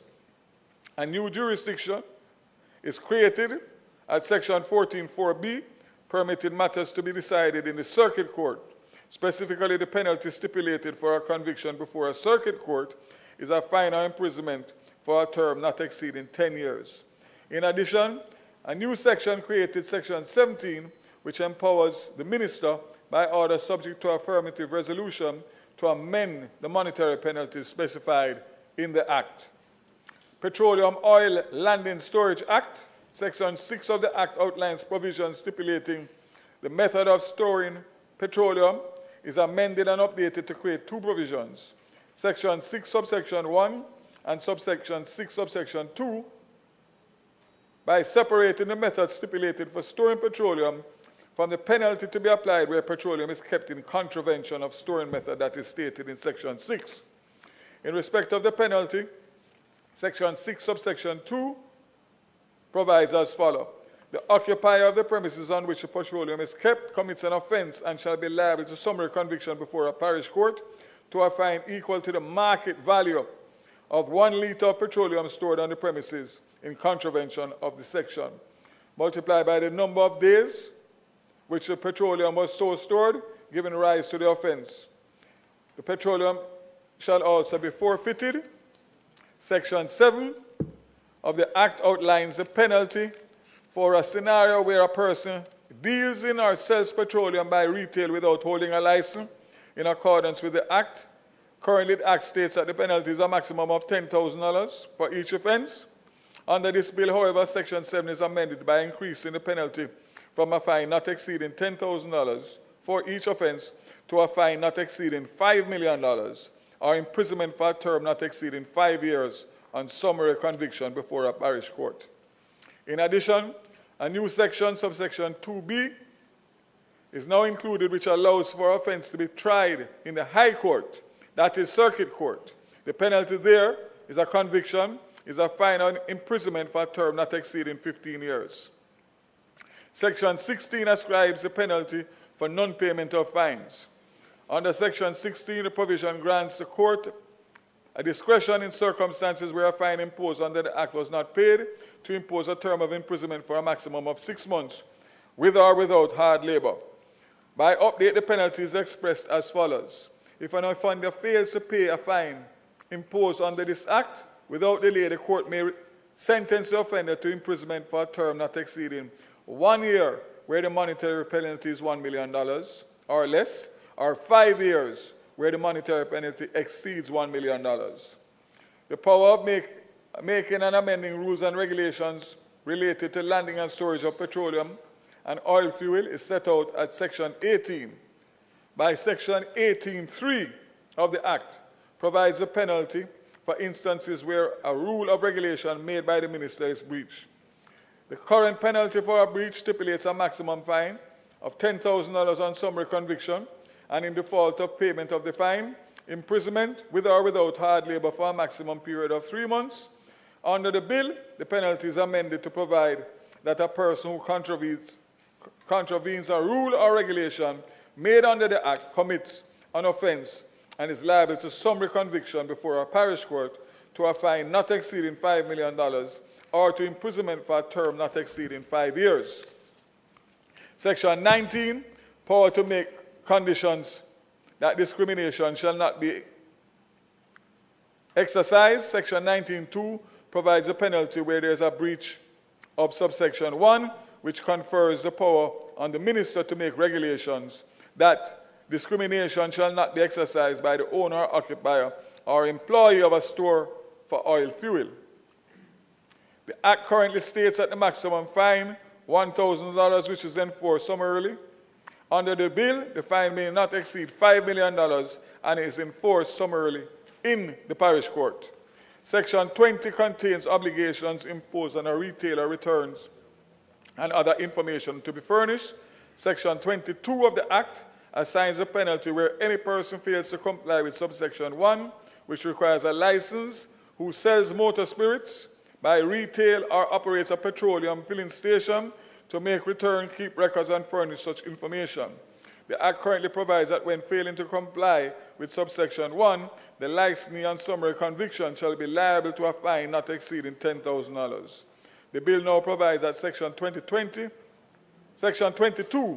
be amended by stating that the licensee commits an offence and is liable on summary conviction before a parish court to a fine not exceeding $5 million or to imprisonment for a term not exceeding 5 years, or B, on conviction before a circuit court to a fine and imprisonment for a term not exceeding 15 years.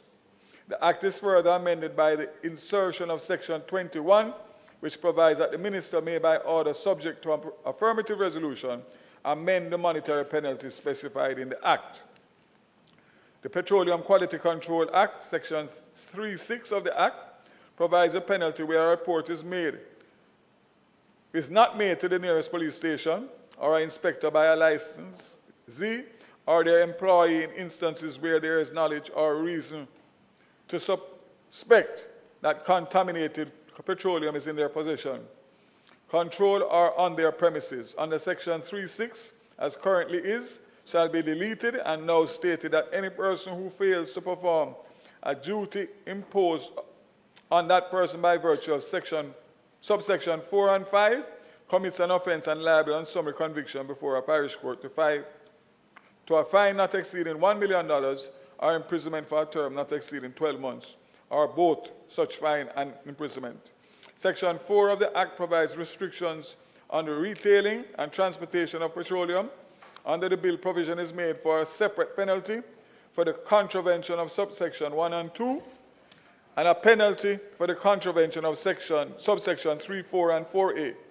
The current subsection 5 is to be amended to provide that the person who contravenes subsection 1 or 2 commits an offense and is liable, A, on the conviction before a circuit court, to a fine or imprisonment for a term not exceeding 15 years, or to both such fine and imprisonment, or B, on summary conviction before a parish court, to a fine not exceeding $5 million, or to imprisonment for a term not exceeding 5 years, or to both such as fine as imprisonment.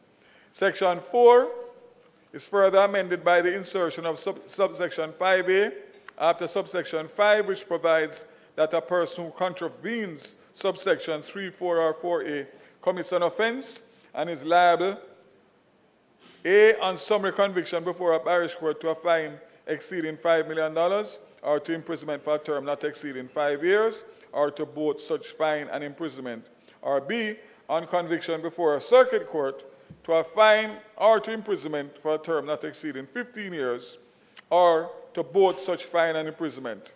Section 14.1 of the Act assigns a penalty for knowingly selling or offering contaminated petroleum for sale.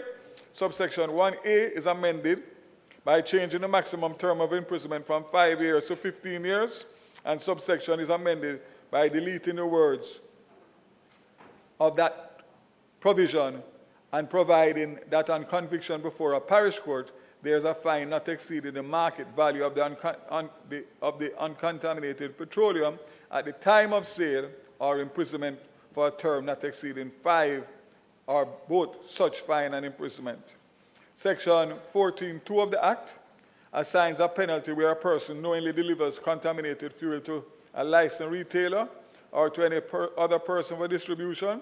Subsection 2A is amended by changing the maximum term of imprisonment from 5 years to 15 years, and subsection 2B is amended by deleting the words of that provision and providing that on conviction before a parish court, there is a fine not exceeding the market value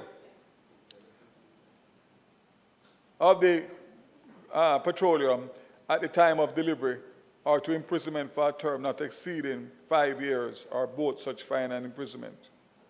Section 14 is further amended by inserting subsection 2A after subsection 2 to provide that where a person is convicted of an offense under the subsection 1 or 2, the court may make an order for payment or of restitution to any person who the court is satisfied has suffered loss as a consequence of the commission of the offense.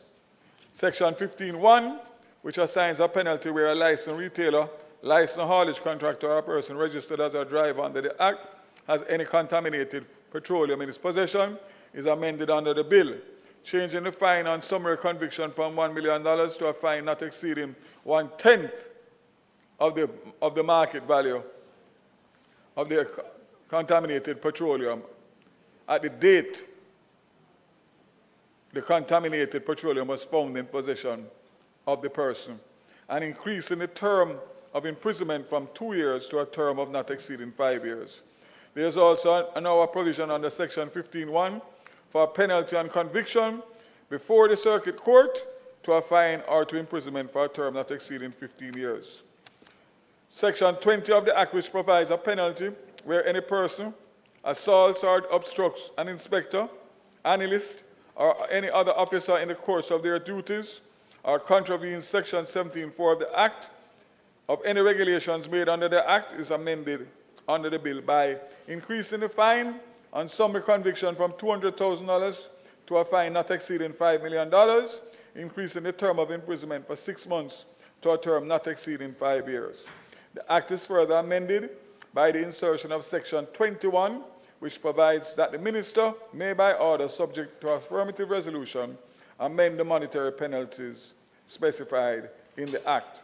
The Radio and Telegraph Act, Control Act, Section 7 states the penalty where a person establishes, maintains, or uses any radio station or apparatus in contravention of Section 5 or 6 of the Act.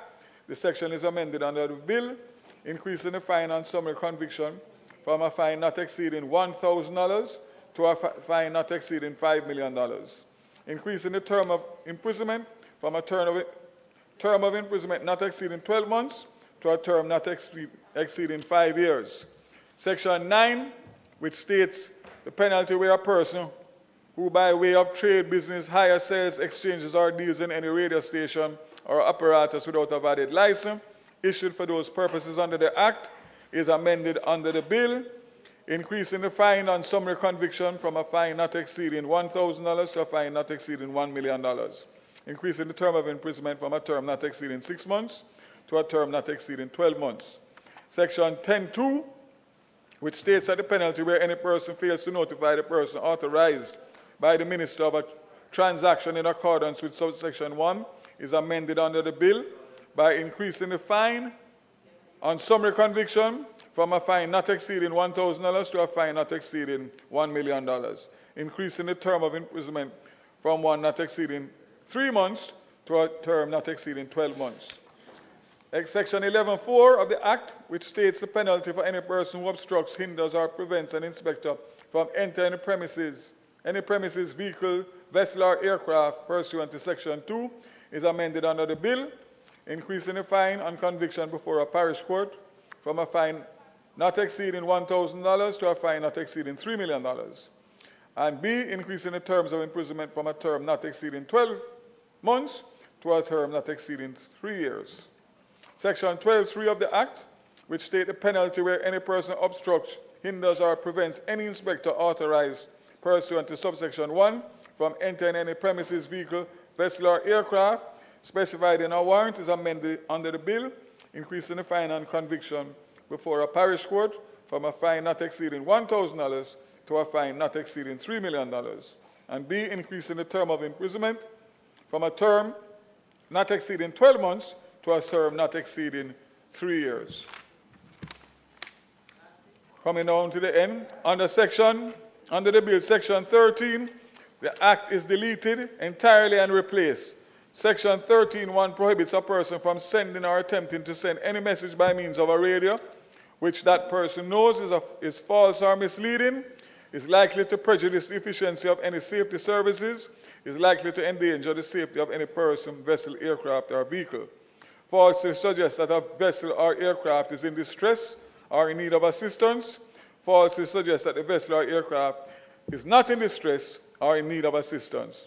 Under Section 2, Subsection 2, where Subsection 1 is contravened, on summary conviction, the penalty is a fine not exceeding $3 million or a term of imprisonment not exceeding 3 years. Subsection 3 restricts the use of any radio station or apparatus with the intention of obtaining information about the content, sender, or addresses of any messages, and restricts the disclosure of any information except by the authority of the minister or within the course of duty as a servant of government. Under subsection 4, where subsection 3 is contravened on summary conviction before the parish court, the penalty is a fine not exceeding $5 million or imprisonment for a term not exceeding 5 years. Section 14 of the Act, which states the penalty where a person uses any apparatus for the purpose of causing harmful interference to any radio service, is amended under the bill, increasing the fine on summary conviction from a fine not exceeding $1,000 to a fine not exceeding $5 million. Increasing the term of imprisonment from a term not exceeding 6 months to a term not exceeding 5 years. Subsection 14B is now included, which provides for a penalty on conviction before a circuit court to a fine or to imprisonment for a term not exceeding 15 years. The Act is further amended by the insertion of Section 18 after Section 17, which provides that the Minister may, by order, subject to affirmative resolution, amend the monetary penalties specified in the Act.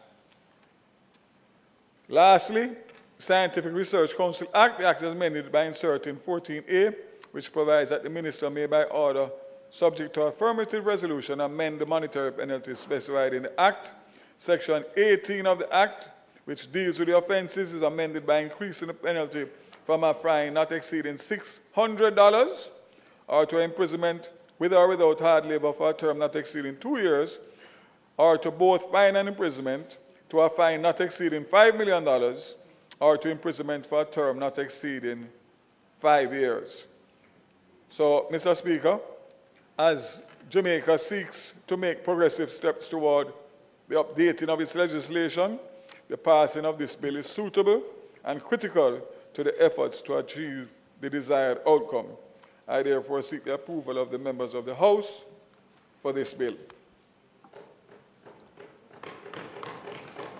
You will recall, Mr. Speaker, that just last week, when the Prime Minister met with the preparations for the upcoming hurricane season, that he made mention of the need for some of these fines, especially in the telecom sector, to be updated. Well, I'm pleased that we were on track, and I'm able to put this today so that both the telcos and the other industries that will be affected will see that we are serious about protecting their industries. Thank you.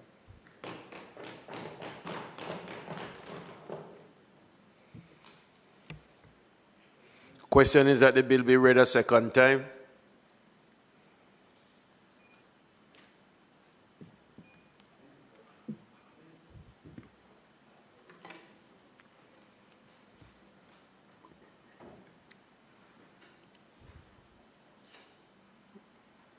Thank you, Mr. Speaker. So again, I'll ask that it be read a second time. Those in favor? Those against? Ayes have it. Committee. An act to amend provisions relating to penalties and monetary obligations in various enactments and for connected matters read a second time. The House will now resolve itself into a committee of the whole House to consider bill clause by clause.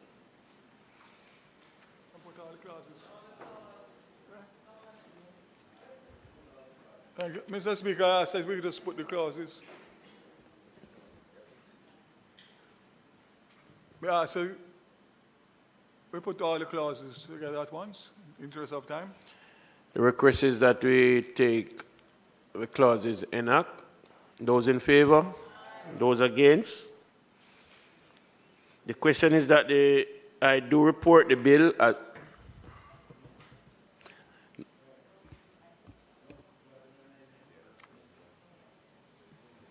I put clause 1.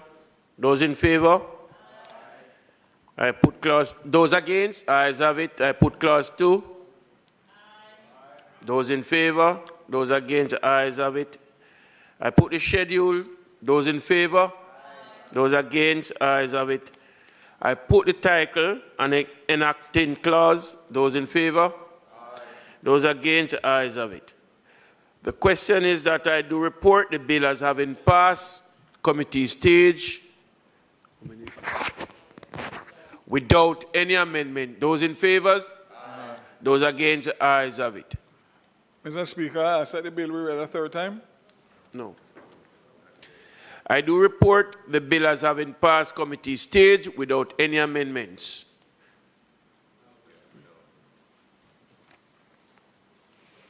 Mr. Speaker, I know I said the bill be read a third time.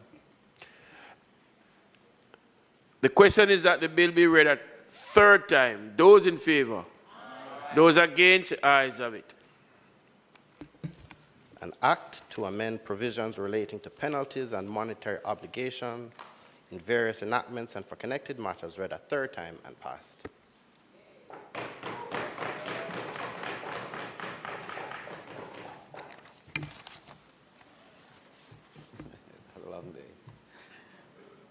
Mr. Speaker, it is not intended to do any further business for the day.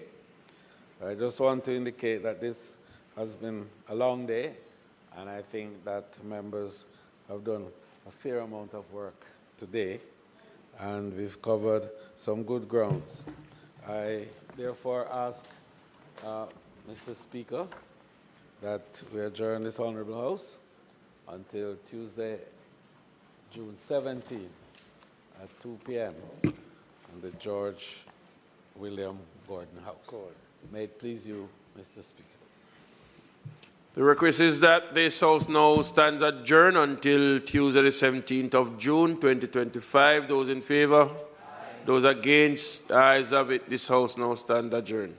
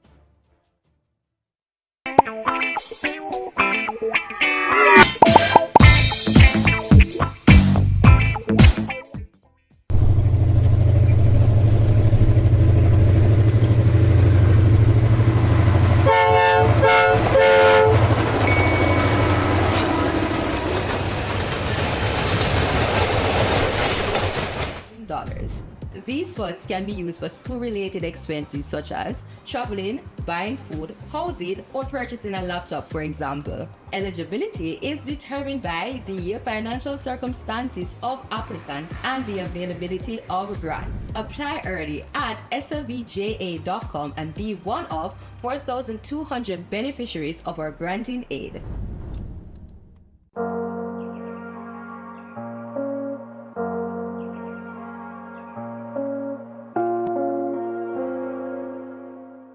One thing we need to remember is that there are many persons out there in our family, community, wider society who may be having challenges, and that these persons sometimes need to be heard, sometimes need to be helped, sometimes need to be hugged, right?